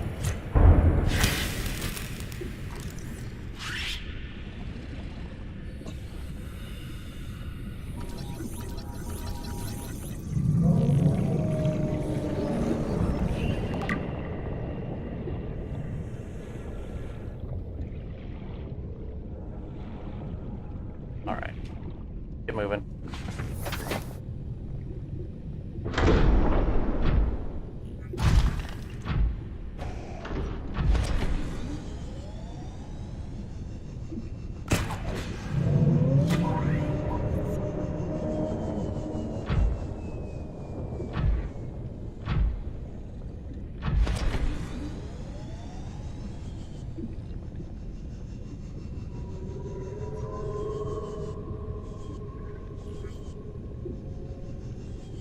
Titanium is.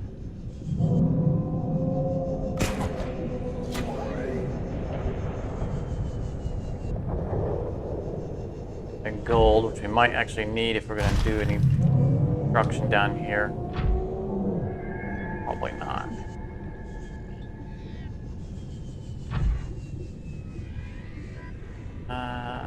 There are 2 ways in, if I recall.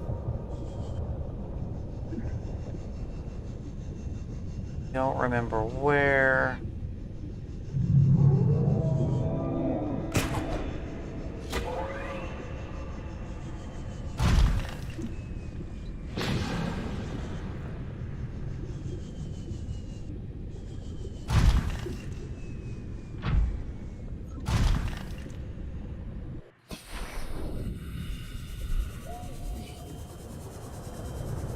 He's looking pretty chill right now.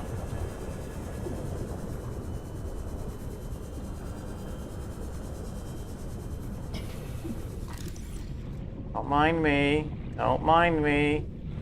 Detect an alien materials and a massive... Oh, don't start moving. Don't start moving. Reading originates within the natural structure at the center of this chamber. Ada, I don't know what you said. I'm not paying attention to you right now.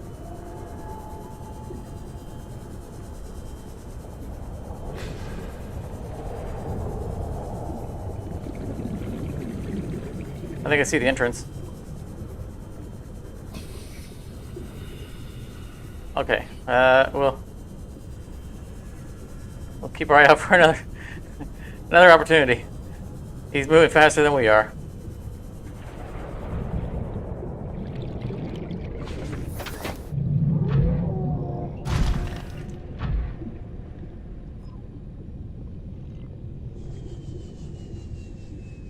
Ooh, skeleton. Where was that entrance at? Nope. I'm just gonna drop because I don't know where that roar is coming from, and I don't want to be hovering around. Came back. Yeah, there he is.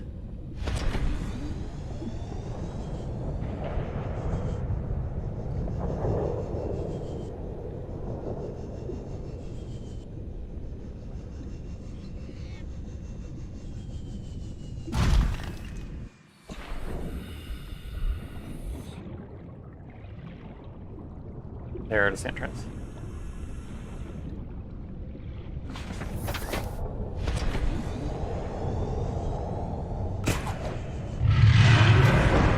Oop, nope.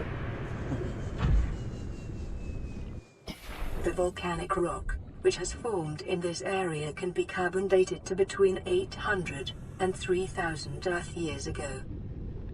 Yeah, maybe the scanner tickled him. Maybe. Definitely got him active again.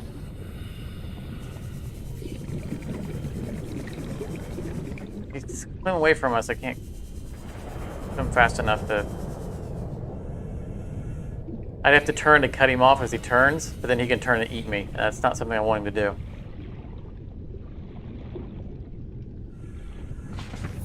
And I'm pretty sure that he can one-shot me.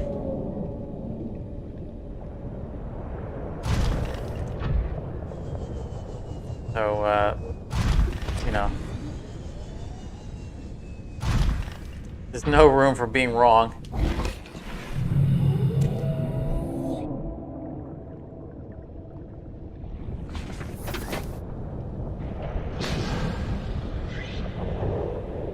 No margin for error.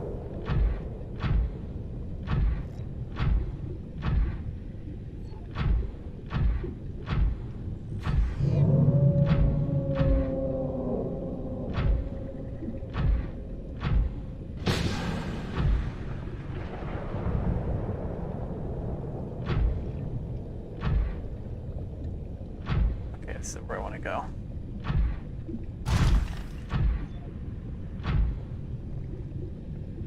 There it is. I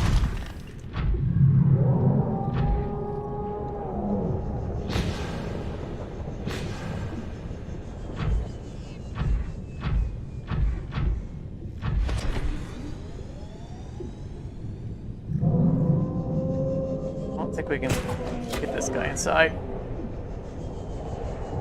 Oh, we can't.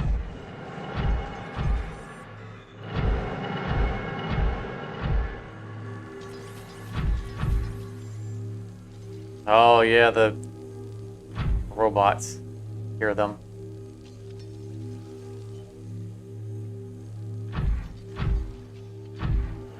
Ah, look at that. Oh, that's pretty. Yes, please.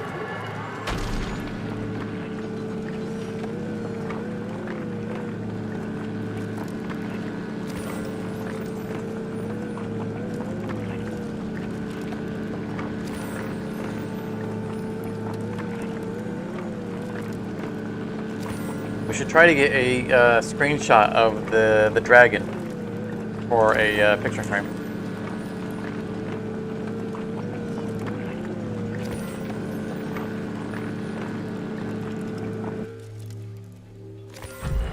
Alright, let's see what color cube we need.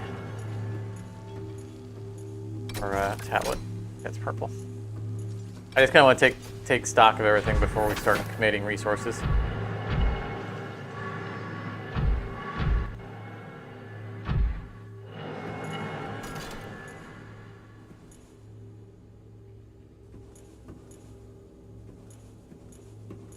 Trying.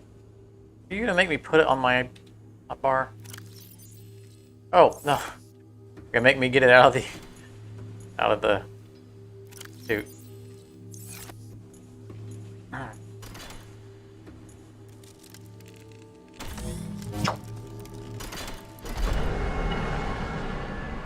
There we have it.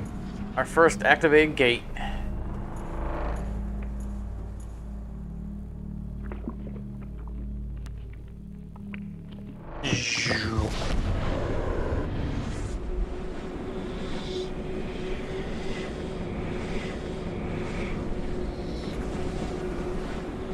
Walk towards the light, Carol Ann.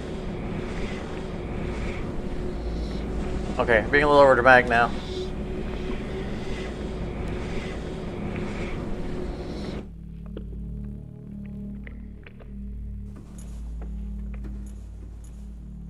All right, I'm not sure where we're at.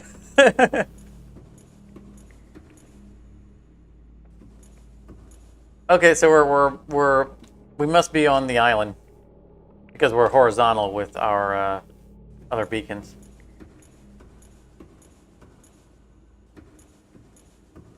Yep, that's where we're at. We're back on the surface.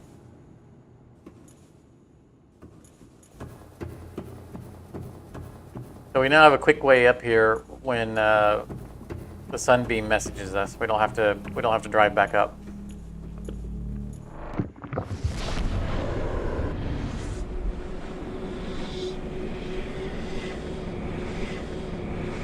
Well, quick way. We still have to get all the way into this inner chamber.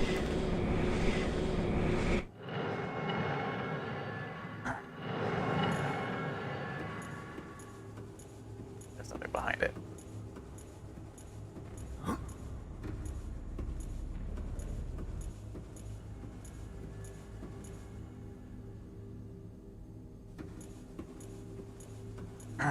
Heading to the energy facility, is that the... That's the one that's further down, right?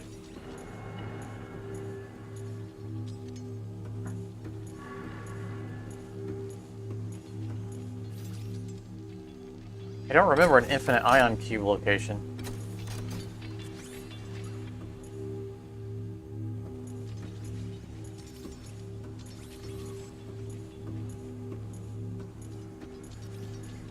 As far as I recall, there are two facilities at greater depths. You know, I seem to also remember us leaving a prawn, like right here. Remember getting the ion cube out of the prawn and activating this? And leaving the prawn sitting right here? I remember that. Our prawn's gone.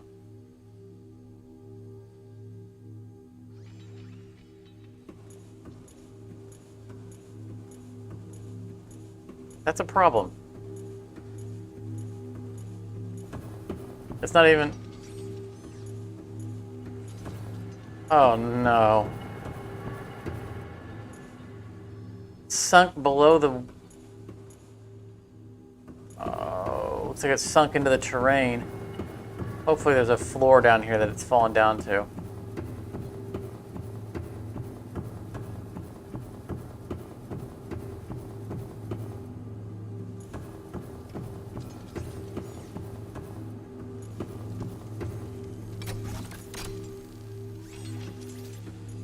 Well, I'm glad I didn't use the other tablet. I see the beacon, but I don't see the prawn itself.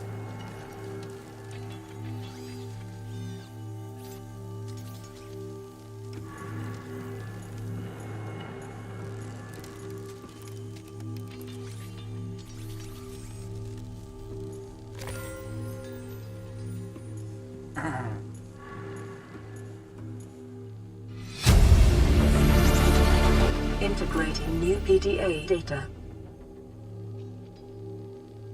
Aliens recorded data in indigenous organic remains originating between 10,000 and 1,000 years ago. Yeah, they were definitely researching some old stuff. Soil samples 1,000 years ago contained 300% higher concentrations of organic remains in the soil before the mass extinction event. Fortunately, we didn't have this on the prawn. We had it in hand.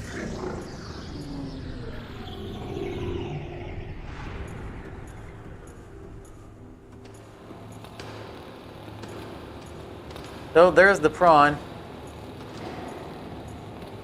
I don't know how we get to that.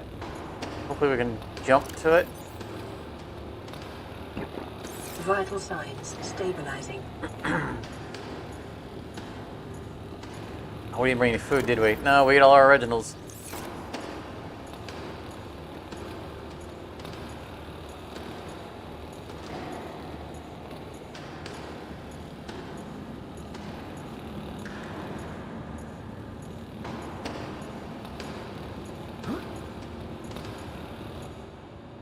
Oh, we're gonna take damage if we fail to jump.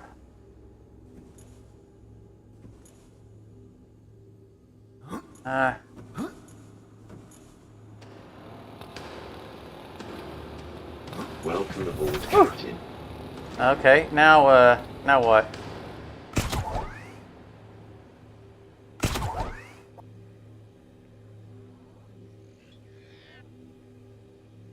You don't have to have a no-clip command that works while you're in a prawn, do you? So we can unstick the prawn. I don't trust using the unstuck button here. I don't know where it will put us. Like our Cyclops is all the way down here, and it might just unstick us and leave the prawn stuck in it. Like, we can turn a little bit. Can't jetpack.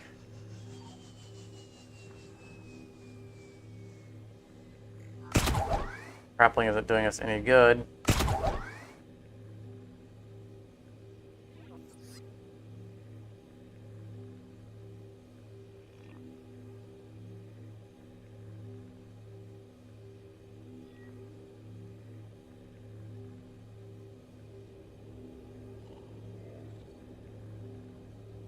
I never encountered this bug. Definitely new to me.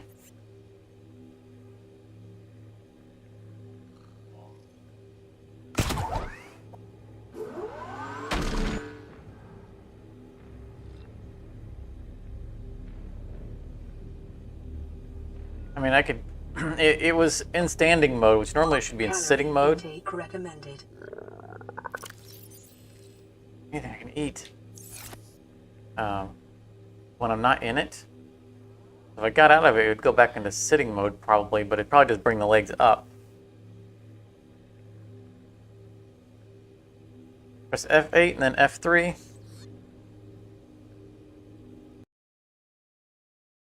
I remember this screen.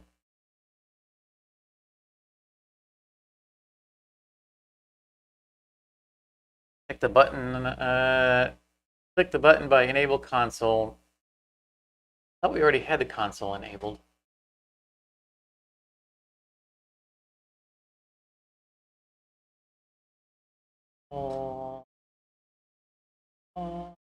Not seeing console enable button.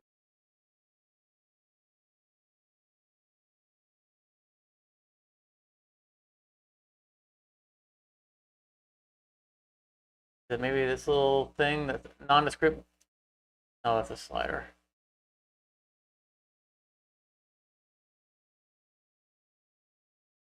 I don't see any console enable button. I do remember having to go through this before in early access, so this is very familiar.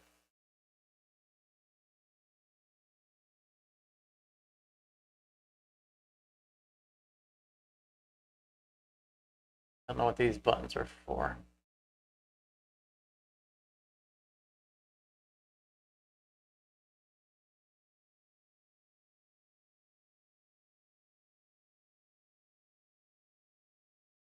Um,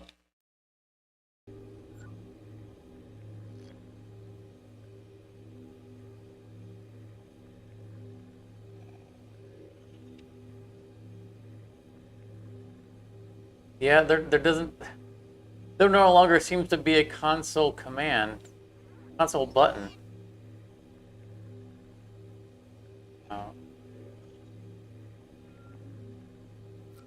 Enable console button.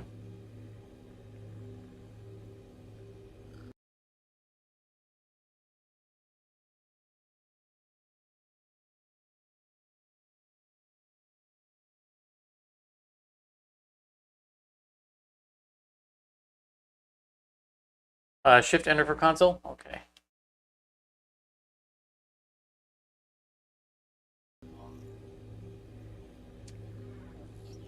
There you go. All right. Make sure I'm looking up, type in the console warp forward 3.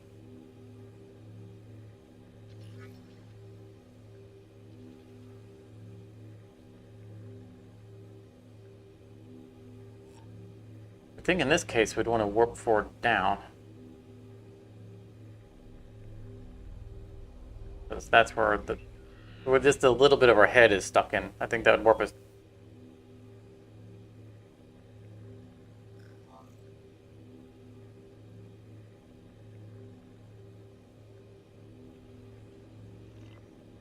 Warp forward.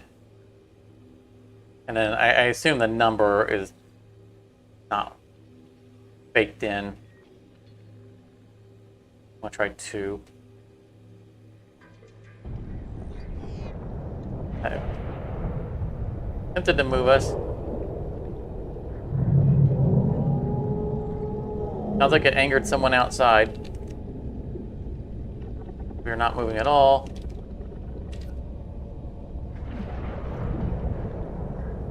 That's not working.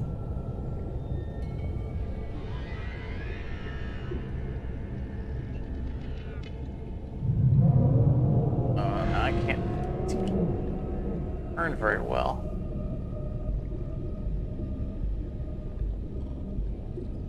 All right, we'll try to warp up. Just want to get, there we go.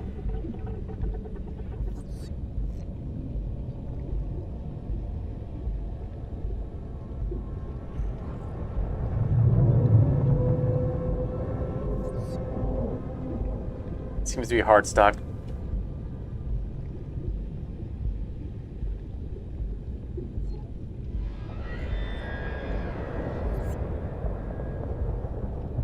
Hello, Elia. Welcome to the stream. Yes, this bug does seem to be. It seems to be very inconvenient, especially since our prawn is currently full of ion cubes that we can't access.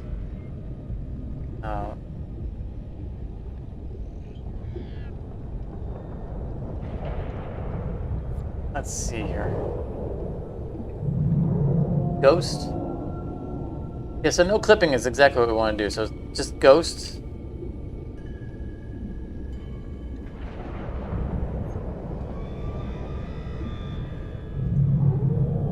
Oh, so that no clipped me and not the prawn.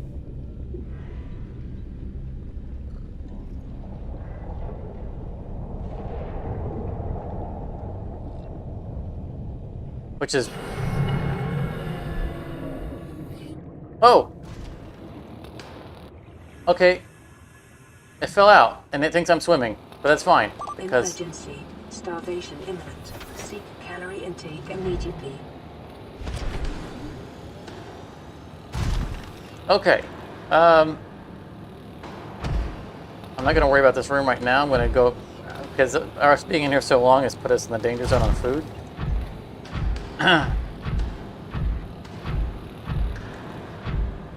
So we're going to try... We're going to get back to our ship. We'll come back and scan that guy later. We're going to get back to our ship and eat. And then we'll come back again. So you said something about that we need to exit the game and reload after having to use a console command. Like, I'm not worried about achievements.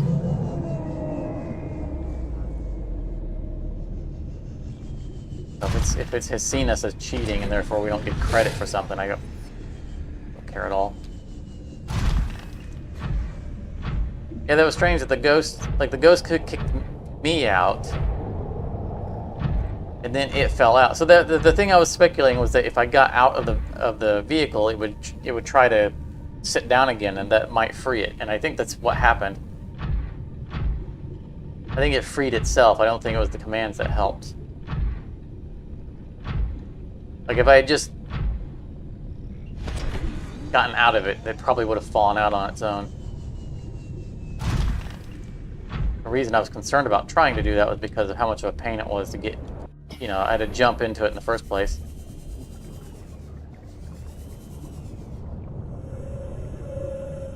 Okay.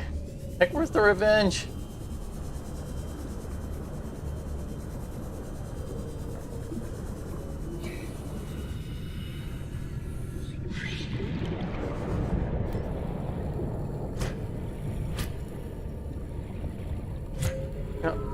Why am I stabbing this guy? He looks cool. We should take him back.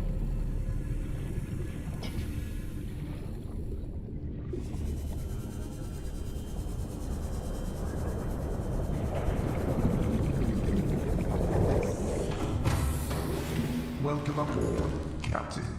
All systems online.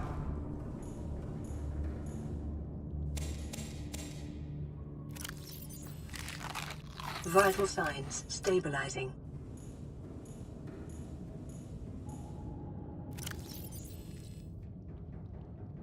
Secure these in the storage.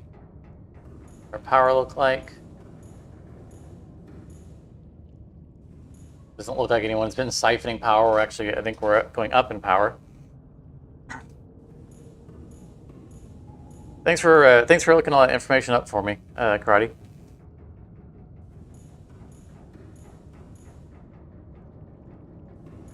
I appreciate it. All right. I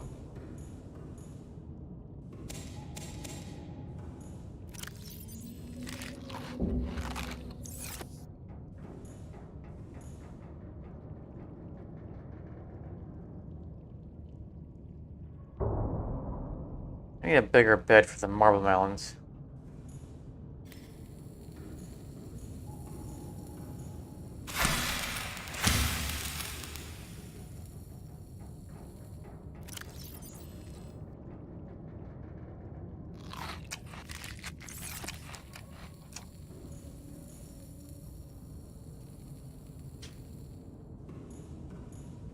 And let's grab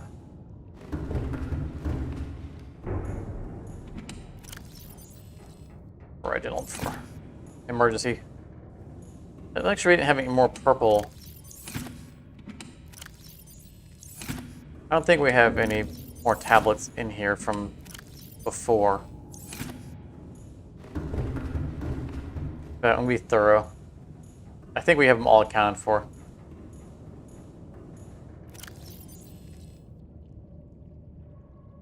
What's the purple require? The orange required... Oh, we do have another one here. Alrighty then. That's good, because we need 2 of them.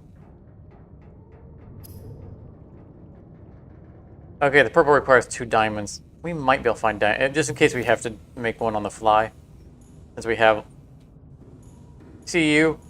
You know, we have ion here, the cubes. We might be able to find diamonds. Come here. To me. Lady, pick a better time. Thank you.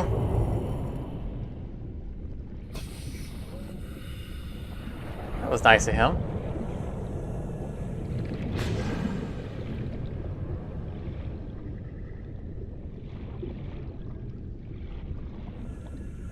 I was gonna move the Cyclops over to there, to where the Menacer is. But we know that place hasn't been attacked, so since we know it's a safe place, I think I'm just gonna stick with it remaining in a safe place. Where you at?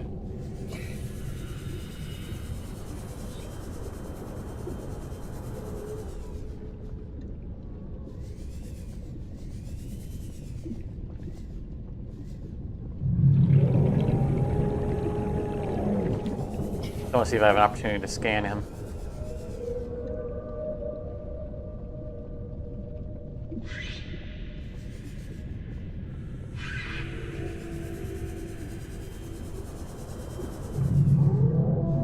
Don't know where he's at now. Alright, I will. Need to be looking for trouble. Welcome aboard, Captain. Back inside.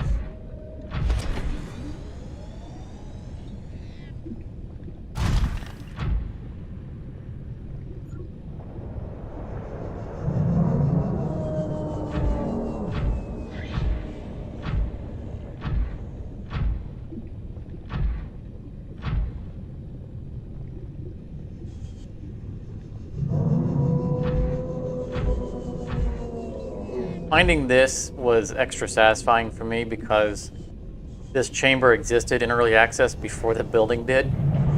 It was just an empty cave system. And so, you know, re-exploring what I expected to be an empty cave was extra satisfying that suddenly there's a building there that wasn't there before. We'll get you on our way out. I think that's the blue tablet that's in there. Before we head down there, I want to resume what would have been our path before we went rushing down there.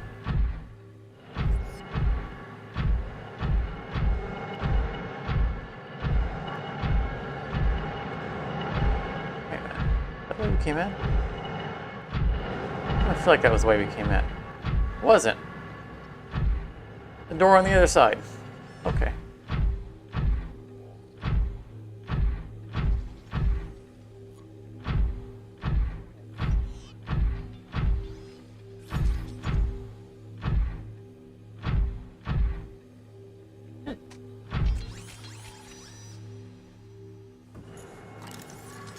Come here.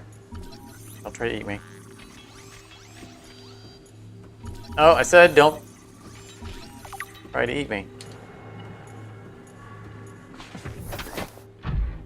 Or assimilate me.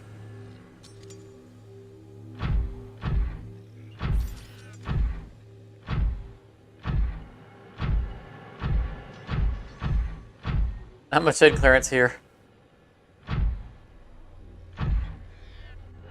Oh! Okay.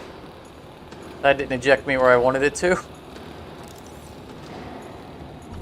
Guess we'll just scan this while we're down here.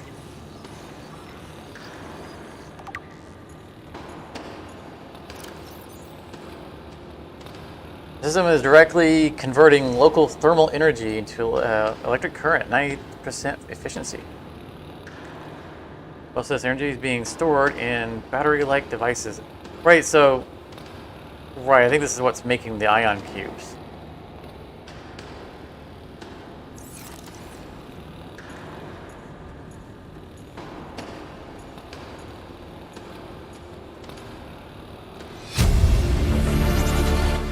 Integrating new PDA data.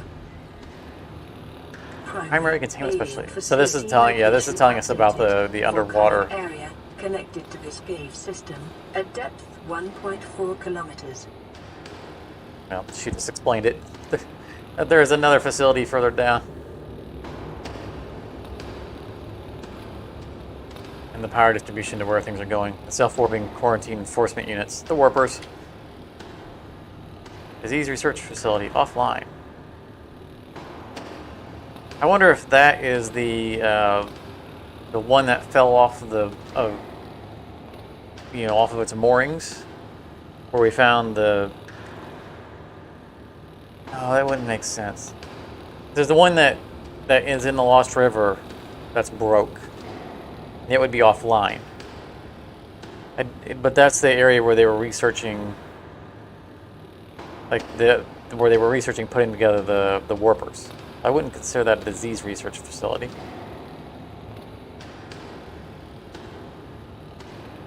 Quarantine enforcement platform, 35%. That's what shut us out of the sky.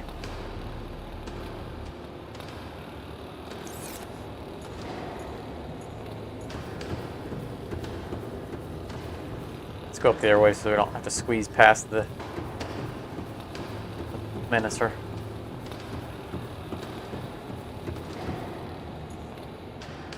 Love the lighting. Did it light up as we got closer to it?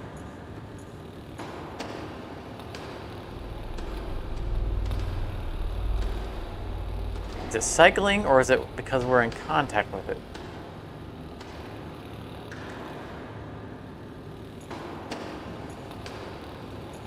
Oh, cool.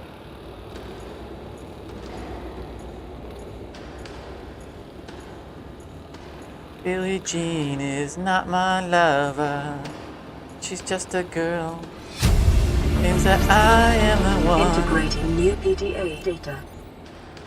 The kid is not my Ion. son. Powered blueprints from alien data. Blueprints stored to databank.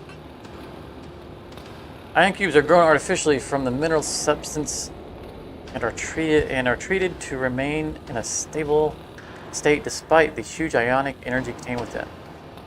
So just more lore on the cubes.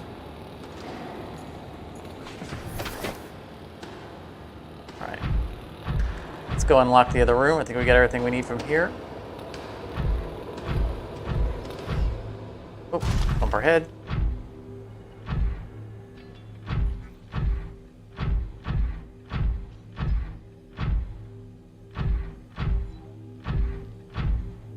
So we got the radio symbol, so the Sunbeam's probably ready to land.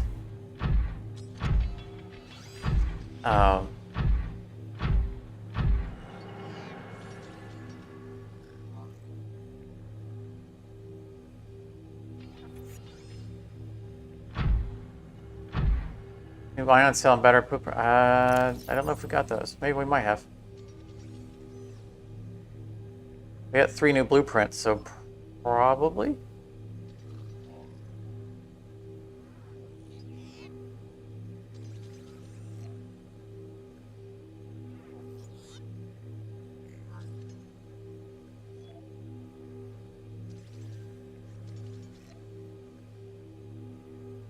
I didn't see anything with glowing plus signs. Oh, there's. Oh, so the Neptune launch platform would have been one of the 3.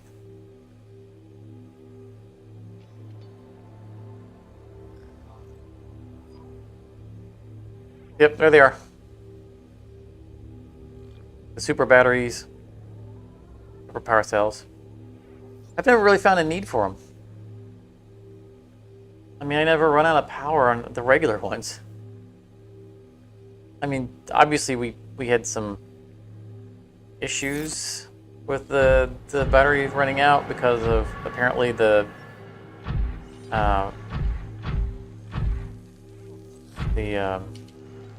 silent running was draining while we weren't in it.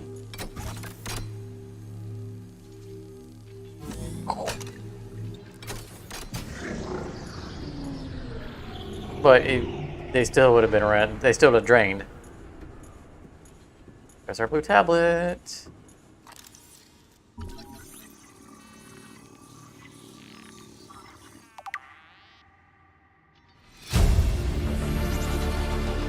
Smooth and cold, with a blue light which illuminates an alien symbol resembling an uppercase H.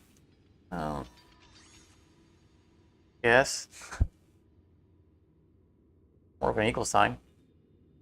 While it's likely these devices served in part as security clearance to whomever constructed them, Versailles suggests some additional purpose, such as personal computers. Whatever the case, technology is far beyond humanity's own. Fine.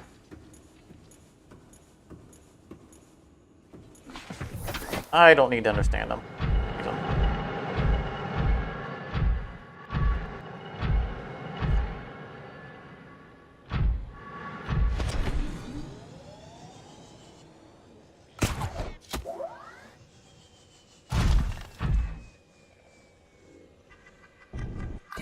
Swim around the room real quick, make sure there's anything you might want to find in here. Eggs or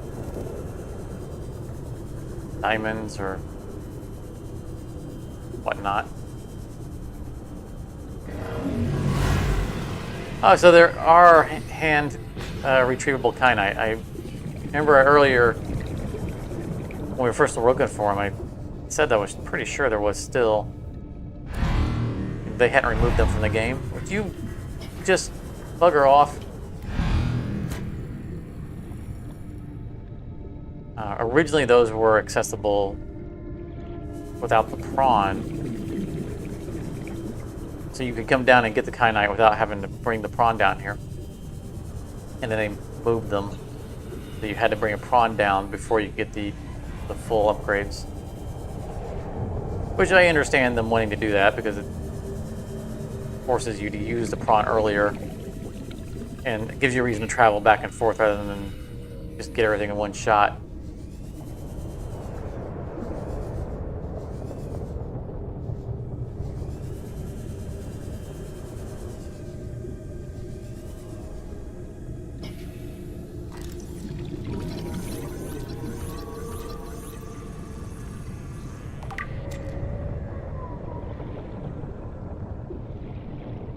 More exotic pets for the aquarium.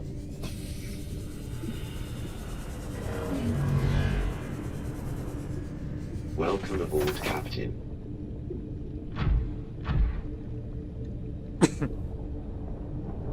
Now there is another way out of this cave system. I don't think there's anything in the cave system for us to find. I recall. See if we can find the other way. I don't think we need sulfur. I'll take one anyway.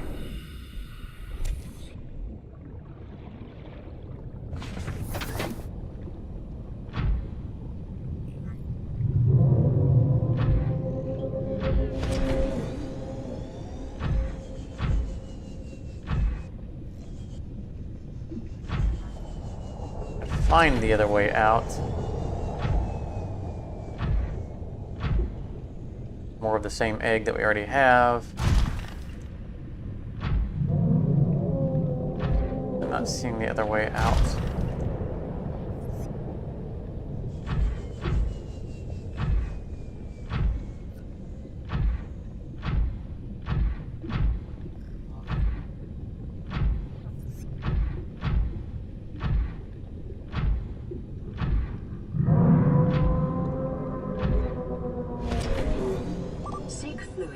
Again, I'm pretty sure there isn't anything of interest. That sounded aggressive. You better not be attacking the Cyclops. Oh, hello.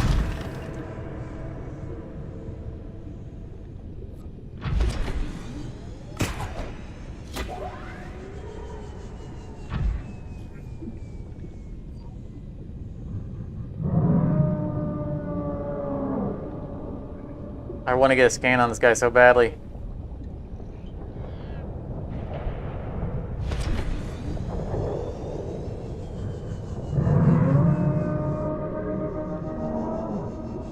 How's my kyanite stock? Way beyond what we could ever use. We have boatloads of kyanite back up top. We have so much kyanite that we left a bunch of it on the Cyclops just because I got tired of transferring all of it off the ship. We got like 4 playthroughs worth of kyanite.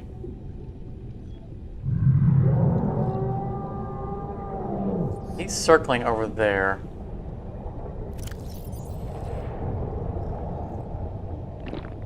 Vital signs stabilizing.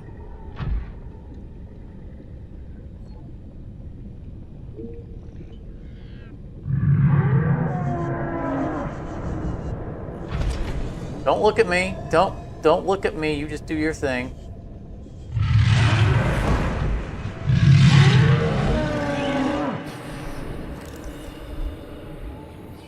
Oh, I thought I had the chance there. Oh, now he's back to swimming fast.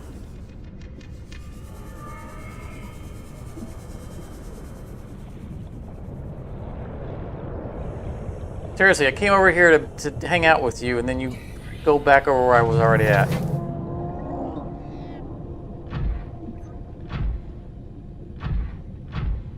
Very rude.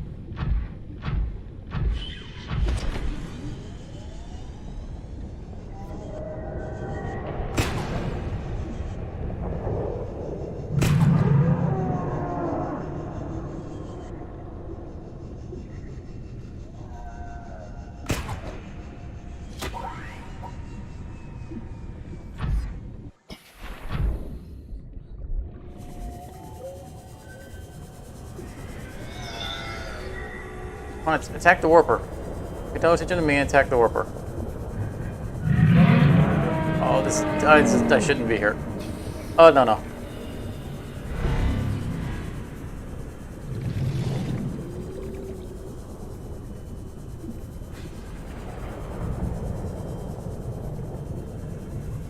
Always just kicks it in gear when I get close to him, want to scan him.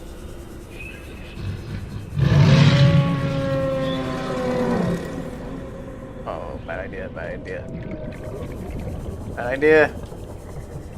Do I have to... Oh, no, not that.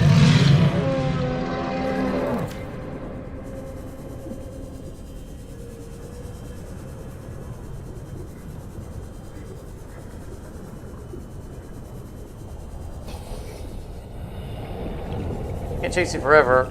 I need oxygen.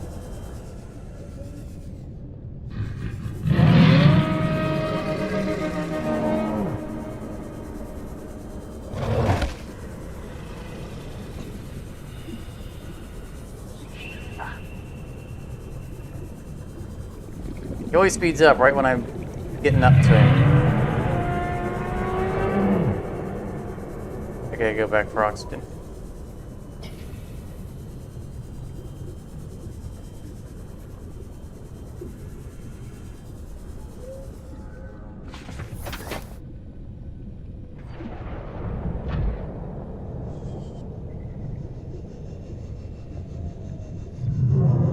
If I knew how much damage he did to the prawn, I could consider putting the prawn in harm's way so that he'd focus on it. You know, like nibble on it. But he could just stay at a distance and shoot fire at it. That wouldn't help. Oh, you not... I'm dealing with enough here.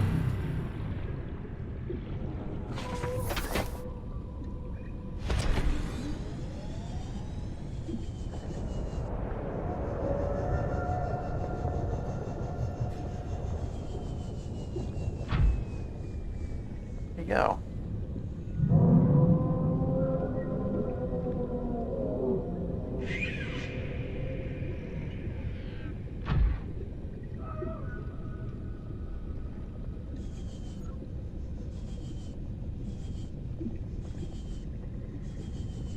Doesn't want to play with me.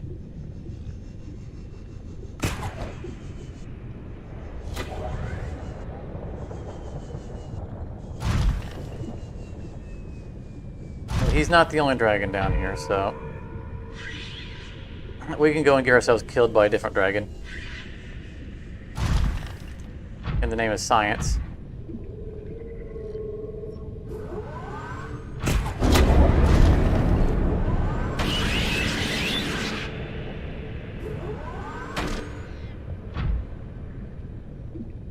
Stalker there was slacking on his job.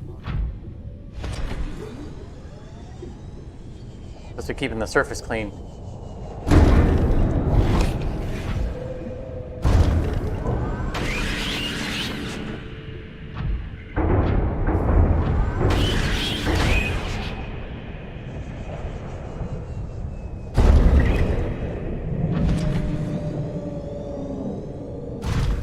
All right, so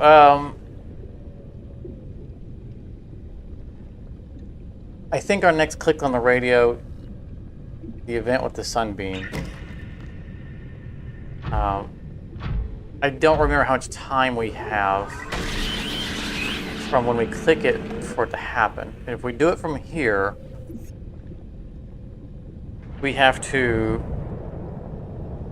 be on the Cyclops when we click the button. We have to disembark, get back to the tunnel, get through the tunnel, back into the building, make it to the teleporter,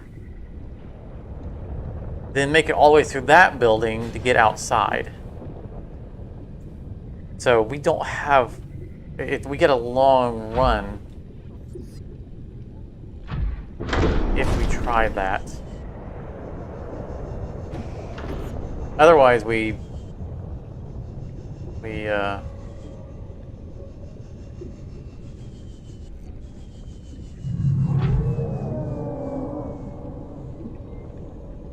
just take the Cyclops and get out of here. So I'm kind of inclined to do anyway, because we now have a bunch of ion cubes and we're out of all of our tablets. And if we go back to the surface, we have materials where we can make some more tablets just so that we have them on hand. And we don't have to worry about finding, you know, in the world tablets in the right order.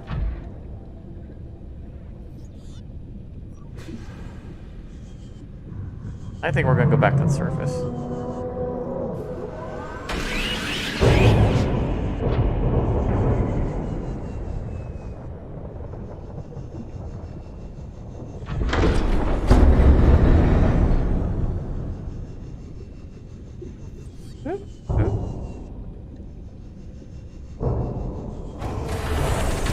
Welcome aboard, Captain.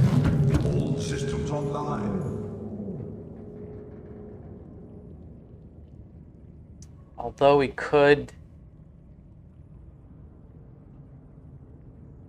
don't have to drive back to the surface. We could take the prawn up.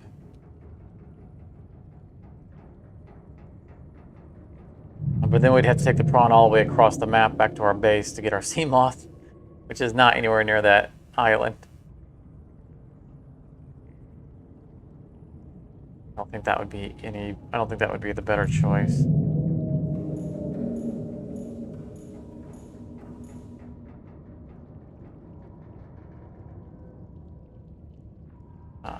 We're missing our sonar.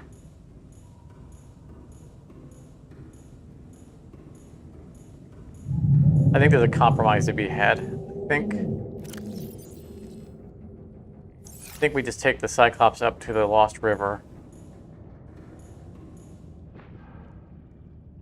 On our way back to the surface a lot faster. And then we can press the button and sea moth across the ocean. I'm pretty sure we can get there in time. In fact, we can sea moth. Yeah, okay, I got it. We sea moth to the pod, to the original escape pod. And we press the radio from there.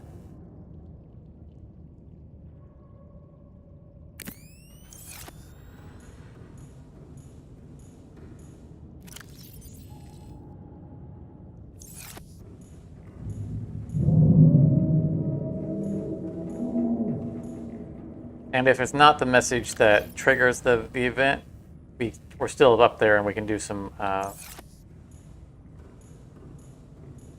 manufacturing. We're coming back down. That means we leave the Cyclops down here.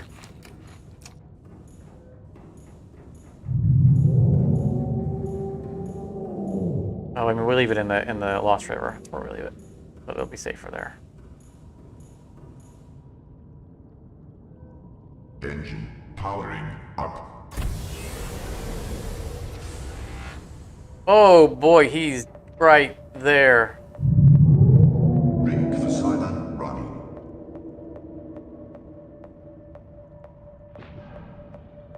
Oh, don't pay attention to us.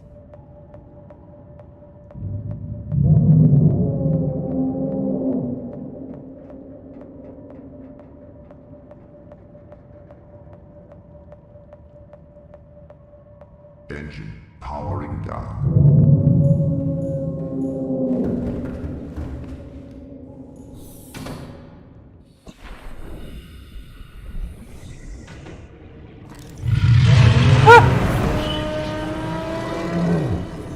Scan quick, scan quick, scan quick. No, come back.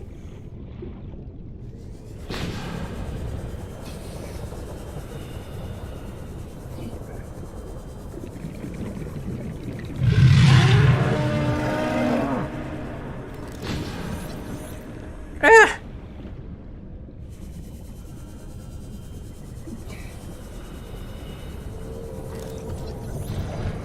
Oh, 97%.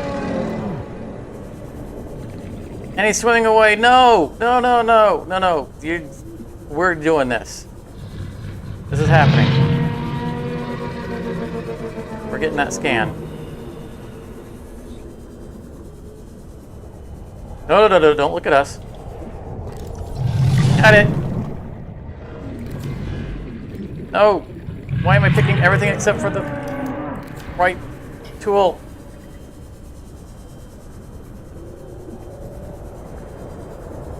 Whoo! Alright, well, we're out here. Let's grab the surface real quick, like.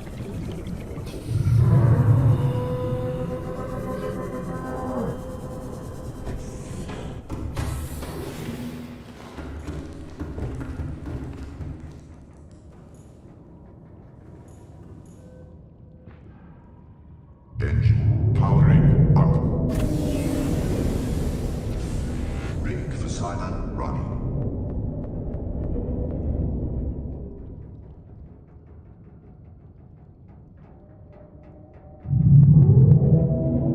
As I'm too close to that rock, I can't do a U-turn.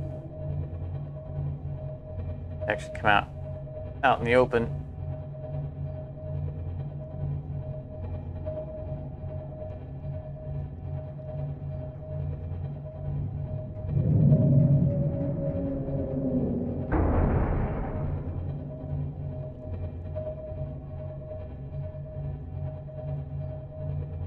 Run silent, run deep.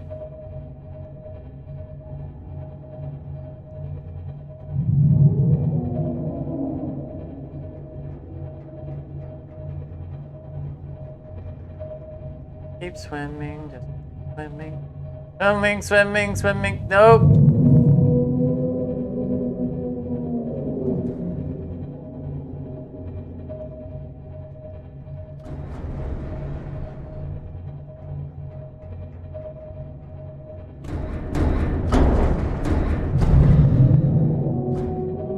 Oh, another one. Oh no, we're not going the right way because there shouldn't be two. No.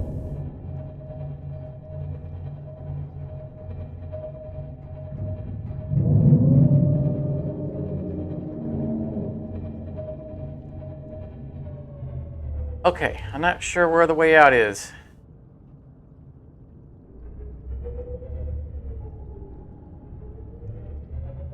Got turned around a little bit in a panic. I think they were there.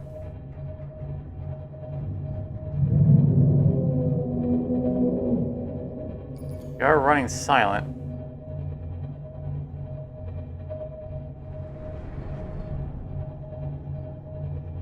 I'm not sure what coordinates we're at, and I'm not stopping to check. We'll find our way. We'll find our way.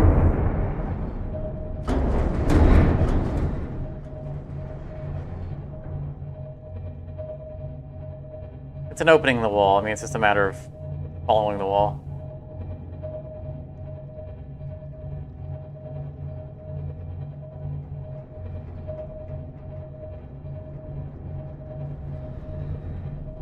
I think this is it.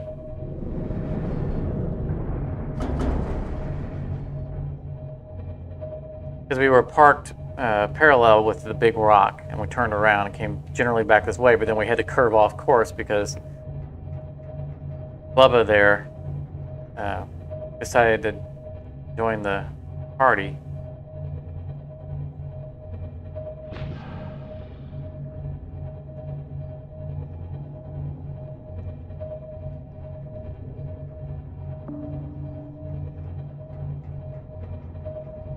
Yeah, this should be it right here. I have a pretty good sense of direction in general.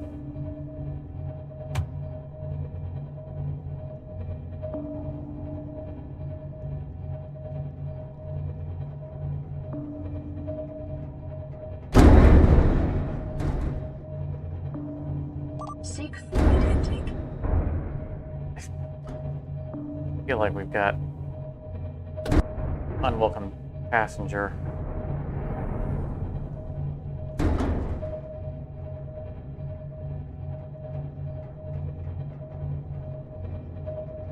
Not seeing one if we do.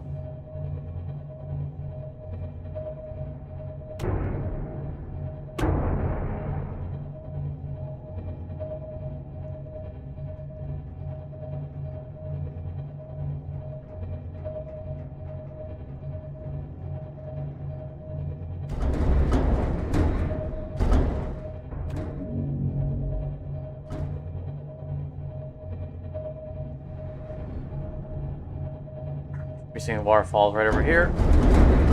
There they are. What is making all that noise? Kids, settle down.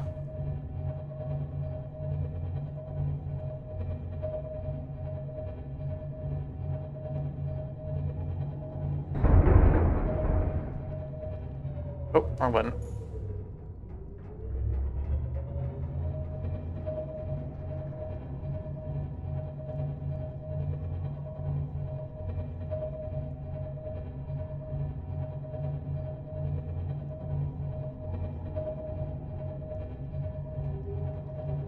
We are out of there.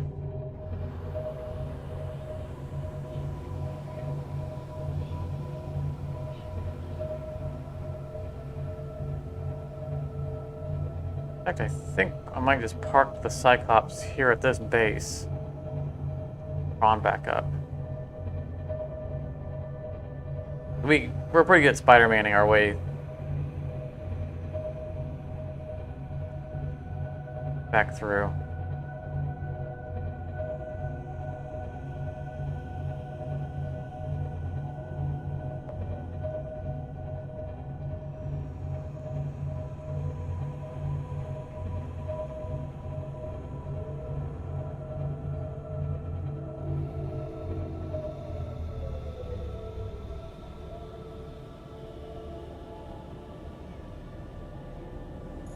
Yeah, we could park it near the vent. I was just gonna swap out the. Let's take a look at the batteries first. We got our we're 10 feet away from our battery recharger. Recommended.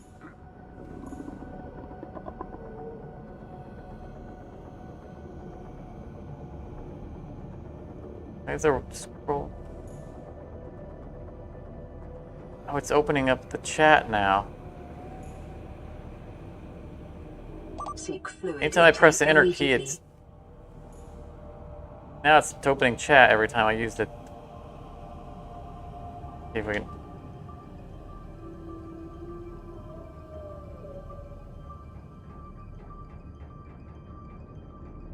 There we go.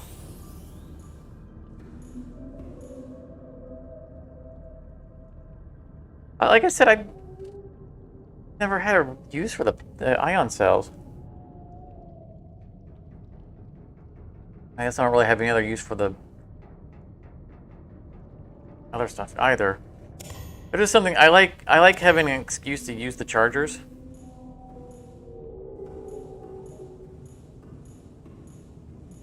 And normally we just don't have. Like if they're fully charged. Welcome aboard, Captain.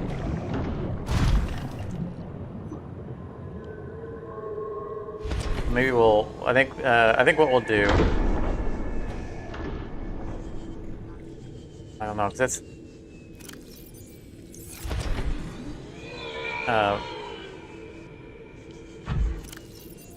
Because that takes multiple ion cubes, right?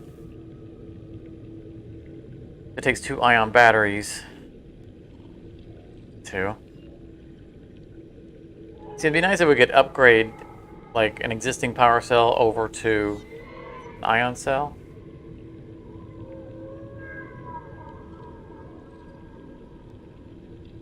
Like, it wouldn't necessarily be a bad idea for us to have a fully powered ion cell in our inventory, not on the ship.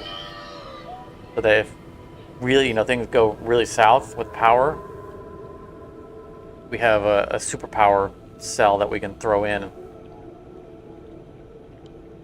as emergency power. But that's something we can consider doing on the surface because we don't have all that materials up there.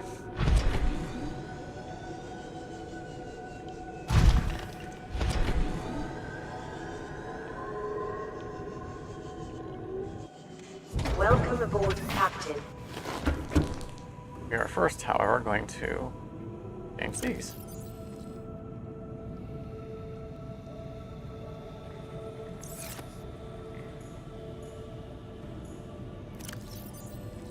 We'll take the empty one with us. We can, oh, our survival stats completely ignored them.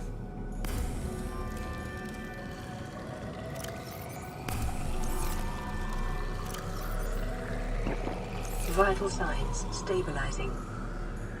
Okay, I always appreciate the suggestions, and like I said, it's, you know, making me think about it. Making one and keeping it on our person. We're always keeping one charged battery on us just in case things go really south on us.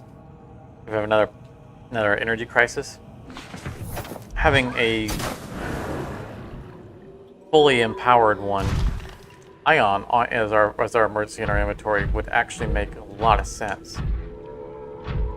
Because of that, you know, if we're in, if you're saying like it's a 5x capacity, then that's almost on its own replacing, you know, all the batteries on the ship. I'm scanning around the tree of life here to see if there's any eggs on it. Emergency. Starvation imminent. Seek calorie intake immediately. I don't remember there being any, but we haven't found any eggs. Vital signs stabilizing. These guys yet. Oh, we have another egg we want to take back. On the Cyclops.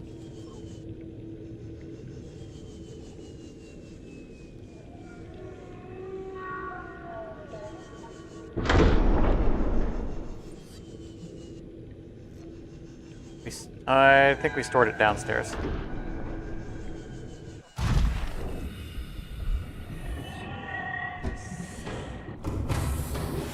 Welcome aboard, Captain. All systems online. Hey there, Mark. How you doing?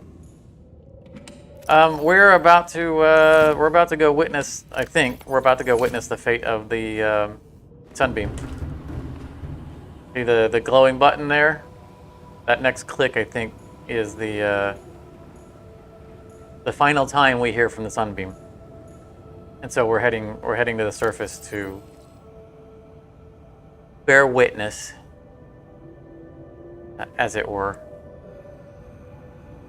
Leave it magnetite here.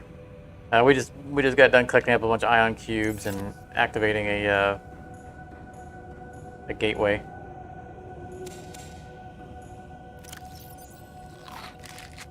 But given the gravity of what's getting ready to happen, we don't want to use the teleporter to get up there because it's a lot of running through buildings and a underwater tunnel that we have to go through. So we're just going up to the surface and we're going to use the sea moth to go over there. And do a little bit of crafting while we're up there.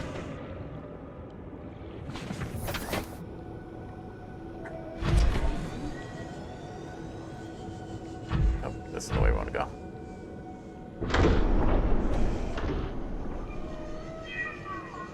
So we're leaving the Cyclops parked.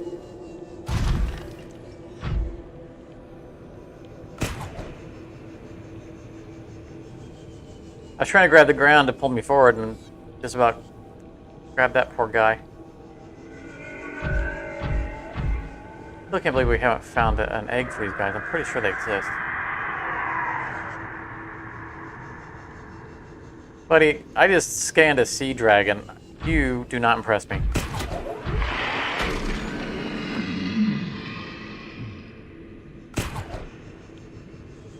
Oh, I just missed it. My forward momentum. There we go.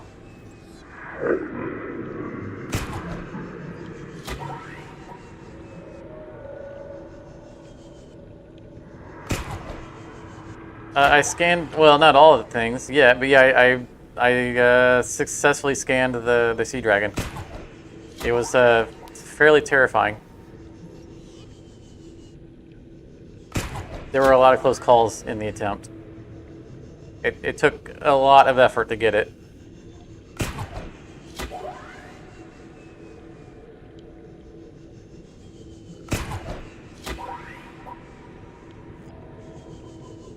We need to hang for a minute and get our juices back up.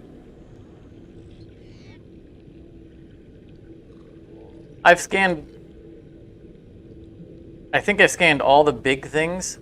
I think that the scanning the juvenile ghost leviathan counts as scanning a ghost leviathan. Don't do it.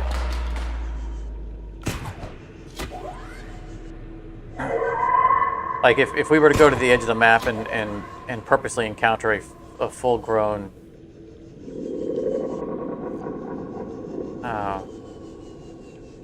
ghost leviathan, I don't think we'd be able to scan anymore. I think we're already credited for it.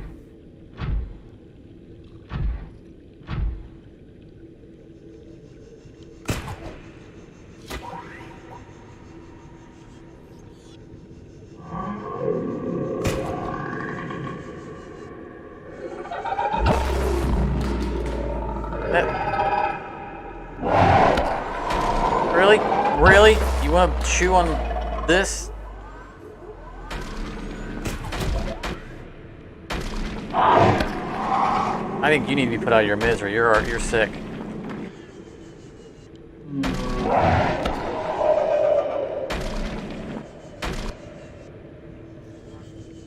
That was a mercy kill.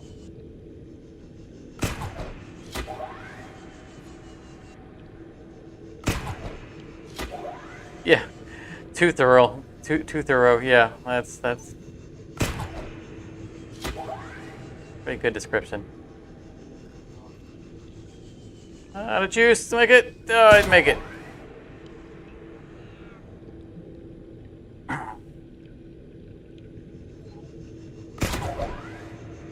Oh, fine.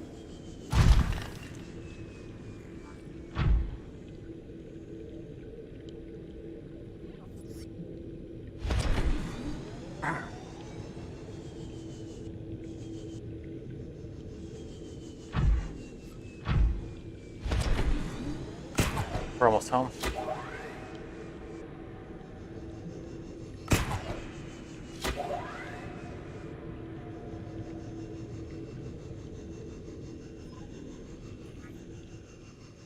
Grapple something soon.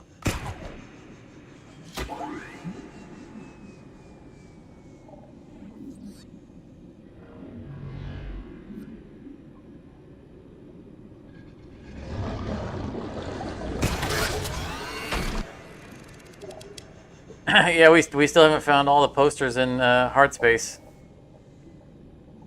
Oh, I missed the ledge.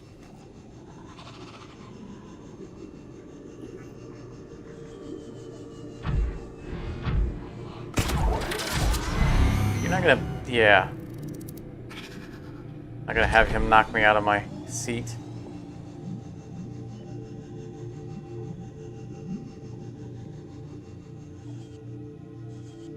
I've been thinking a lot about that with the whole hard space thing. It's like, you know, audience attendance for Hard Space has dropped off considerably.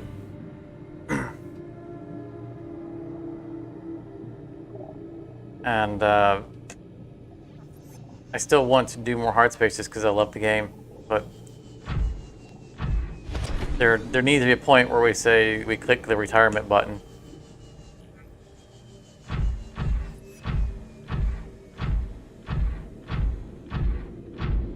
And I think that's probably a sooner rather than later thing.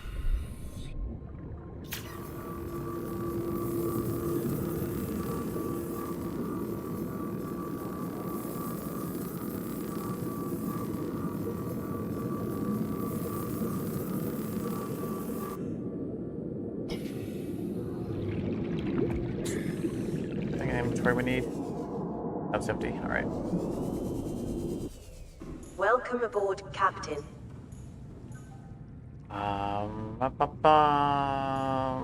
Gold and what? What do we need? Silver. Then silicone rubber, which is clusters, right? It's not the kelp itself. Yes. Sweet. It's in twos, so do we have a spare sitting around?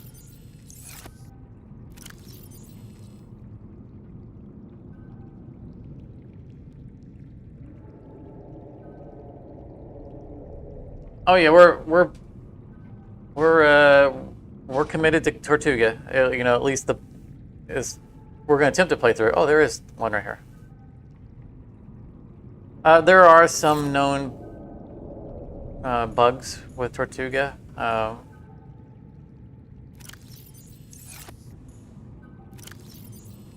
So far, I haven't run into what I consider to be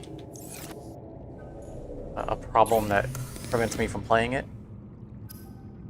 The only real danger that we have is that it's possible to get to a point to where the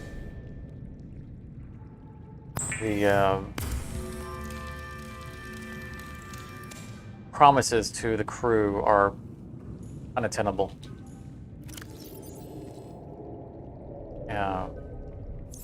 We may or may not run into that. I don't know if I don't know what triggers it, because there has been disagreement on Discord about some people who don't have that problem and some who do. And there is right at the beginning of the game in the tutorial, they tell you directly, don't overpromise stuff, otherwise the crew will start to want a lot more stuff. And so it's entirely possible that the people who are having that problem are the people who are just filling every slot, you know, early on and promising the world and causing it to escalate. So it may not even be a bug. The game's too young for us to know, you know, there aren't enough people with expertise in it who've run into both sides of it. Right now it's speculation. Signs stabilizing. So that would be the only thing that I consider a bug that is really a problem for us. That could be a problem for us.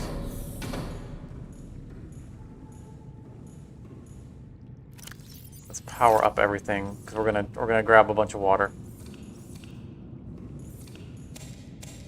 But I definitely intend to play it in Livestream until we either beat it or until we can't play it anymore due to running into a situation like that.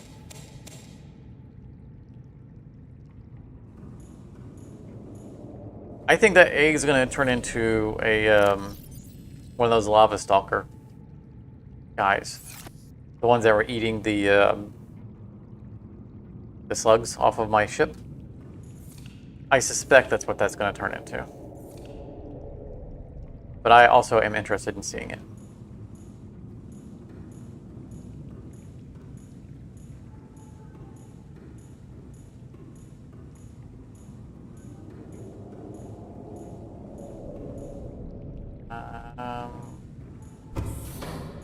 Oh, by the way, we got a new poster. Speaking of posters.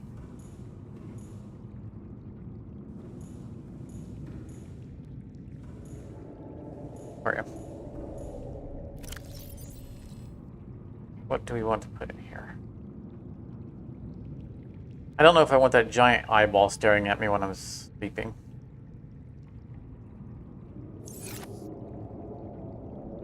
We'll put that guy in there. We also got the miniature of the Aurora.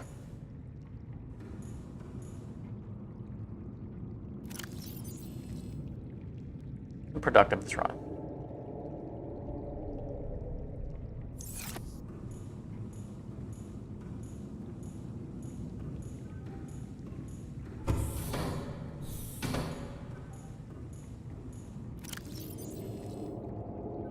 I think we're going to keep a few ion cubes on us. You never know.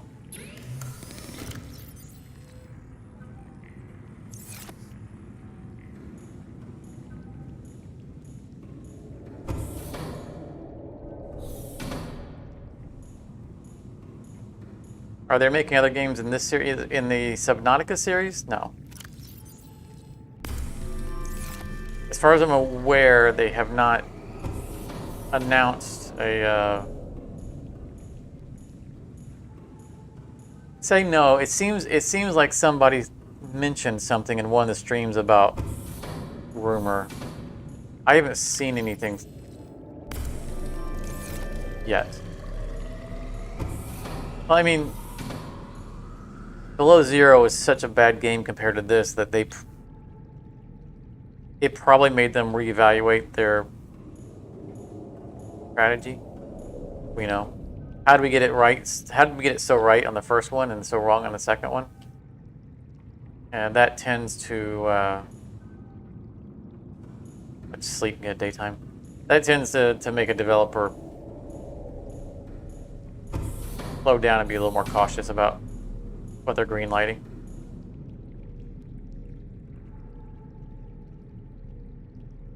I mean, the original Subnautica had some really big shoes to fill. They got it so right on the first shot.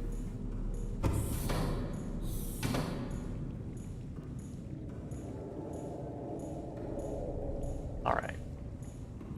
Maxing out our stats. Pressing the button on the radio. Hoping it's the last thing for the Sunbeam because we came all the way up here for that.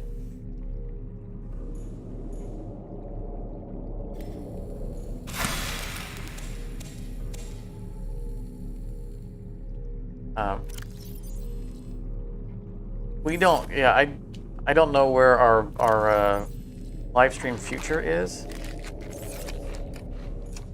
because we're not far from beating this game. That's the last one. There we go.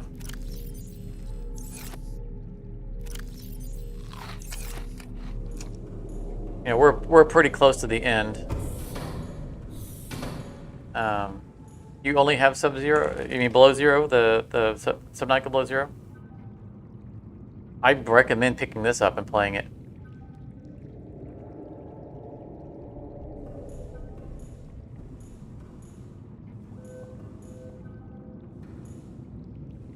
Yeah, I mean, Karate, you're saying they were posting jobs for well, potentially for this game. Hopefully. And I'm fine with them taking their time. Anything else we need to do before we leave? Just press the button. Oh, I know what. I'm walking in circles because this is why. I want to get some food.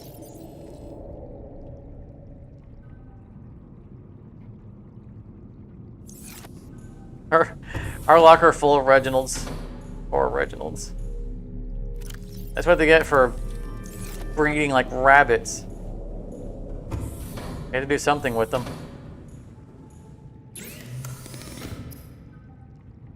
Oh, what new item do we have? Oh, it's just the tablet.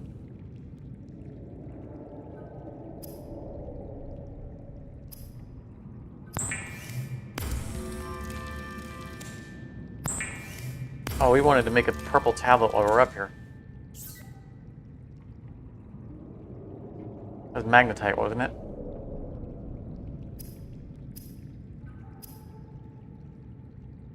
diamonds.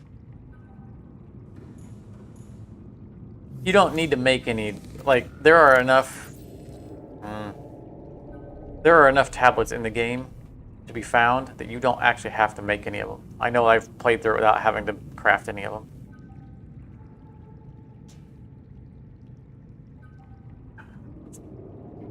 Do it anyway.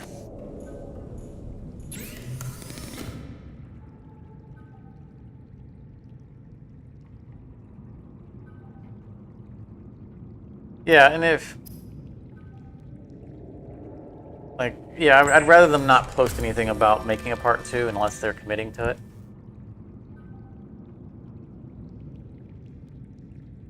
You know, I don't want to get my hopes up. I mean, obviously they're still interested. I mean, the reason we're playing through it right now is because they retrofitted this version of the game from part 1 or part 2 or the expansion. So they're clearly still working on the technology and the strategy for it. So it's entirely possible that they are working on part 2 and just haven't announced it.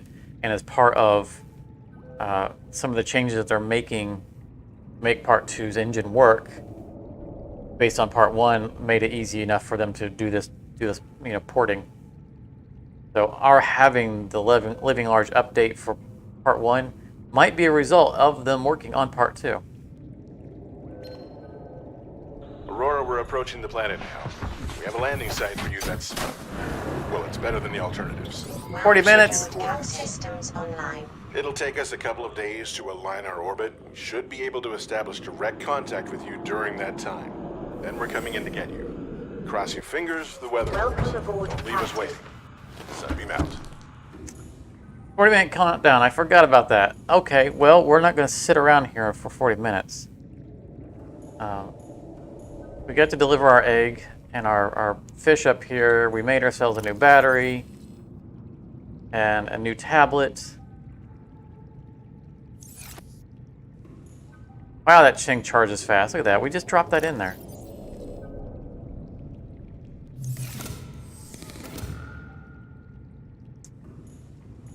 I think we just go back down. We're at 5.5 hours already in the stream. I mean, we're at this point, we're kind of sandbagging from just winning the game. I mean, there is still plenty for us to do, but we're more or less fully into story mode at this point.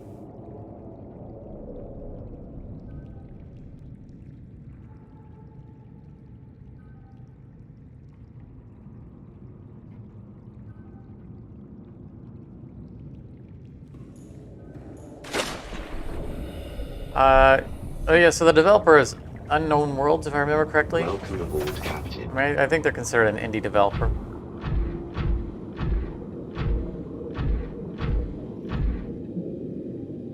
So from a size standpoint, being able to survive not going under during development.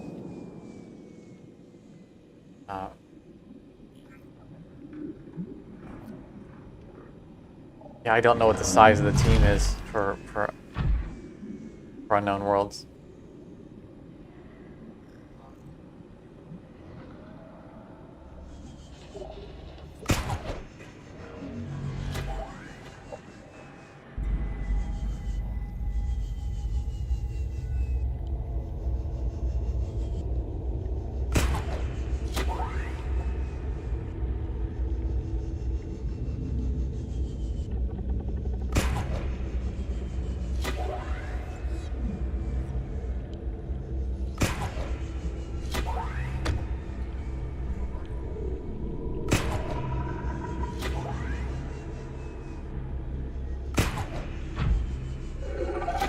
Ooh, barely caught that one.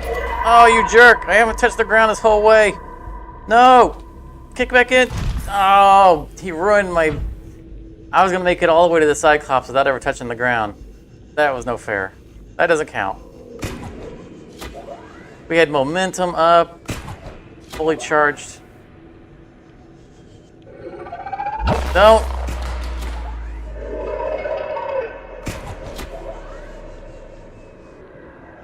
killed our rhythm. We had full jetpack and forward momentum going. We were cruising.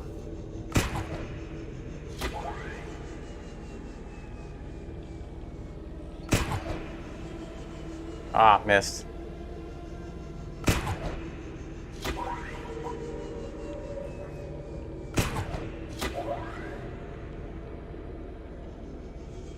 Oh, we lost our forward momentum there. There we go.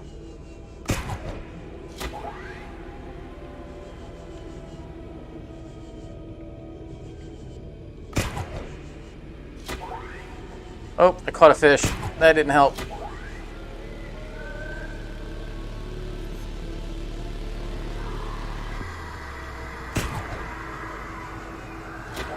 Woo.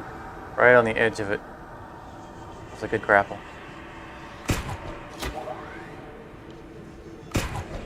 Further the grapple, the better the swing.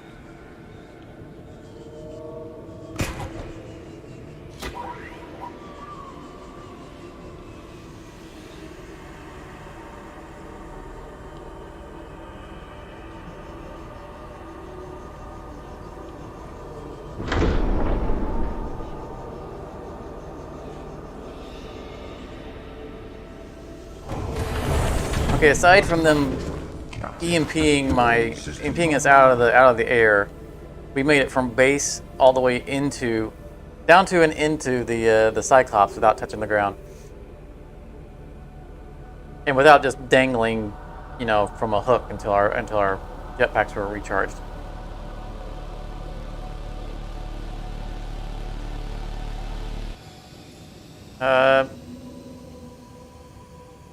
So you're looking forward to a game called Book of Hours?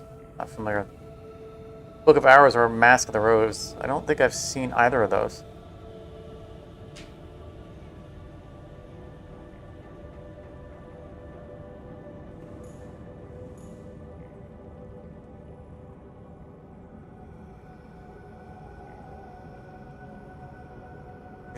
Some companies are having some of the companies that are having financial problems are focusing on multiplayer online only. Yeah, I'm so tired of. I mean, I appreciate multiplayer capability in games.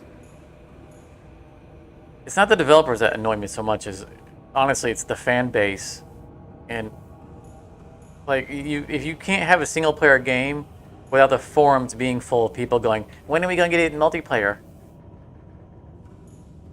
No. Single player games have a story that go with them, and if you try to shoehorn multiplayer into them, you ruin the story.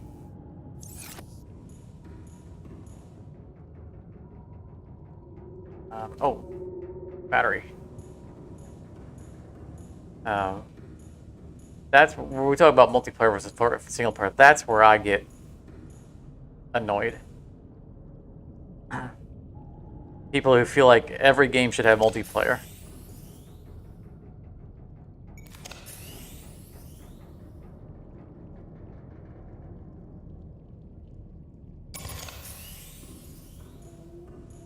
Let's throw this one on the charger.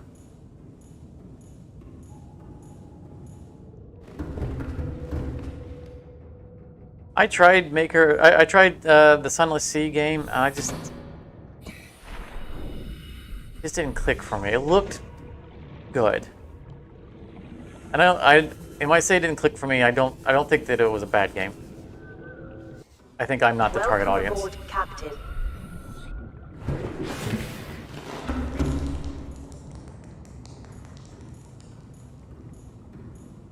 I wanted to play it, and I tried it, and I just couldn't get the rhythm of it.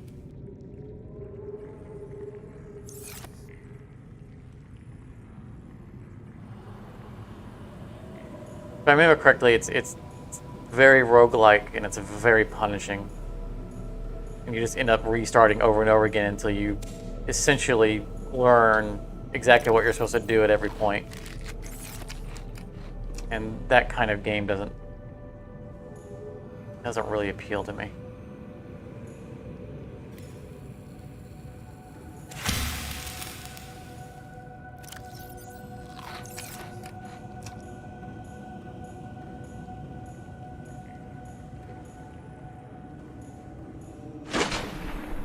mean, a lot of it has to do with, like, a game that punishes you for not having foreknowledge feels like a grind, and succeeding doesn't feel rewarding.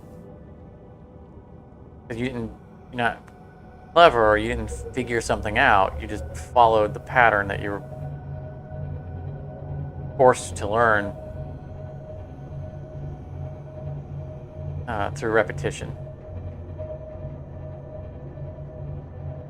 Like, we're going way back.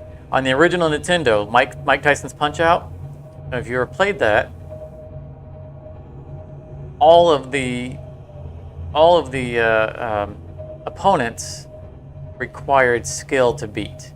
I mean, they had gimmicks, but you know, you could watch how they're behaving and react, and it took skill that you've learned and built up. But then you got to Mike Tyson himself, and Mike Tyson was one specific pattern. Couldn't beat him if you didn't know the very specific pattern and executed exactly right every time. And I never beat the game. And it wasn't because I couldn't beat Mike Tyson. It was because once I got to Mike Tyson and realized that that was the kind of fight it was, I completely lost all interest and dropped the game like a bad habit. I'm like, nope, done. Because I could beat everyone else from skill, you know, learning their weaknesses, learning their behavior, having to react and act, and you know, it was this game of skill. And then it went to a quick time event. Is what the best way I can describe the Mike Tyson fight.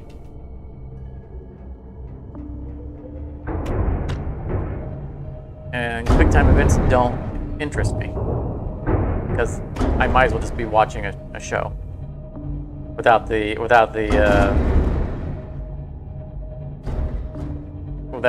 need to be their little puppet that presses the exact button that they tell me to right when it's time to press that button.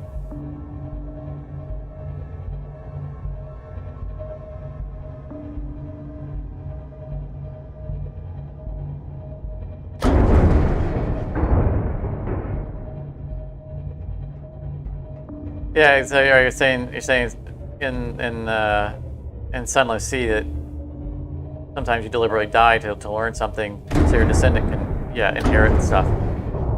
Like I don't mind, like I play plenty of roguelike games, and I don't mind roguelike games that benefit from previous runs. But just what I played of it, I never felt like I was doing anything intelligent. I felt like I was more or less picking random buttons and options and hoping that it worked out. And if it did work out, then great, that's something I need to remember for the next run. There weren't, you know, variables that you detective figure out, you know. And it just couldn't, you know, it felt too punishing of, you know, you got one mistake, then you have to start over and you have to grind your way through all of it to get back to where you were.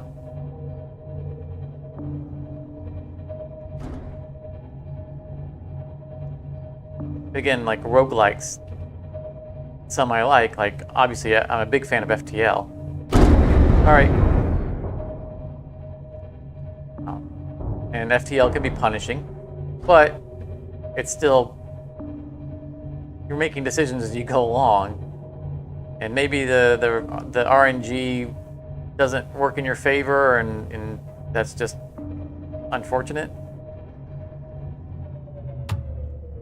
But you can, you know, you can mitigate your luck through good decision making a lot of times.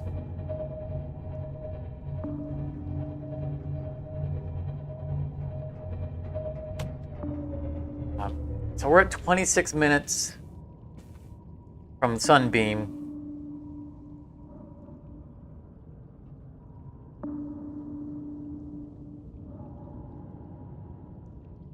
If we go much further, we're going to have to come back up to meet up with the Sunbeam.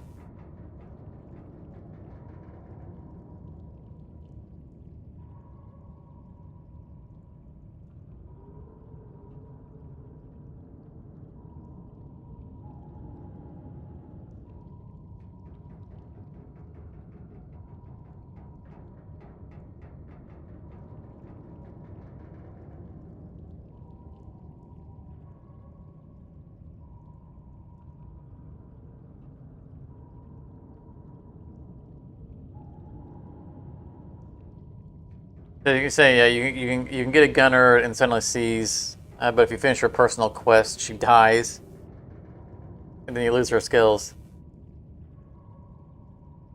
Yeah, I mean, again, I'm not going to call it a bad game.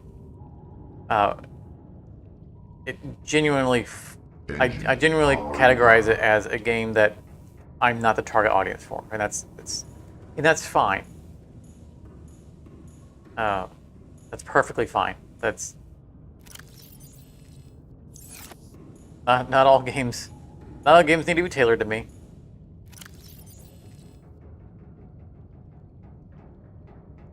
What do we want to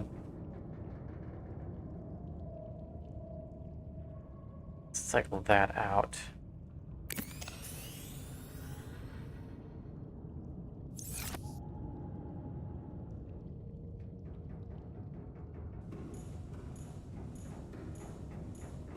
But the games that force you, like, you have to die and start over and over again to actually make progress, those are called idlers. That's what idling games do.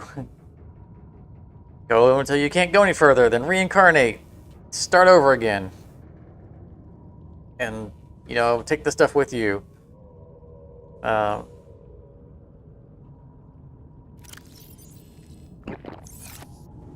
So that's a thing.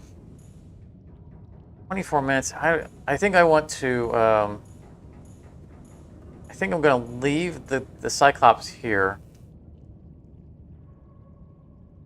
and I'm going to bounce around a bit in the prawn. I remember there being a giant caldera that lets down to the is one of the ways, like, I always consider it to be the secret way into the final area, because it's real easy to miss the tiny little tunnel attached to it.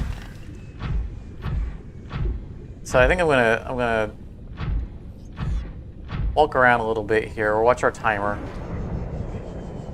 and just see if I can get eyes on it, kind of remember where it's at.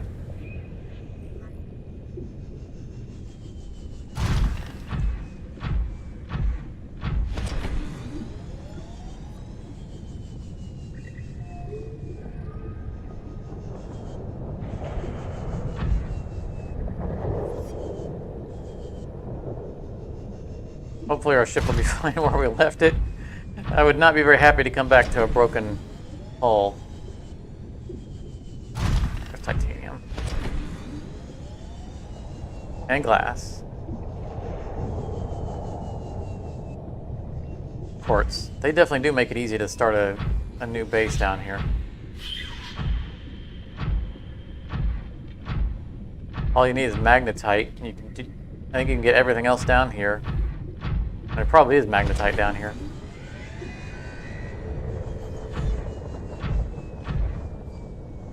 Right, that guy right there, I think that's what our the egg that we found. I think it's going to be one of those.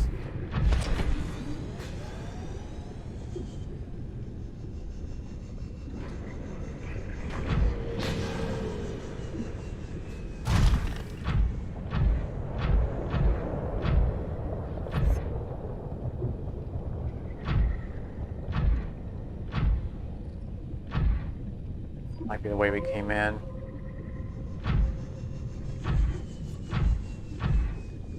Are we carrying a beacon on us?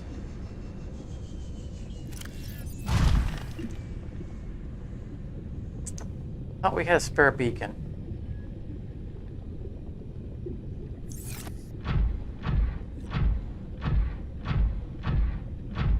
Probably wouldn't hurt for us to beacon the entrance.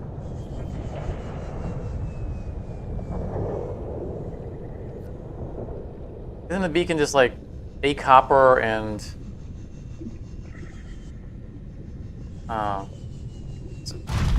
copper and a titanium? We might have that on the ship.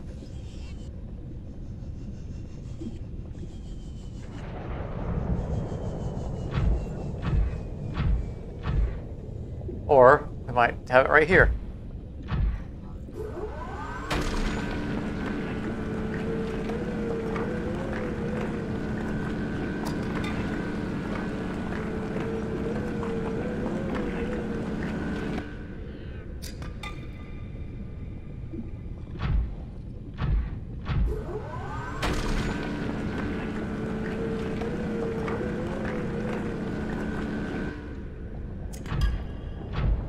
Let's grab one more.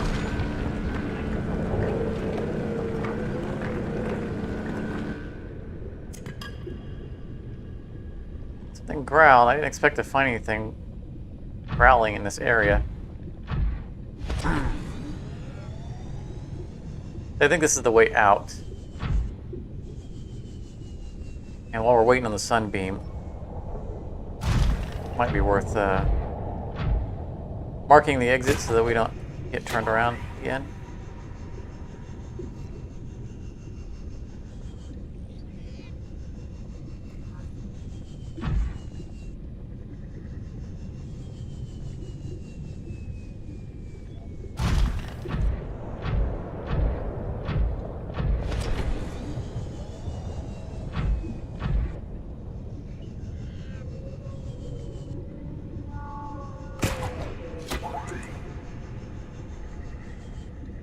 Wait.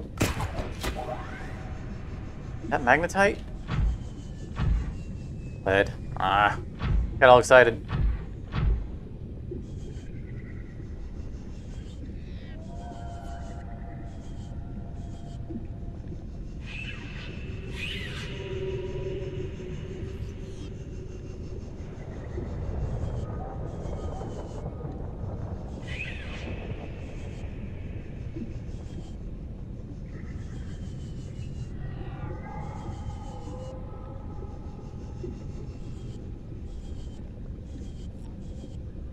Made some distance on that jetpack, didn't we?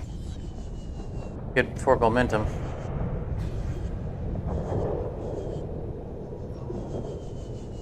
Down right here.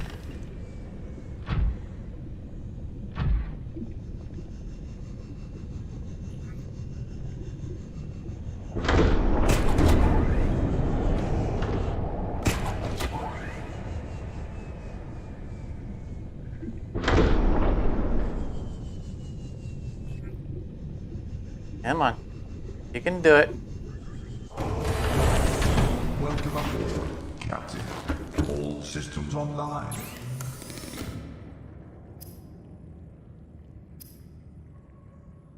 You can...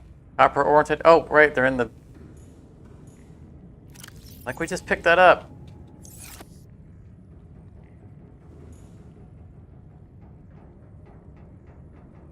I haven't played Death Stranding. I have an image in my head of the picture of the game. I don't think it ever drew me in to play it, but I don't remember specifically what my opinion of it was, or why it is that I didn't pick it up.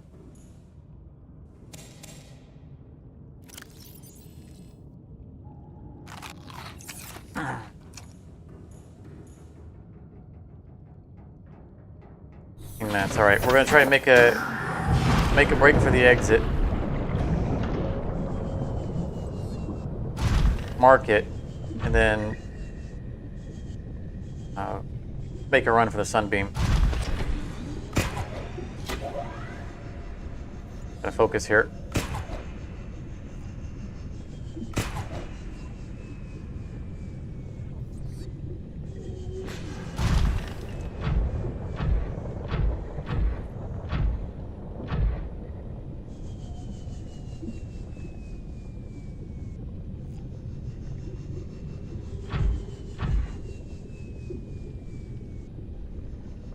When I did that little walk around, I didn't see the there I was looking for. It's fine. Where we're going is over here.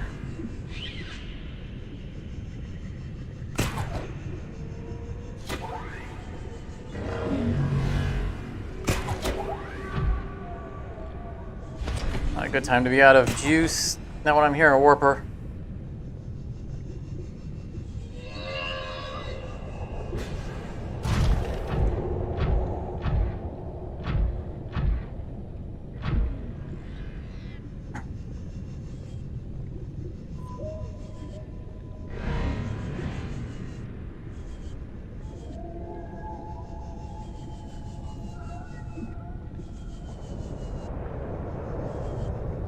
I feel like we missed the exit. That's looking cool.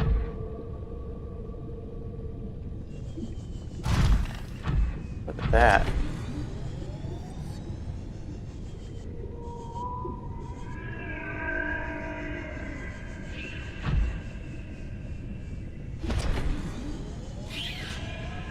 So there is Cyclops.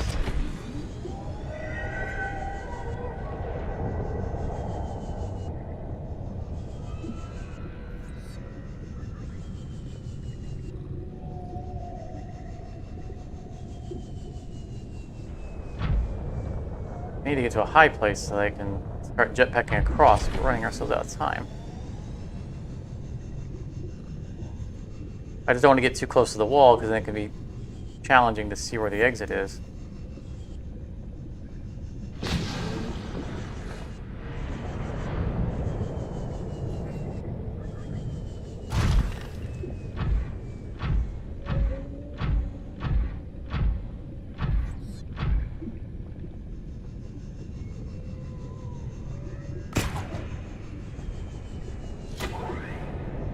There we go, got a good swing in.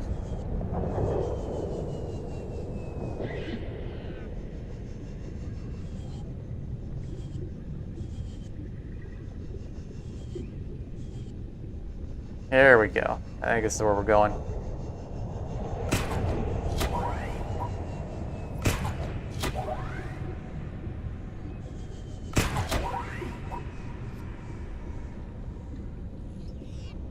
Probably want to put the beacon around here. We don't need to take it all the way down. We need to see where the actual entrance is.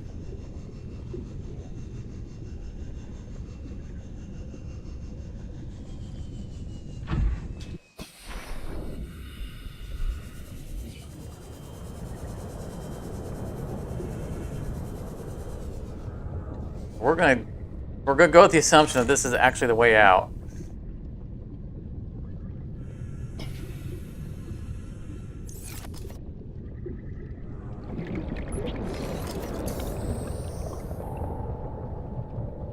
And next time we follow it, if it doesn't take us out, then we'll adjust.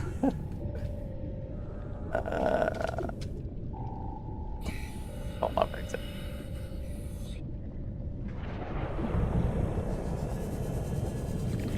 We're at 12 minutes. So we gotta make it. Gotta make for the surface. Welcome aboard, Captain.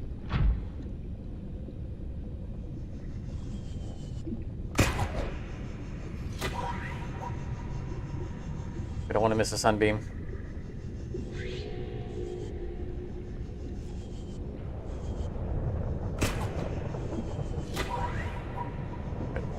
Maybe get high ground so I can jetpack.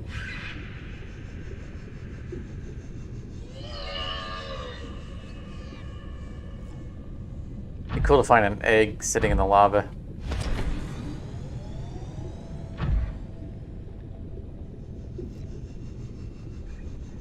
One good swing. There we go. That'll carry us.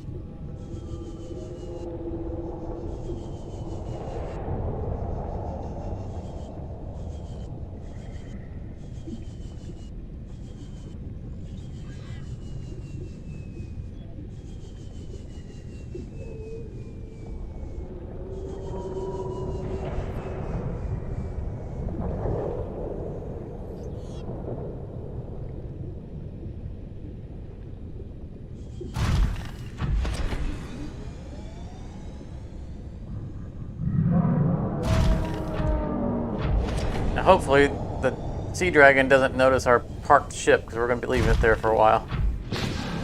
It's not as well secured against the ground and the wall as it was in the previous safe location.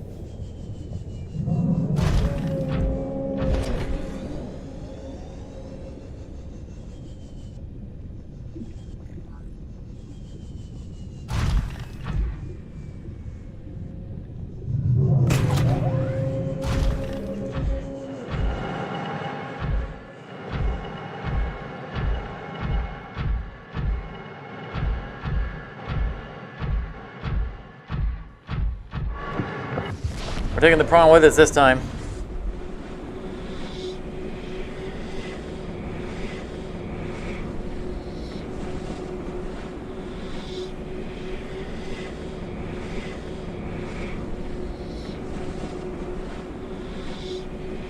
I've got a list of a few games I'll keep an eye on.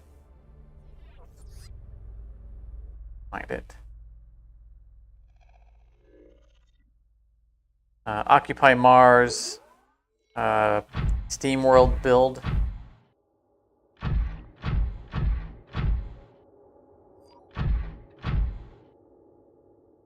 Some other ones, simulators are supposed to come up this year.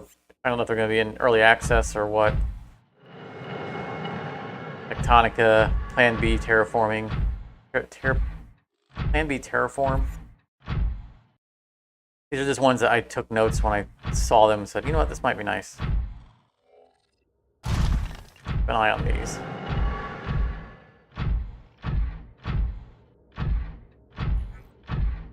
Oh, no. Way out of here.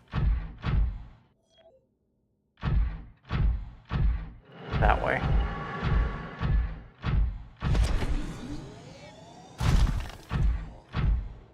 Yep, there's the moon pool.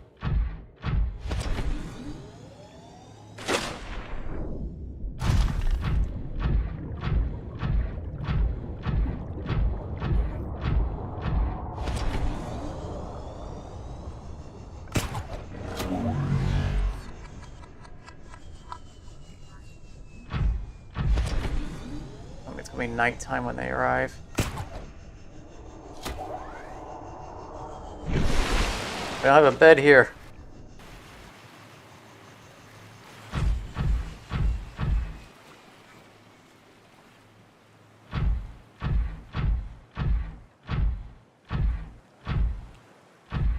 You know, there used to be a trick for getting up the sides of mountains with the jetpack. I don't know if it still works.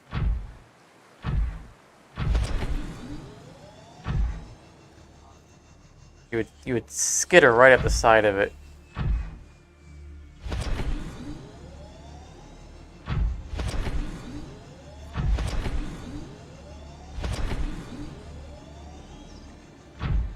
And obviously I can just do that. You can get up on top of this mountain legit on foot as well.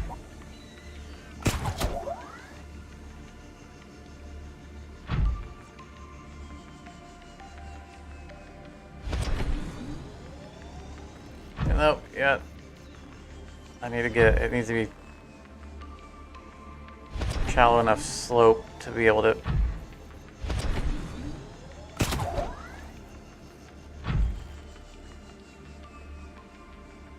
want a good vantage point.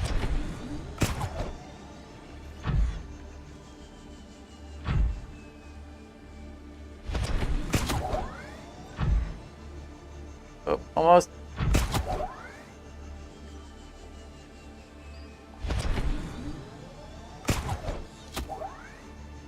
I have no idea what we're hanging on to now.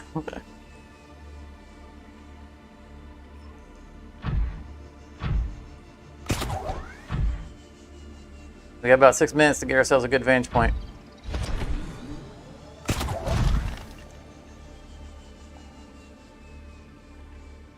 Let's go around and find the normal way up. I literally just want to be on that ledge, because that ledge would give us... It's going to come in from right there.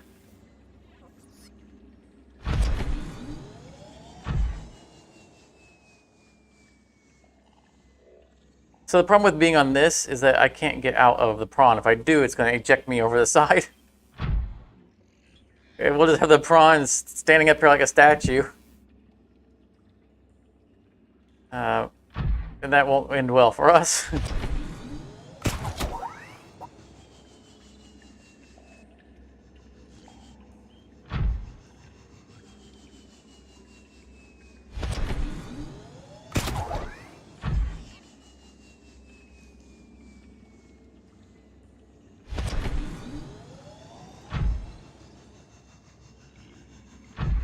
Okay.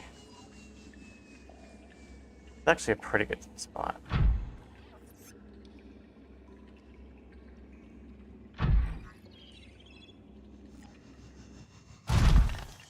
But I count myself. I don't remember if we have to go around the inside and come out of cave. It's been so long since I've climbed this mountain, I don't remember. I feel like it's all external.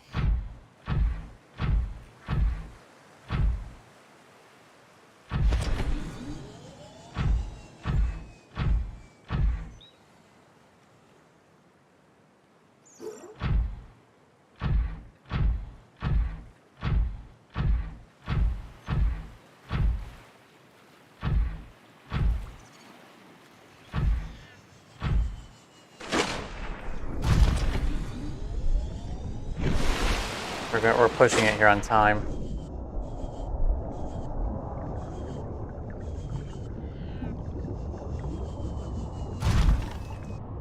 I wouldn't say you're dated. There's some years there are good games and some years there just aren't. You know, that's the way it goes.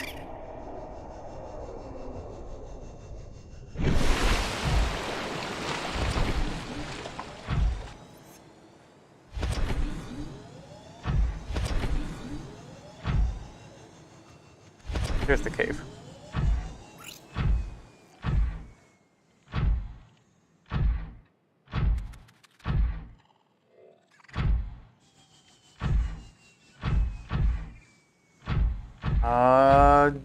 Go get through there in this. 3 minutes. I think we probably just make a run for the other side, back where we were. We had a pretty good vantage point, but I don't want to risk getting out and trying to run up there on foot, looking for that one spot.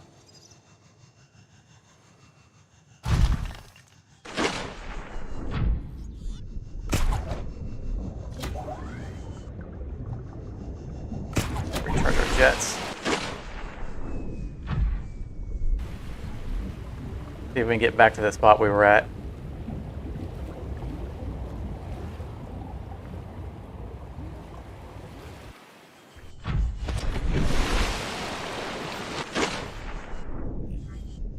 Jump jets don't work too well when you're out of water.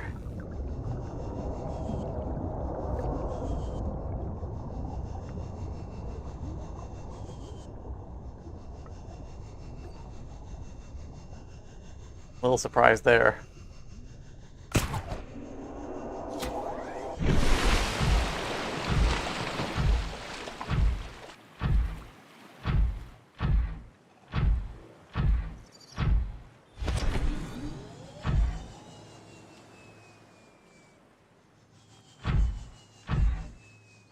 Oh, there was a... Oh, there's another one. I don't think that's the one you're talking about, because I don't think we got past this one.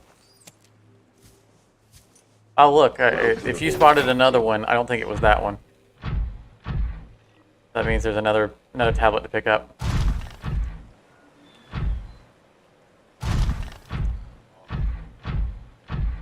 Where did we go up the first time? I think it was right here.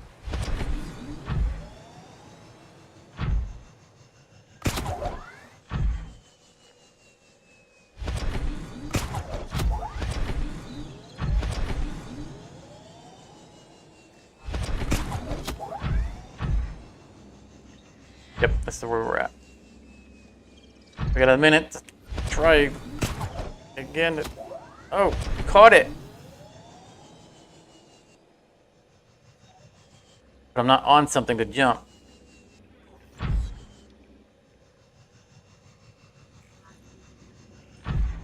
Alright.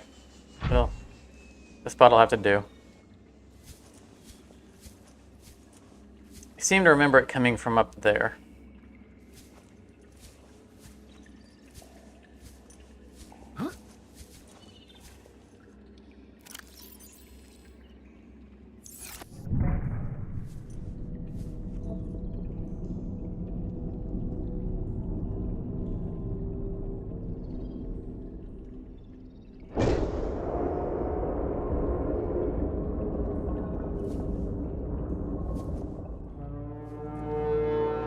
Go back! Sunbeam, go back!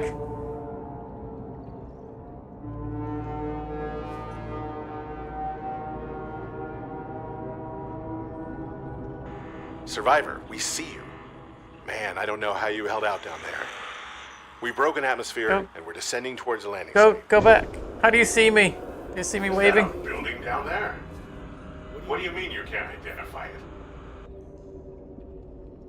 There it is. Hold on.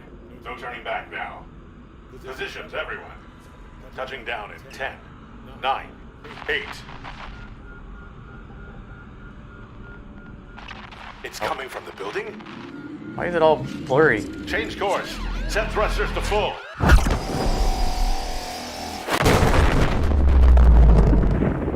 Oh.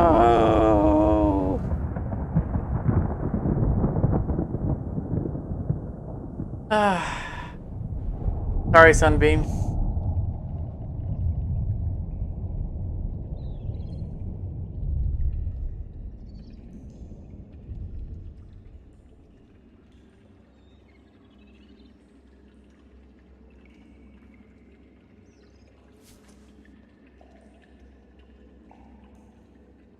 Xenonauts, wasn't that the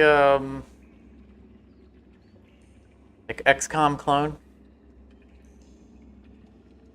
Here we got screenshots of that.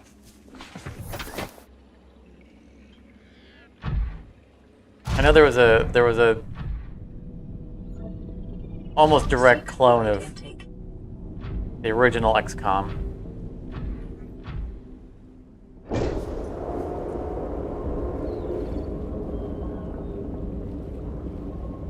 I don't know if I played it or not. I mean, I was a big fan of the original XCOM. Vital signs stabilizing. And when I say it's a clone, I certainly don't mean it in a derogatory means. Sometimes people run with a good idea and do a good job of it.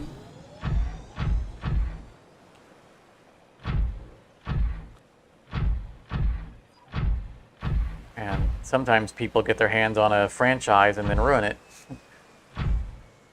Looking at you, Master of Orion 3. You said there was another tablet. We did look in this, poked our head in here, so maybe that was where you saw the tablet.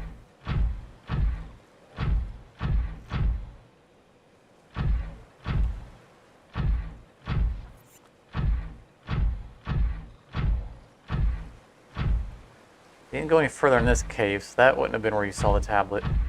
I said the tablet that we did pick up, we didn't go anywhere near it before, so that couldn't have been the one you saw.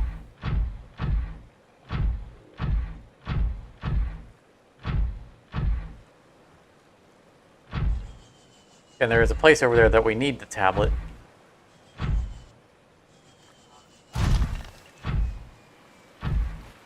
I'll check where the other place where we hit land.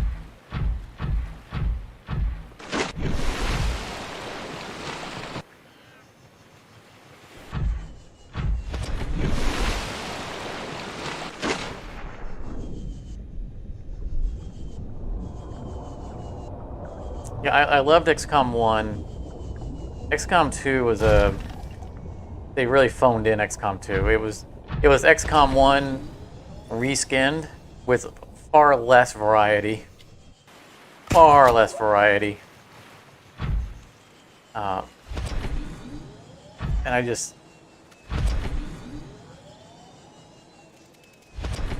couldn't bring myself to finish XCOM 2.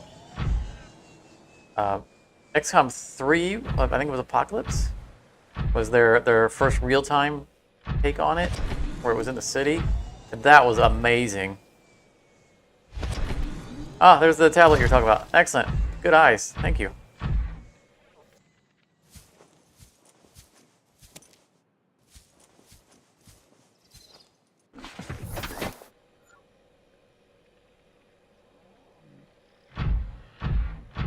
Let's go ahead and carry on this way so we get back to back in the moon pool and head back down.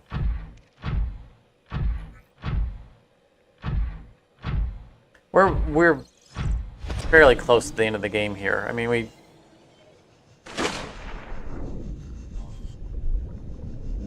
can go to the end area. Obviously, there's a task that we need to complete after that point.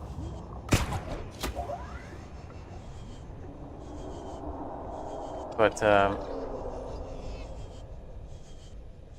what was that? That lead.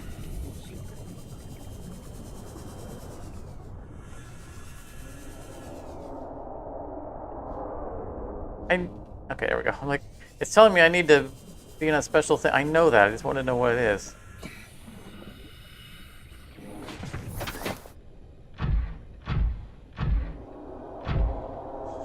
But next Subnautica session might be the last. We might end up beating it in the next session. I mean, I'm not eager to beat it, but I'm running out of things to show off and do. We've got our magnificent base that I am so very happy with, which was what prompted us to play the game again. There's the moon pool.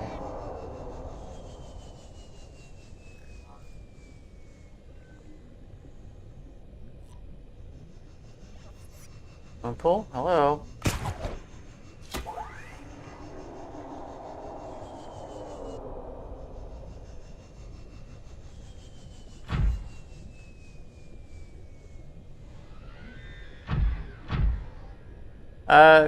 Have a good night, Mark. No, we're not going to finish the game. That's what I was just saying. We'll probably finish it next session. 2 sessions at the most. Oh, there's the moon pool right there. We're standing on top of it.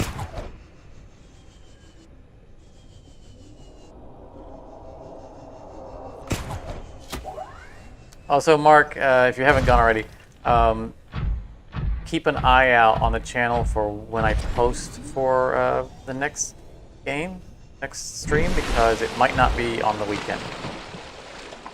The stream for this game. There's some things moving around in my world at the moment, and my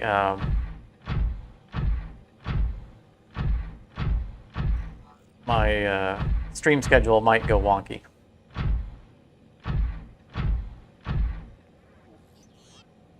I don't want to leave yet. We wanted to use one of those to open the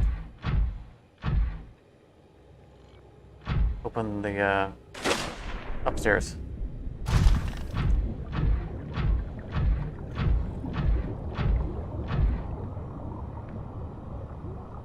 I'll post something when I know more, probably in a community post.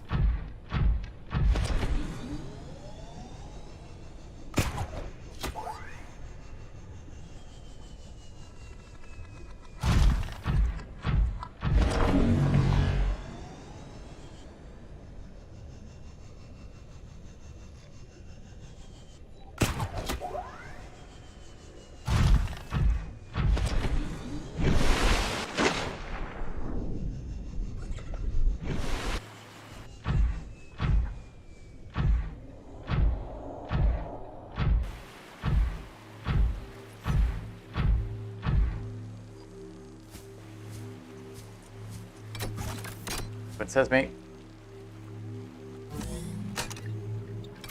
I like that little animation. Welcome aboard, Captain. I seem to remember this having... Yes. Scans indicate this structure is composed of a metal alloy with unprecedented integrity. No match is found in database. There was another way into here because you needed that to get out.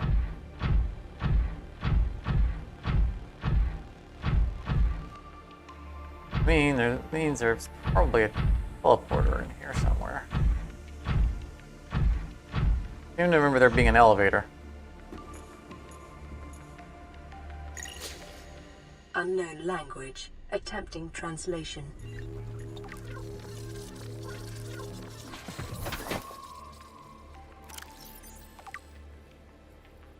They obviously expected us to to discover this a lot sooner.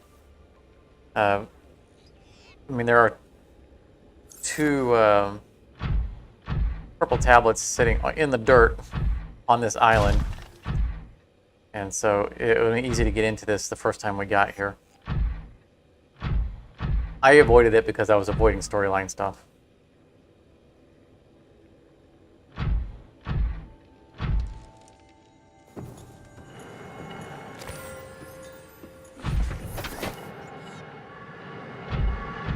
I feel like there's a transporter in here, but I don't think we can activate it from this side. Cannot ascertain whether their purpose is aesthetic or functional.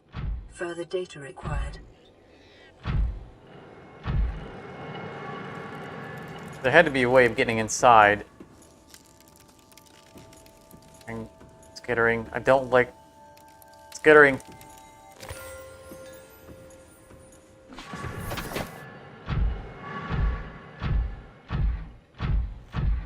I think the first time I found this place, I came from the other side. I just don't remember how. Unknown language. Attempting translation.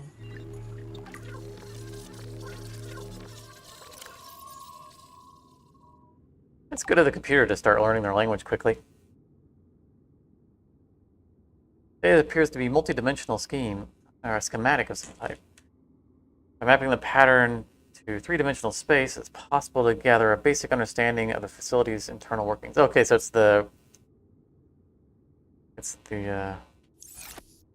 blueprint of the building we're in.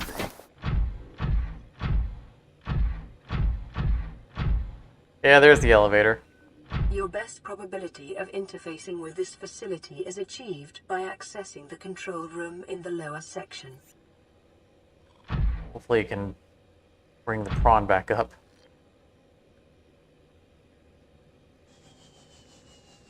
Woo!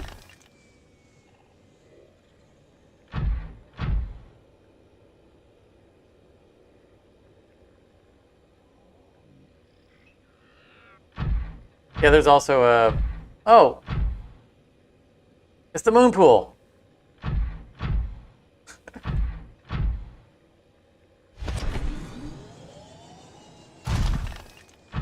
And that was the other way in. I forgot that this thing loops around to the moon pool.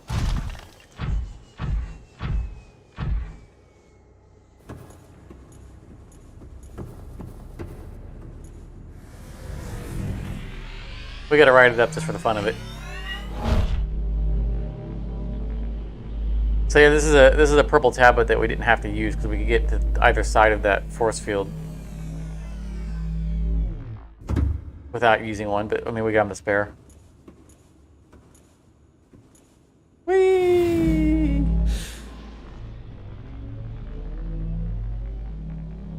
That's way more fun than riding it in the prawn. And at least the prawn was here for us still next time. This time when we came back, instead of being sunk into the floor.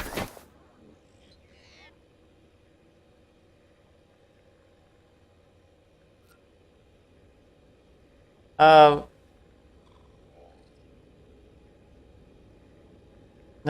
so the beach and the underwater. So the underwater, there's an underwater cave that has a purple. There might be an orange one. There isn't a green tablet. I don't think green tablet's a thing. Blue, orange, and purple.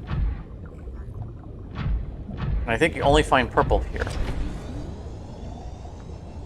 Wait a minute, where am I going? Don't need to leave here. The moon pool is where we needed to go. There is an underwater cave that definitely has a purple one. It's very close to here, and then there were two purples on the surface. Woo! We did find an orange one somewhere, I don't recall where.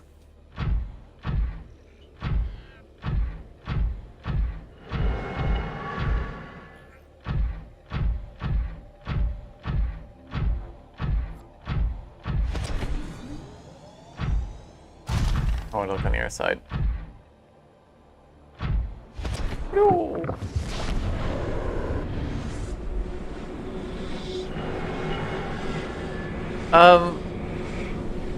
Let's see there. I thought there was a broken. I think there's a broken tablet on the beach just before the force field. That's the one we scanned. I thought it was a purple broken tablet. It could have been a different color.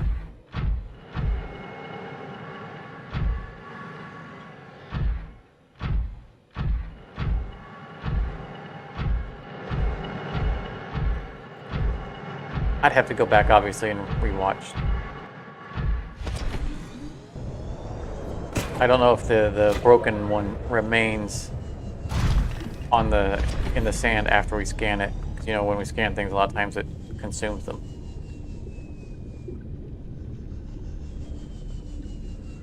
I don't know if going back there would even show us.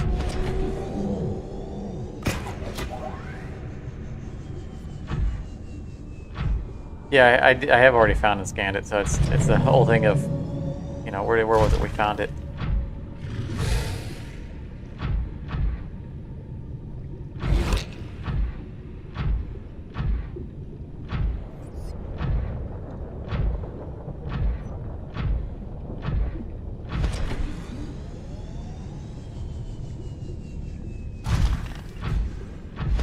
Well, the Ravens is still here. Has it made any friends while we were gone?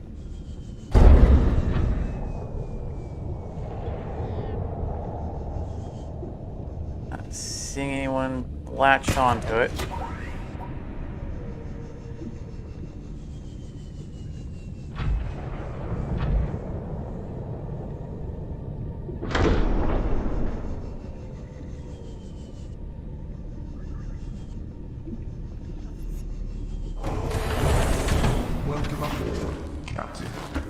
Systems online. Well, that's power. Ah, darn it, right on the front. Seek fluid intake.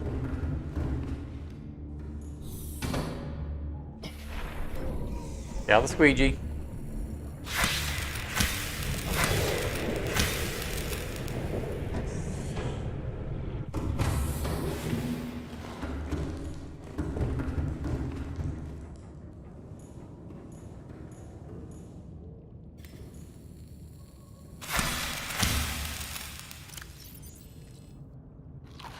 Vital signs stabilizing. We break the plant, replant it. I don't know how many cuts we have left.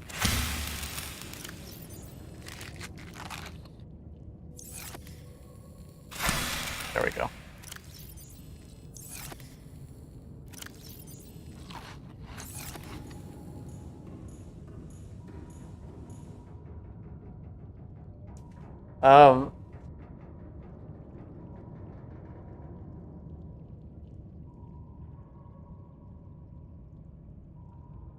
Pretty late into this. We should be wrapping soon. Powering up. I think I want to find that old caldera.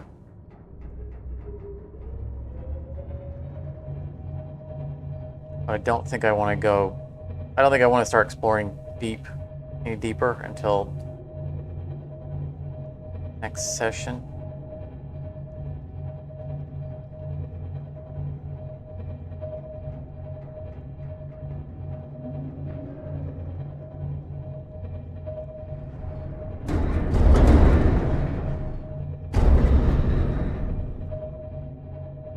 Oh, that skeleton is clearly a Reaper.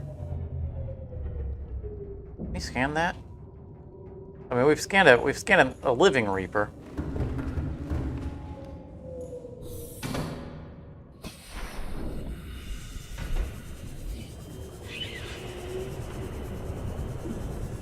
Yes, we can.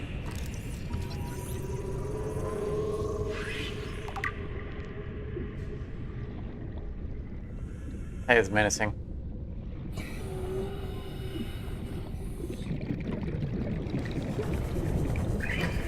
I saw that.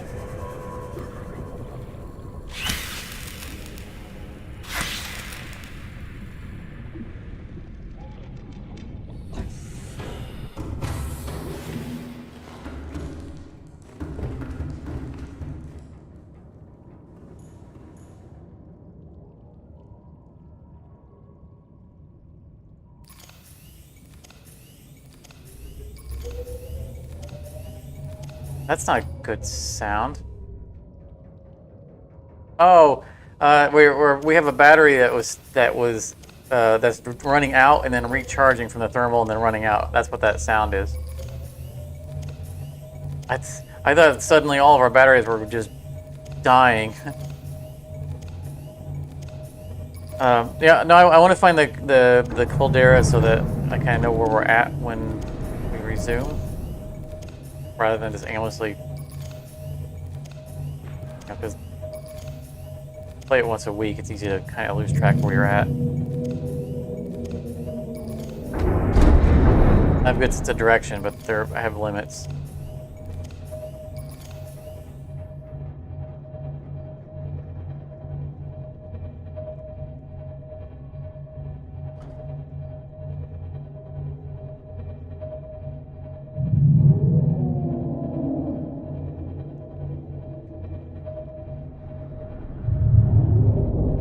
Oh!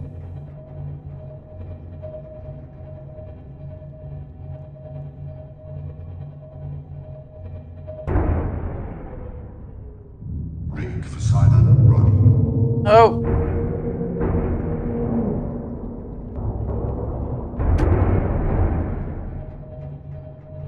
Running silent. Pay no attention to me. I don't know why, but there's been times where I feel like we should have taken damage and we haven't.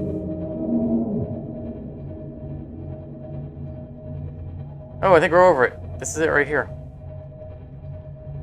Yep, this is it. This is what we're looking for. There's the... What is it with you guys following me everywhere?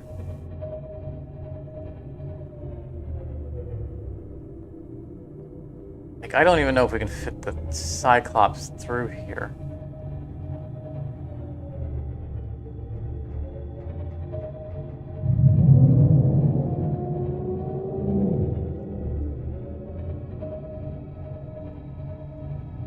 I don't want to explore that area. I mean, this is the end game area.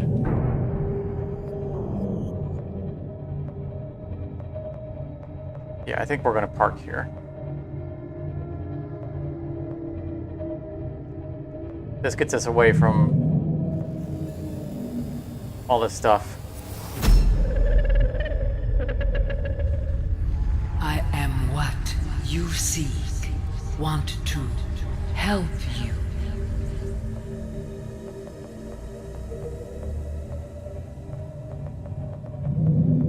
To a place where we're not getting constant warnings.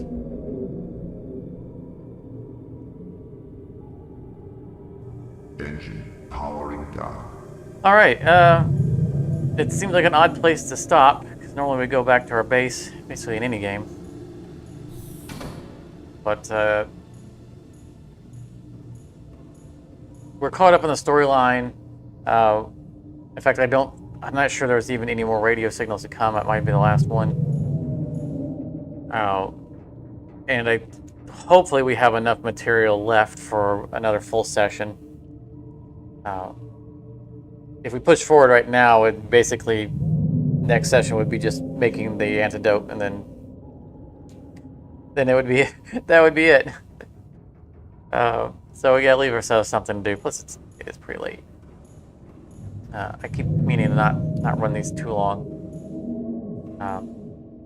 But I think we're gonna call it here. It's a really uncomfortable place to end. Next session we'll head down in there. We might find a bunch of other stuff to do because we still have all of the places to connect through the teleporters. But the whole point of the teleporters is just to help you get the materials that you need for the end quest anyway. So it's not like we don't have to bounce around the map trying to activate everything. You just activate them. Well, Liquid, hello. Nice of you to chime in. Have you been here all along? Plenty of suspense. Yeah, leave it on a cliffhanger, right? Leave them wanting. Isn't that what they say?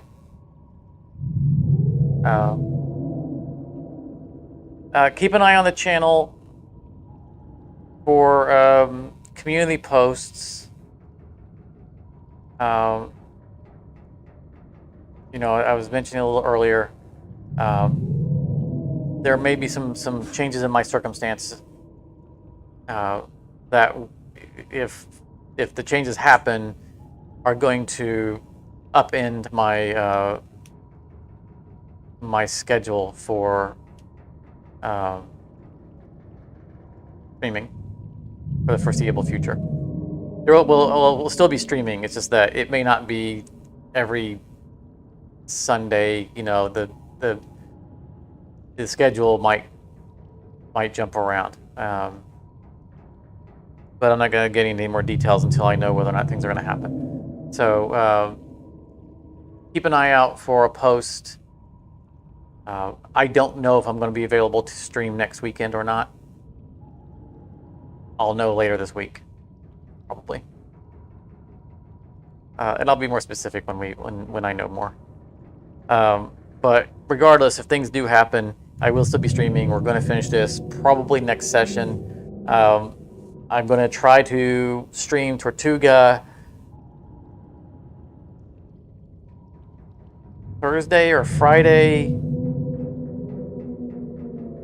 Right now we're assuming Tortuga on Thursday or Friday, and Subnautica on Sunday. I'll probably know by Tuesday or Wednesday whether or not my schedule is going to flip around. So we'll see how things go. But yep, this is what we're going to call it. We're going to call it on a suspense note. Down in the lava area, we know we can't go back home. Not easily. That's okay. But thank you guys for coming out. I appreciate it. I'm sorry we're wrapping up Liquid just as you get here. That's the way the cookie crumbles. Be sure to leave a like if you haven't. I think everybody who's here is subscribed. If you're watching this replay and haven't, then consider subscribing. And hopefully I'll see you guys later this week when we resume Tortuga. If not on the weekend, when we probably wrap this up. But thank you very much for coming out. Have a great night and have a great week. And we'll see you guys next time.